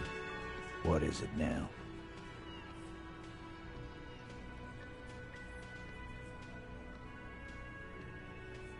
Anne. That fucking fucker. You're the worst cops in Revachol. I gave you gold on that tape. That fucker wasn't aimed at you. It was at her.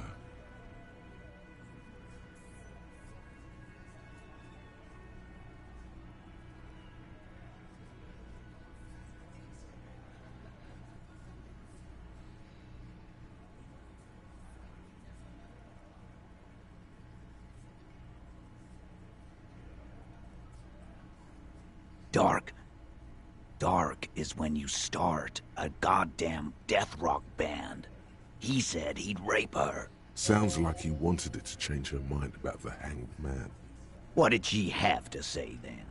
Fine by her? This is what people are supposed to be like? Fucking whoop-de-doo.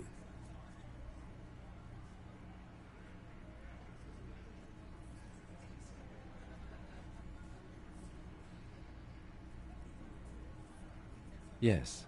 In fact, I think she thought it was a little funny. Funny? No good goddamn psycho whore. Alright. All fucking righty then.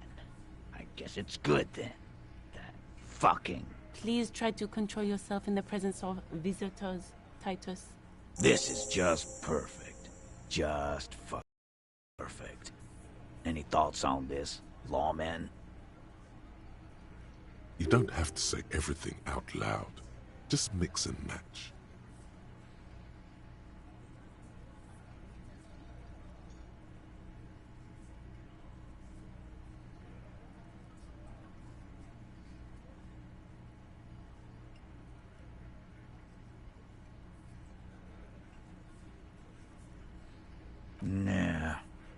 know her.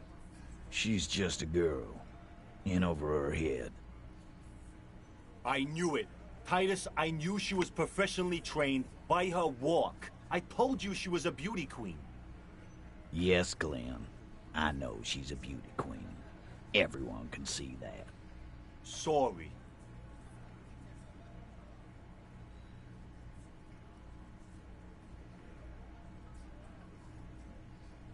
Yeah, they're all queers.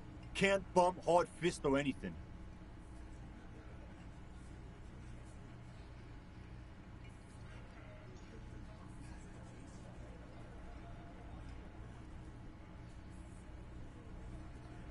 That's all right, Glenn. I just thought, I thought anyone would come around if they heard that shit. Apparently I was wrong. Yeah, that was fucked up. You wanted her to see the man for what he was. Now that you know, you might want to lay off this topic, or else you might antagonize him.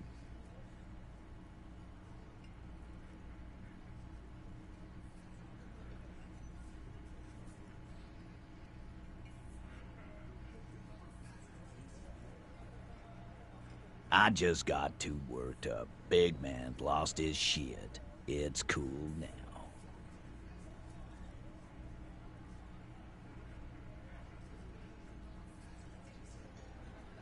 I already told you. We fucking hanged him. There's less gusto in his voice now. His men too are growing increasingly silent. The man is slowing down. Looks like a bad blood sugar crash. He can't keep track of all the variables anymore. Come on, Titus. The stakes are too high here. There will be blood on the streets. The tribunal, remember. I know you're tired. Why don't you just... You know what? I am tired. I'm tired of you, them, and the whore upstairs. Next time you see her, tell her Titus said, "Fuck on!" This is the petulant rage of someone who's at the end of their wits. That lying, scamming. We're done. This is over. You understand? Your little investigation is over. Yeah. On the floor, beer drips out of the can into a small puddle. No one does anything about it. What is this quiet funeral shit? What we need is some beers in us. Bartender, 20 beers for the Dock Workers Union. Why do we make it 40, huh? Why do we make it 100 beers? You're not loud enough. 100 beers? Now we're talking. Hoppity hop over here, cafeteria manager.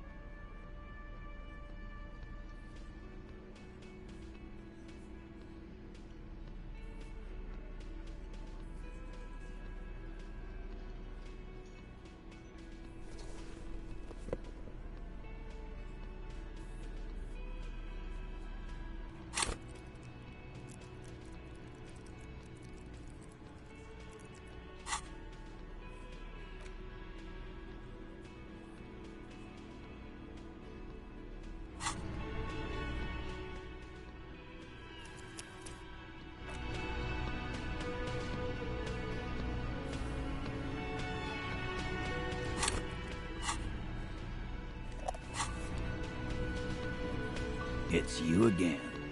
What is it?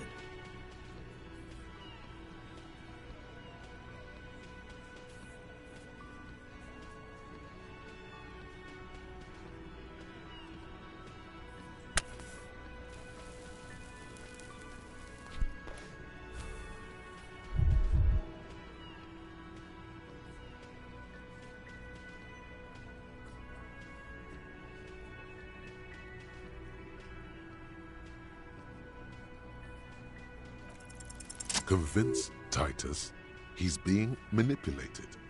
You should know by now. Titus Hardy will never falter.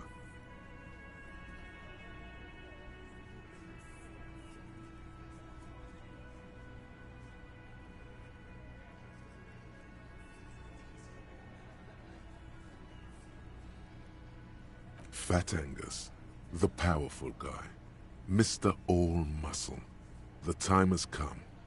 Put him in the pressure cooker. Just remember, it's about more than Grazia. It's about these men and Martinez. Outside, under the rising sun. Tattered and in ruins, the windows of the cat. Go on.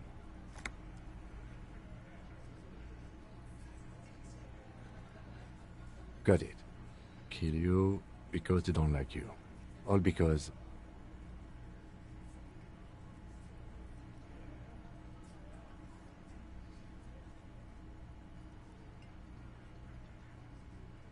Bring that up one more time, and you won't get to write that report.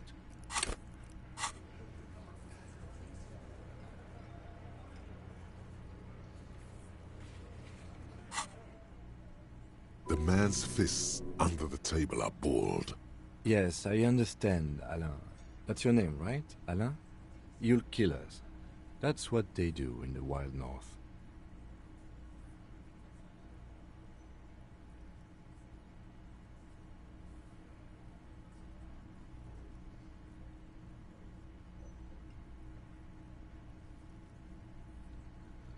We didn't light him on fire.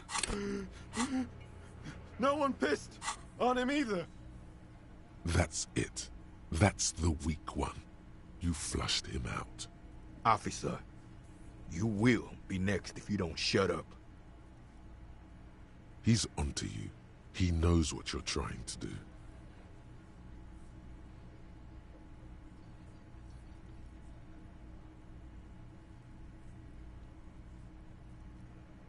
The lieutenant has put down his notebook. His hand is resting on his holster. He gives you an imperceptible nod. What? What does that mean? Go for it. The lieutenant has his eyes set on the fat guy. Push Angus. We're almost there. I'm just curious what happens if we push Theo. No. I'm not gonna do it. I'm too old for a shot like that now. Suddenly, there's an awful ringing in your ears. Your body temperature spikes. Oh, You're man. burning all over. I was just curious. Fear. The most terrible fear. Bigger than any before. To your right, you sense the air move. The lieutenant draws his firearm. You only manage to perform one more movement. An instinctive jerk to your left. Then, no sound. No one screams. It's impossible to say where it comes from. More dead cops, saddened. I was just curious. I knew it was dangerous, but I was curious. Are found floating in the canal.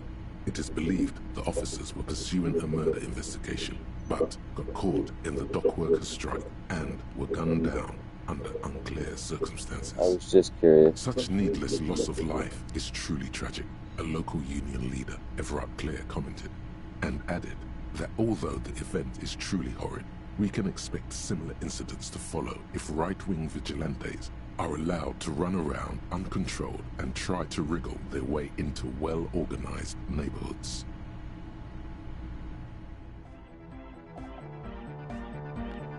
That's the end of the game. That's how the game ends.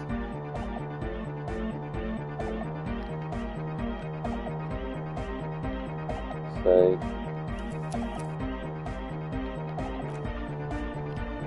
I was just curious if we could push Theo and still get it, even though I knew that wasn't the right thing to do. I was well aware.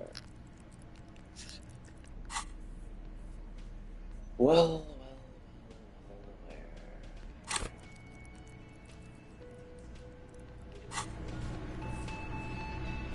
It's you again. What is it?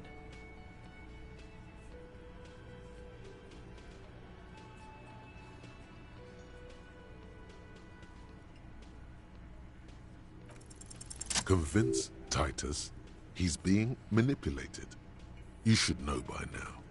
Titus Hardy will Fat Angus just remain outside under the rising. Huh? He'll get it. Got it. Kill you because they don't like you. All because... Goddamn right. Don't come around if you're not from around. Fuck you! I'm not from around. That's not why we... There we go. Don't come to the Wild North if you are not white enough.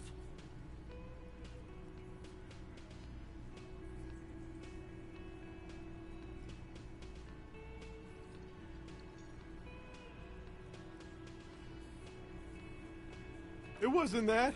It wasn't... We just couldn't get him down, okay? That's it. That's the weak one. You officer, you will be next if you don't shut up. He's onto you. He knows what you're trying to do. The lieutenant has put down his notebook. What? Go for it. The lieutenant has his eyes set on the fat guy. We didn't kill him. We didn't even hang him. He was dead when... Shut up, Angus! Fatty! Say one more thing to the cops and I'll... Dennis, stand down, or I'll beat your head in. Theo, take your hand off the belt. This isn't 31. I've got this under control.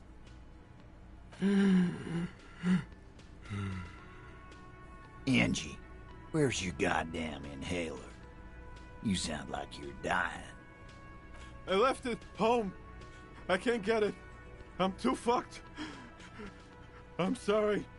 Why are you so fucking fat, Angus? Now it's all pointless. Because of you. You wasted my time. I told you, Titus. I told you just give her up.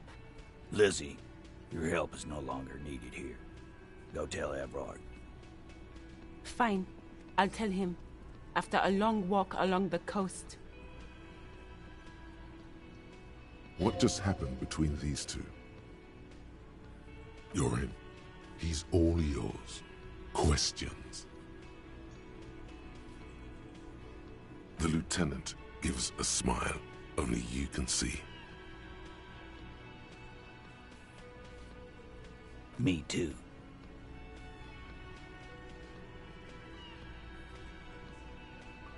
He nods. You hang the corpse to cover up the real cause of death.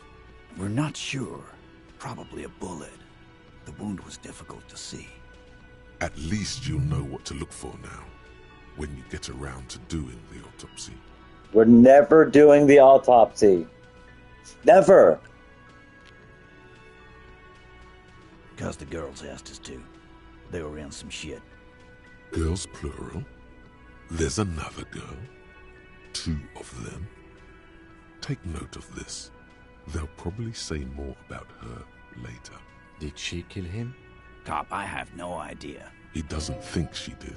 Classier came down. She seemed really out of it. Drugged up, even more than usual. Bug-eyed and gurning, you know. It looked like she'd redosed after something went down. I've done this job for 10 years. I've seen it before. It's the politician in the motel room with the dead hooker scenario. Good analogy, boss. You don't get to talk yet. We went upstairs. Sure as day the merc was dead. He means they'd been fucking? Tibbs patched the window. And the corpse. We hanged. Nah, he's my brother. Right now, he's grateful he hasn't gotten his brother into this mess. You may have noticed our girl's in some shit of her own.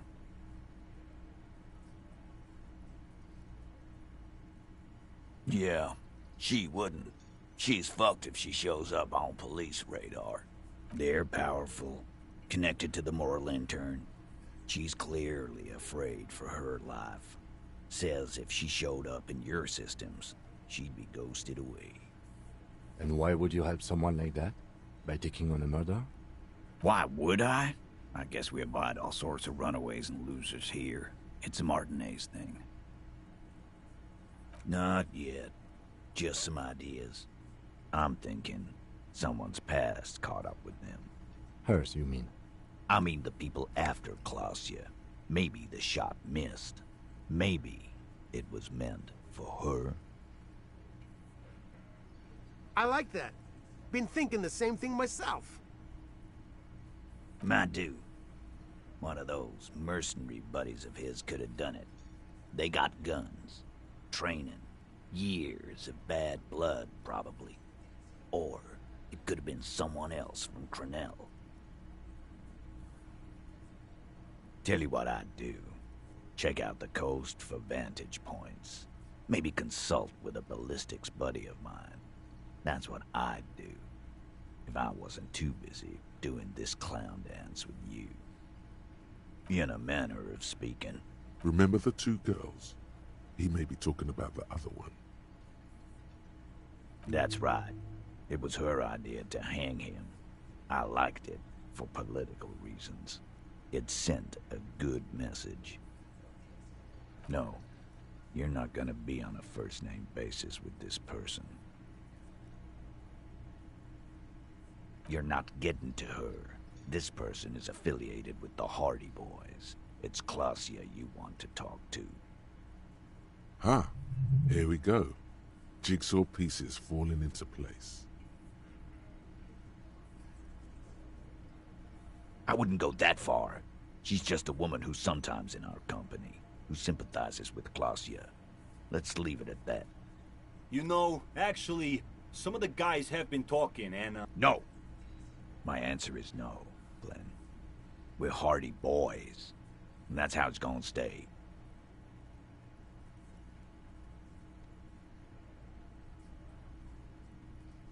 You do that. Hey, cop. Before you go... Suddenly, the wind picks up outside. You hear it rattling the large windows in their frames. It carries newspapers, circles the whirling in rags in a warm column. She, Klausya, came to Martinez to hide. Many of us did. This is where you wash up when there's nowhere left to go. The Union takes you in. Still, after all this headache. That's right. If we didn't take care of the people who end up here, this place would just be a couple of ruins and some cargo containers. We'll take that into account.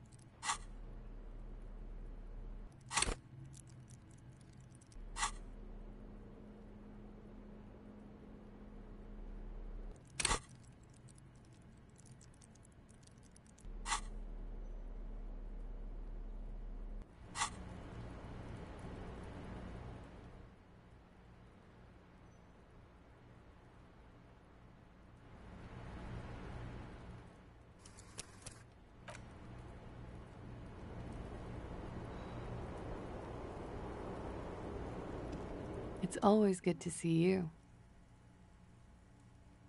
Something in her demeanor has changed. She's tired, consigned to her fate, to being here with you and what's to come.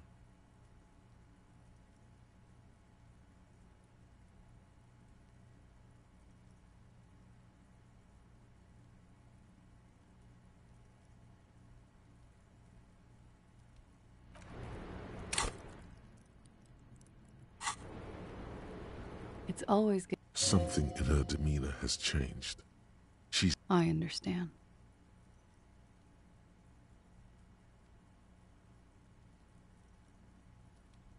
I knew there was a chance you'd get them to tell you. It's what you do. You're the police. For what it's worth, I'm sorry for wasting your time. This is good. Clear the air first, between you two. Then move on to questions. Is it? Something is off here.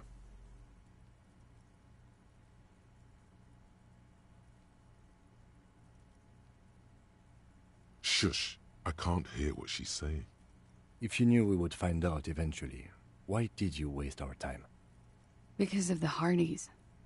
I couldn't just dispense with them. They were only trying to help me. Out of the shit I'd gotten into. Is she implying the Hardy Boys are the law? I know that. But the people around here, they don't see it that way. And if I am to stay here, I need to get along with them.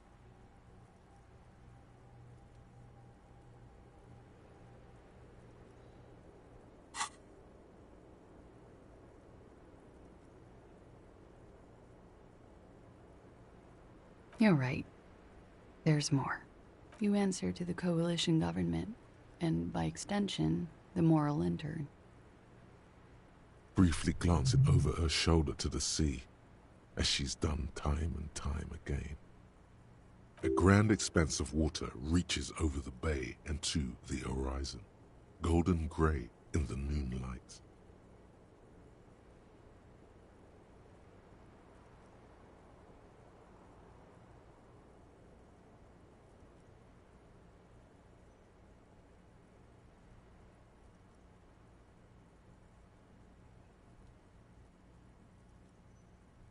The Pearl, the Muindi Isola, the Occident, the conference centers, the people who are angry at her past.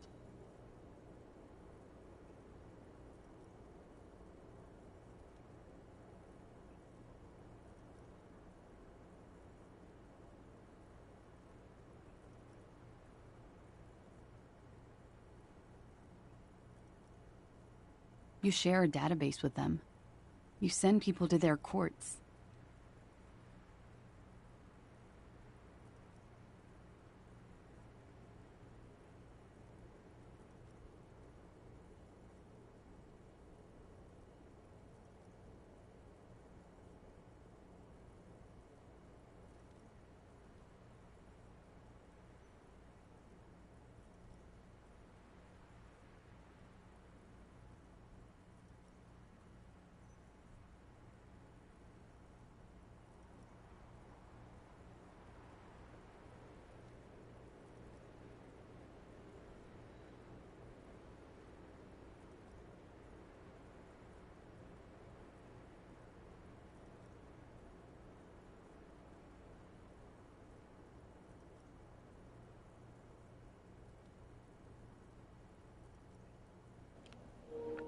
Heat up some food.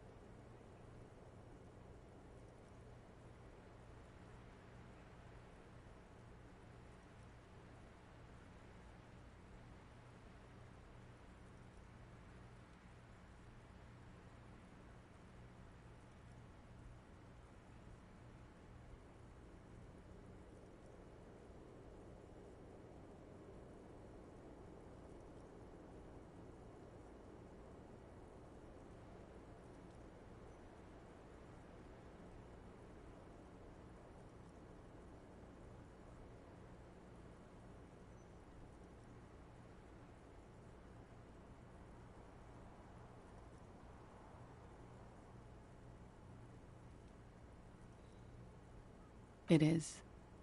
They're after me. And they have friends in the moral intern. Some are moral intern.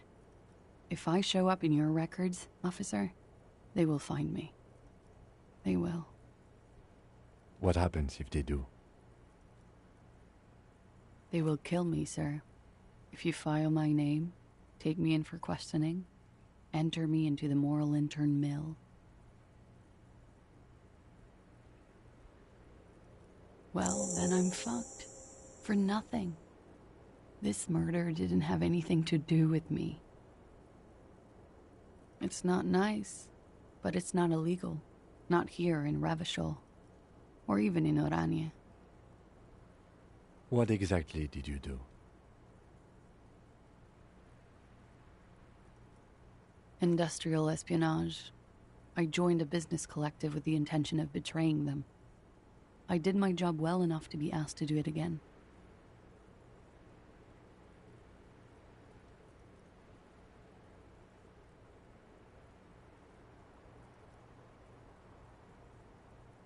With a bigger company.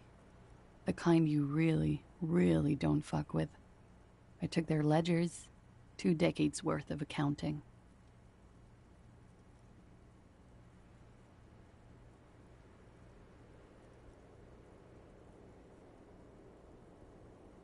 I need the names of the companies involved and who hired you. The job was Louis County Savings Bank. They sound small, but they're part of the Louis conglomerate. That was the second job. The first was some printer company. You wouldn't know them.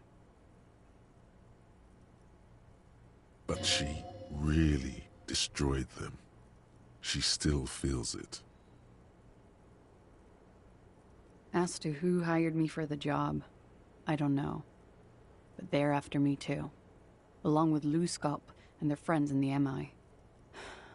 Once you're done in the competitive intelligence circuit, you don't have allies. You're radioactive.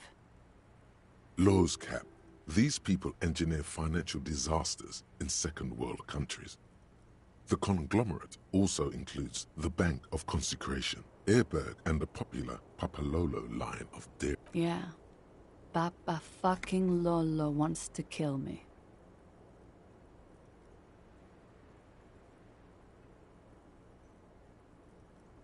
Sure.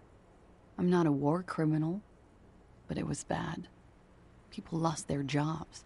Good people, too, not just C-suite. A lot of people got hurt. But that's just more of my shit you shouldn't have to deal with. You're solving a murder. That can wait. Look into her eyes. There's more.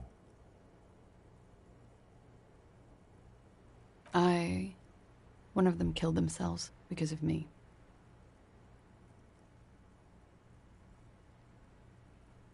She says it quickly, like she's said it 100 times. To herself, to get used to the idea.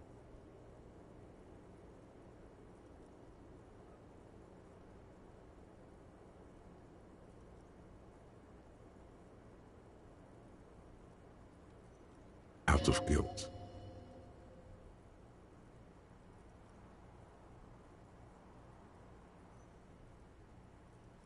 I don't. How do you live with yourself?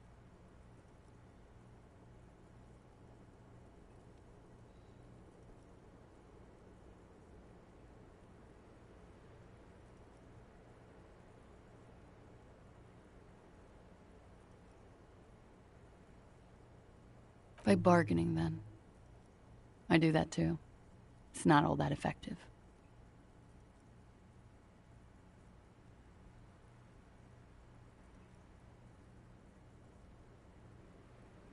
We were there. Together. In bed, I mean. Okay. He was in a kneeling position. He had just entered me. I was on my back, looking at him. I heard the window behind me shatter, and I turned to look. There was a hole in the glass. I turned back to him. His eyes were looking through me, and his mouth was open. Dumb. I could see. I could. Her chest rises and falls with each word. She keeps herself together and says it.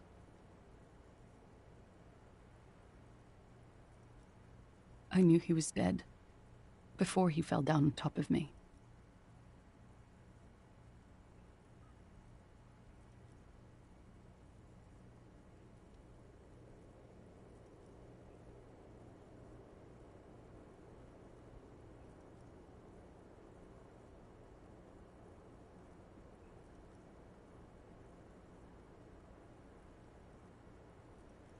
He was heavy. I pushed him off and he fell to the floor. There. He only had his boots on. I bit the pillow, not to scream, then ran downstairs. I waited for the second shot to come. For me. I thought there would be one. It never came.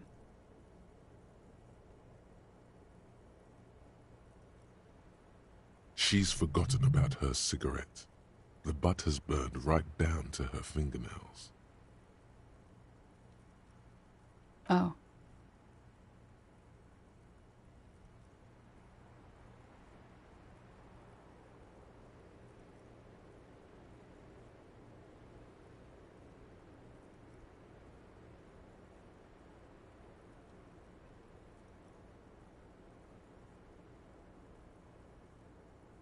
I'm not lying to you.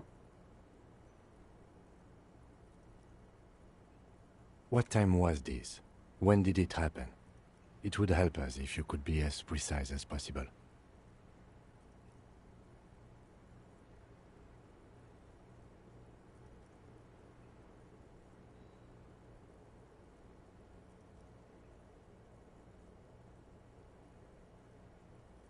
(11:30 to 12:15).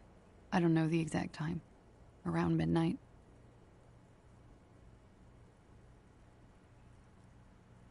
It's okay. Were you inebriated?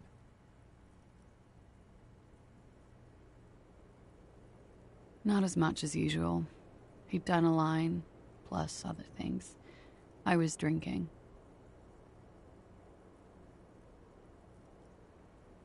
Wait. Titus said she was gurning her jaw off, much more than usual. Oh, yeah. I did one of his lines, just to clear my head. Did you hear or see the shooter in the course of this?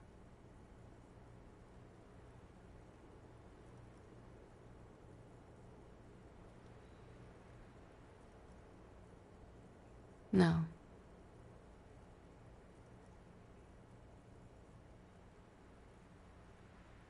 Nothing. I was trapped. I was stuck in my room downstairs. I got some clothes on and crawled back up, drew the blinds. Blood was coming from his mouth. Not a lot. Just a little. He was still on the floor, slouched. I couldn't be there with him anymore, so I ran down and out of my room, into the hallway, down the stairs. I knew there would be people there.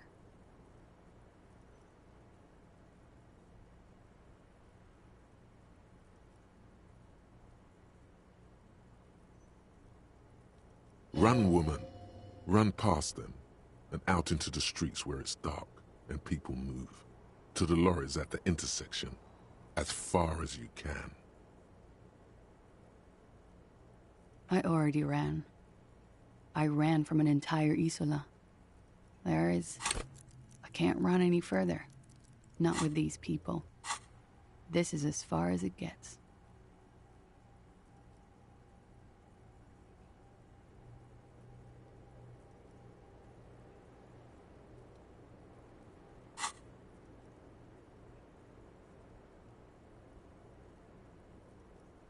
Sylvie was tending the bar. A lot of people were there. The Hardys were at the table in front of the stage. I think the Union box was full. Ruby was there too. They were having such a good time. I sat down and they all welcomed me. I didn't even have to say anything. Ruby knew something was wrong. Ruby? Ruby. You know, the leader. The leader? The Hardy Boys. Well, nominally, yes. Ruby's the one they go to when things happen, like... This Ruby, in her phrasing, is entrusted with great power. Does she also party with... No. Still, there is something there. Well, Ruby said let's talk upstairs. I showed her the room. I've known these people since December. They know my situation. That I can't leave a paper trail. She said she'd take care of this. To mislead you. To produce lividity. Yes. It's a shame we never got around to doing a thorough autopsy. And when was the tampering? 20 minutes after death? About 20, yes. Ruby explained it would make the blood... You know what he does. Ruby went outside to talk to Titus and the boys. It took Ruby maybe half an hour to come back with Titus. I'd gotten him ready by then. Ruby said to wait here. She also said I wouldn't see her for a while. I don't know. I haven't seen her since. We will need to take this question to the Hardy boys. Interesting. Why did this Ruby go through so much trouble to hide something someone else did? Look into this later. When he was shot? I may have. I don't know. I couldn't hear anything over the glass exploding. The gunshot wasn't that loud. This is something to keep in mind when assessing the distance of the shot. What? Why would I put myself through this? Insanity. Get myself cornered like this. He wouldn't have died if it weren't for me. I know that. But I would never hurt him. Rage? Who knows the dark currents where lovers go?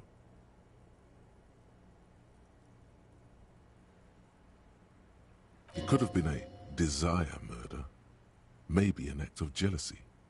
He was a serviceman. He must have had a gun. Somewhere, lying around, close to her hand.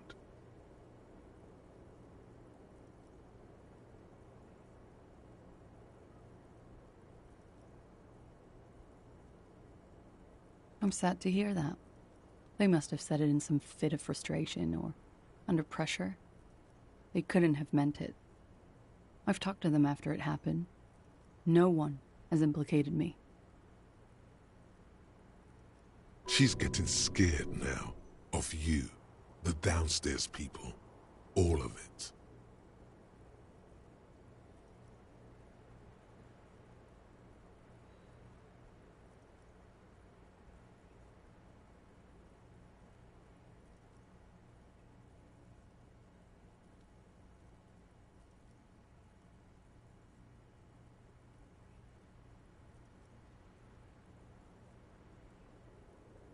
No.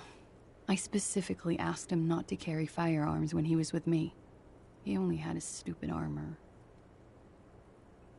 What? Fucking themselves over for no reason? This is not what happened, officer.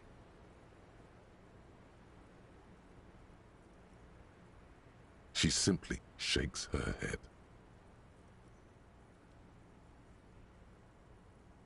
The work I did, they don't just send you in with no training. Corporate security is a thing. But I'm not a trained sambal fighter. I've never needed it outside the gym. I did not kill him to defend myself from rape. I told you before. Like what? That's the first thing that went through my head when I thought they'd found me, so they wouldn't be hurt. I've come to understand, however, this is paranoia. What happened didn't have anything to do with me.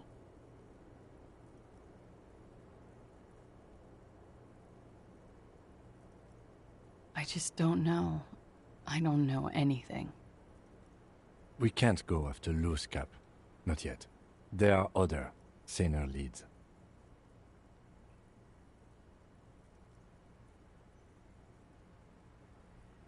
I don't ask you to, Lieutenant. If there's one thing I know, it's that you'll get nothing from there.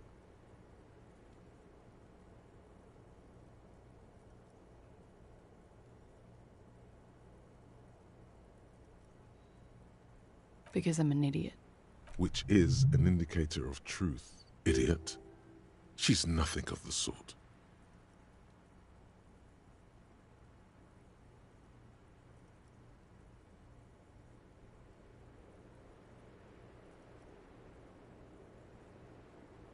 You have to understand, the people around here, no one was making the call, and he kept rotting. And then they picked his clothes off, and that little fucker threw stones at him. He kept throwing stones at him for 3 days. I could hear the thud, thud. So I called you.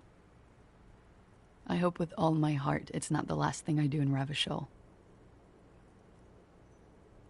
Last week, Angus and Titus's brother, I think he's called Tibbs. You should have another look at that window after this.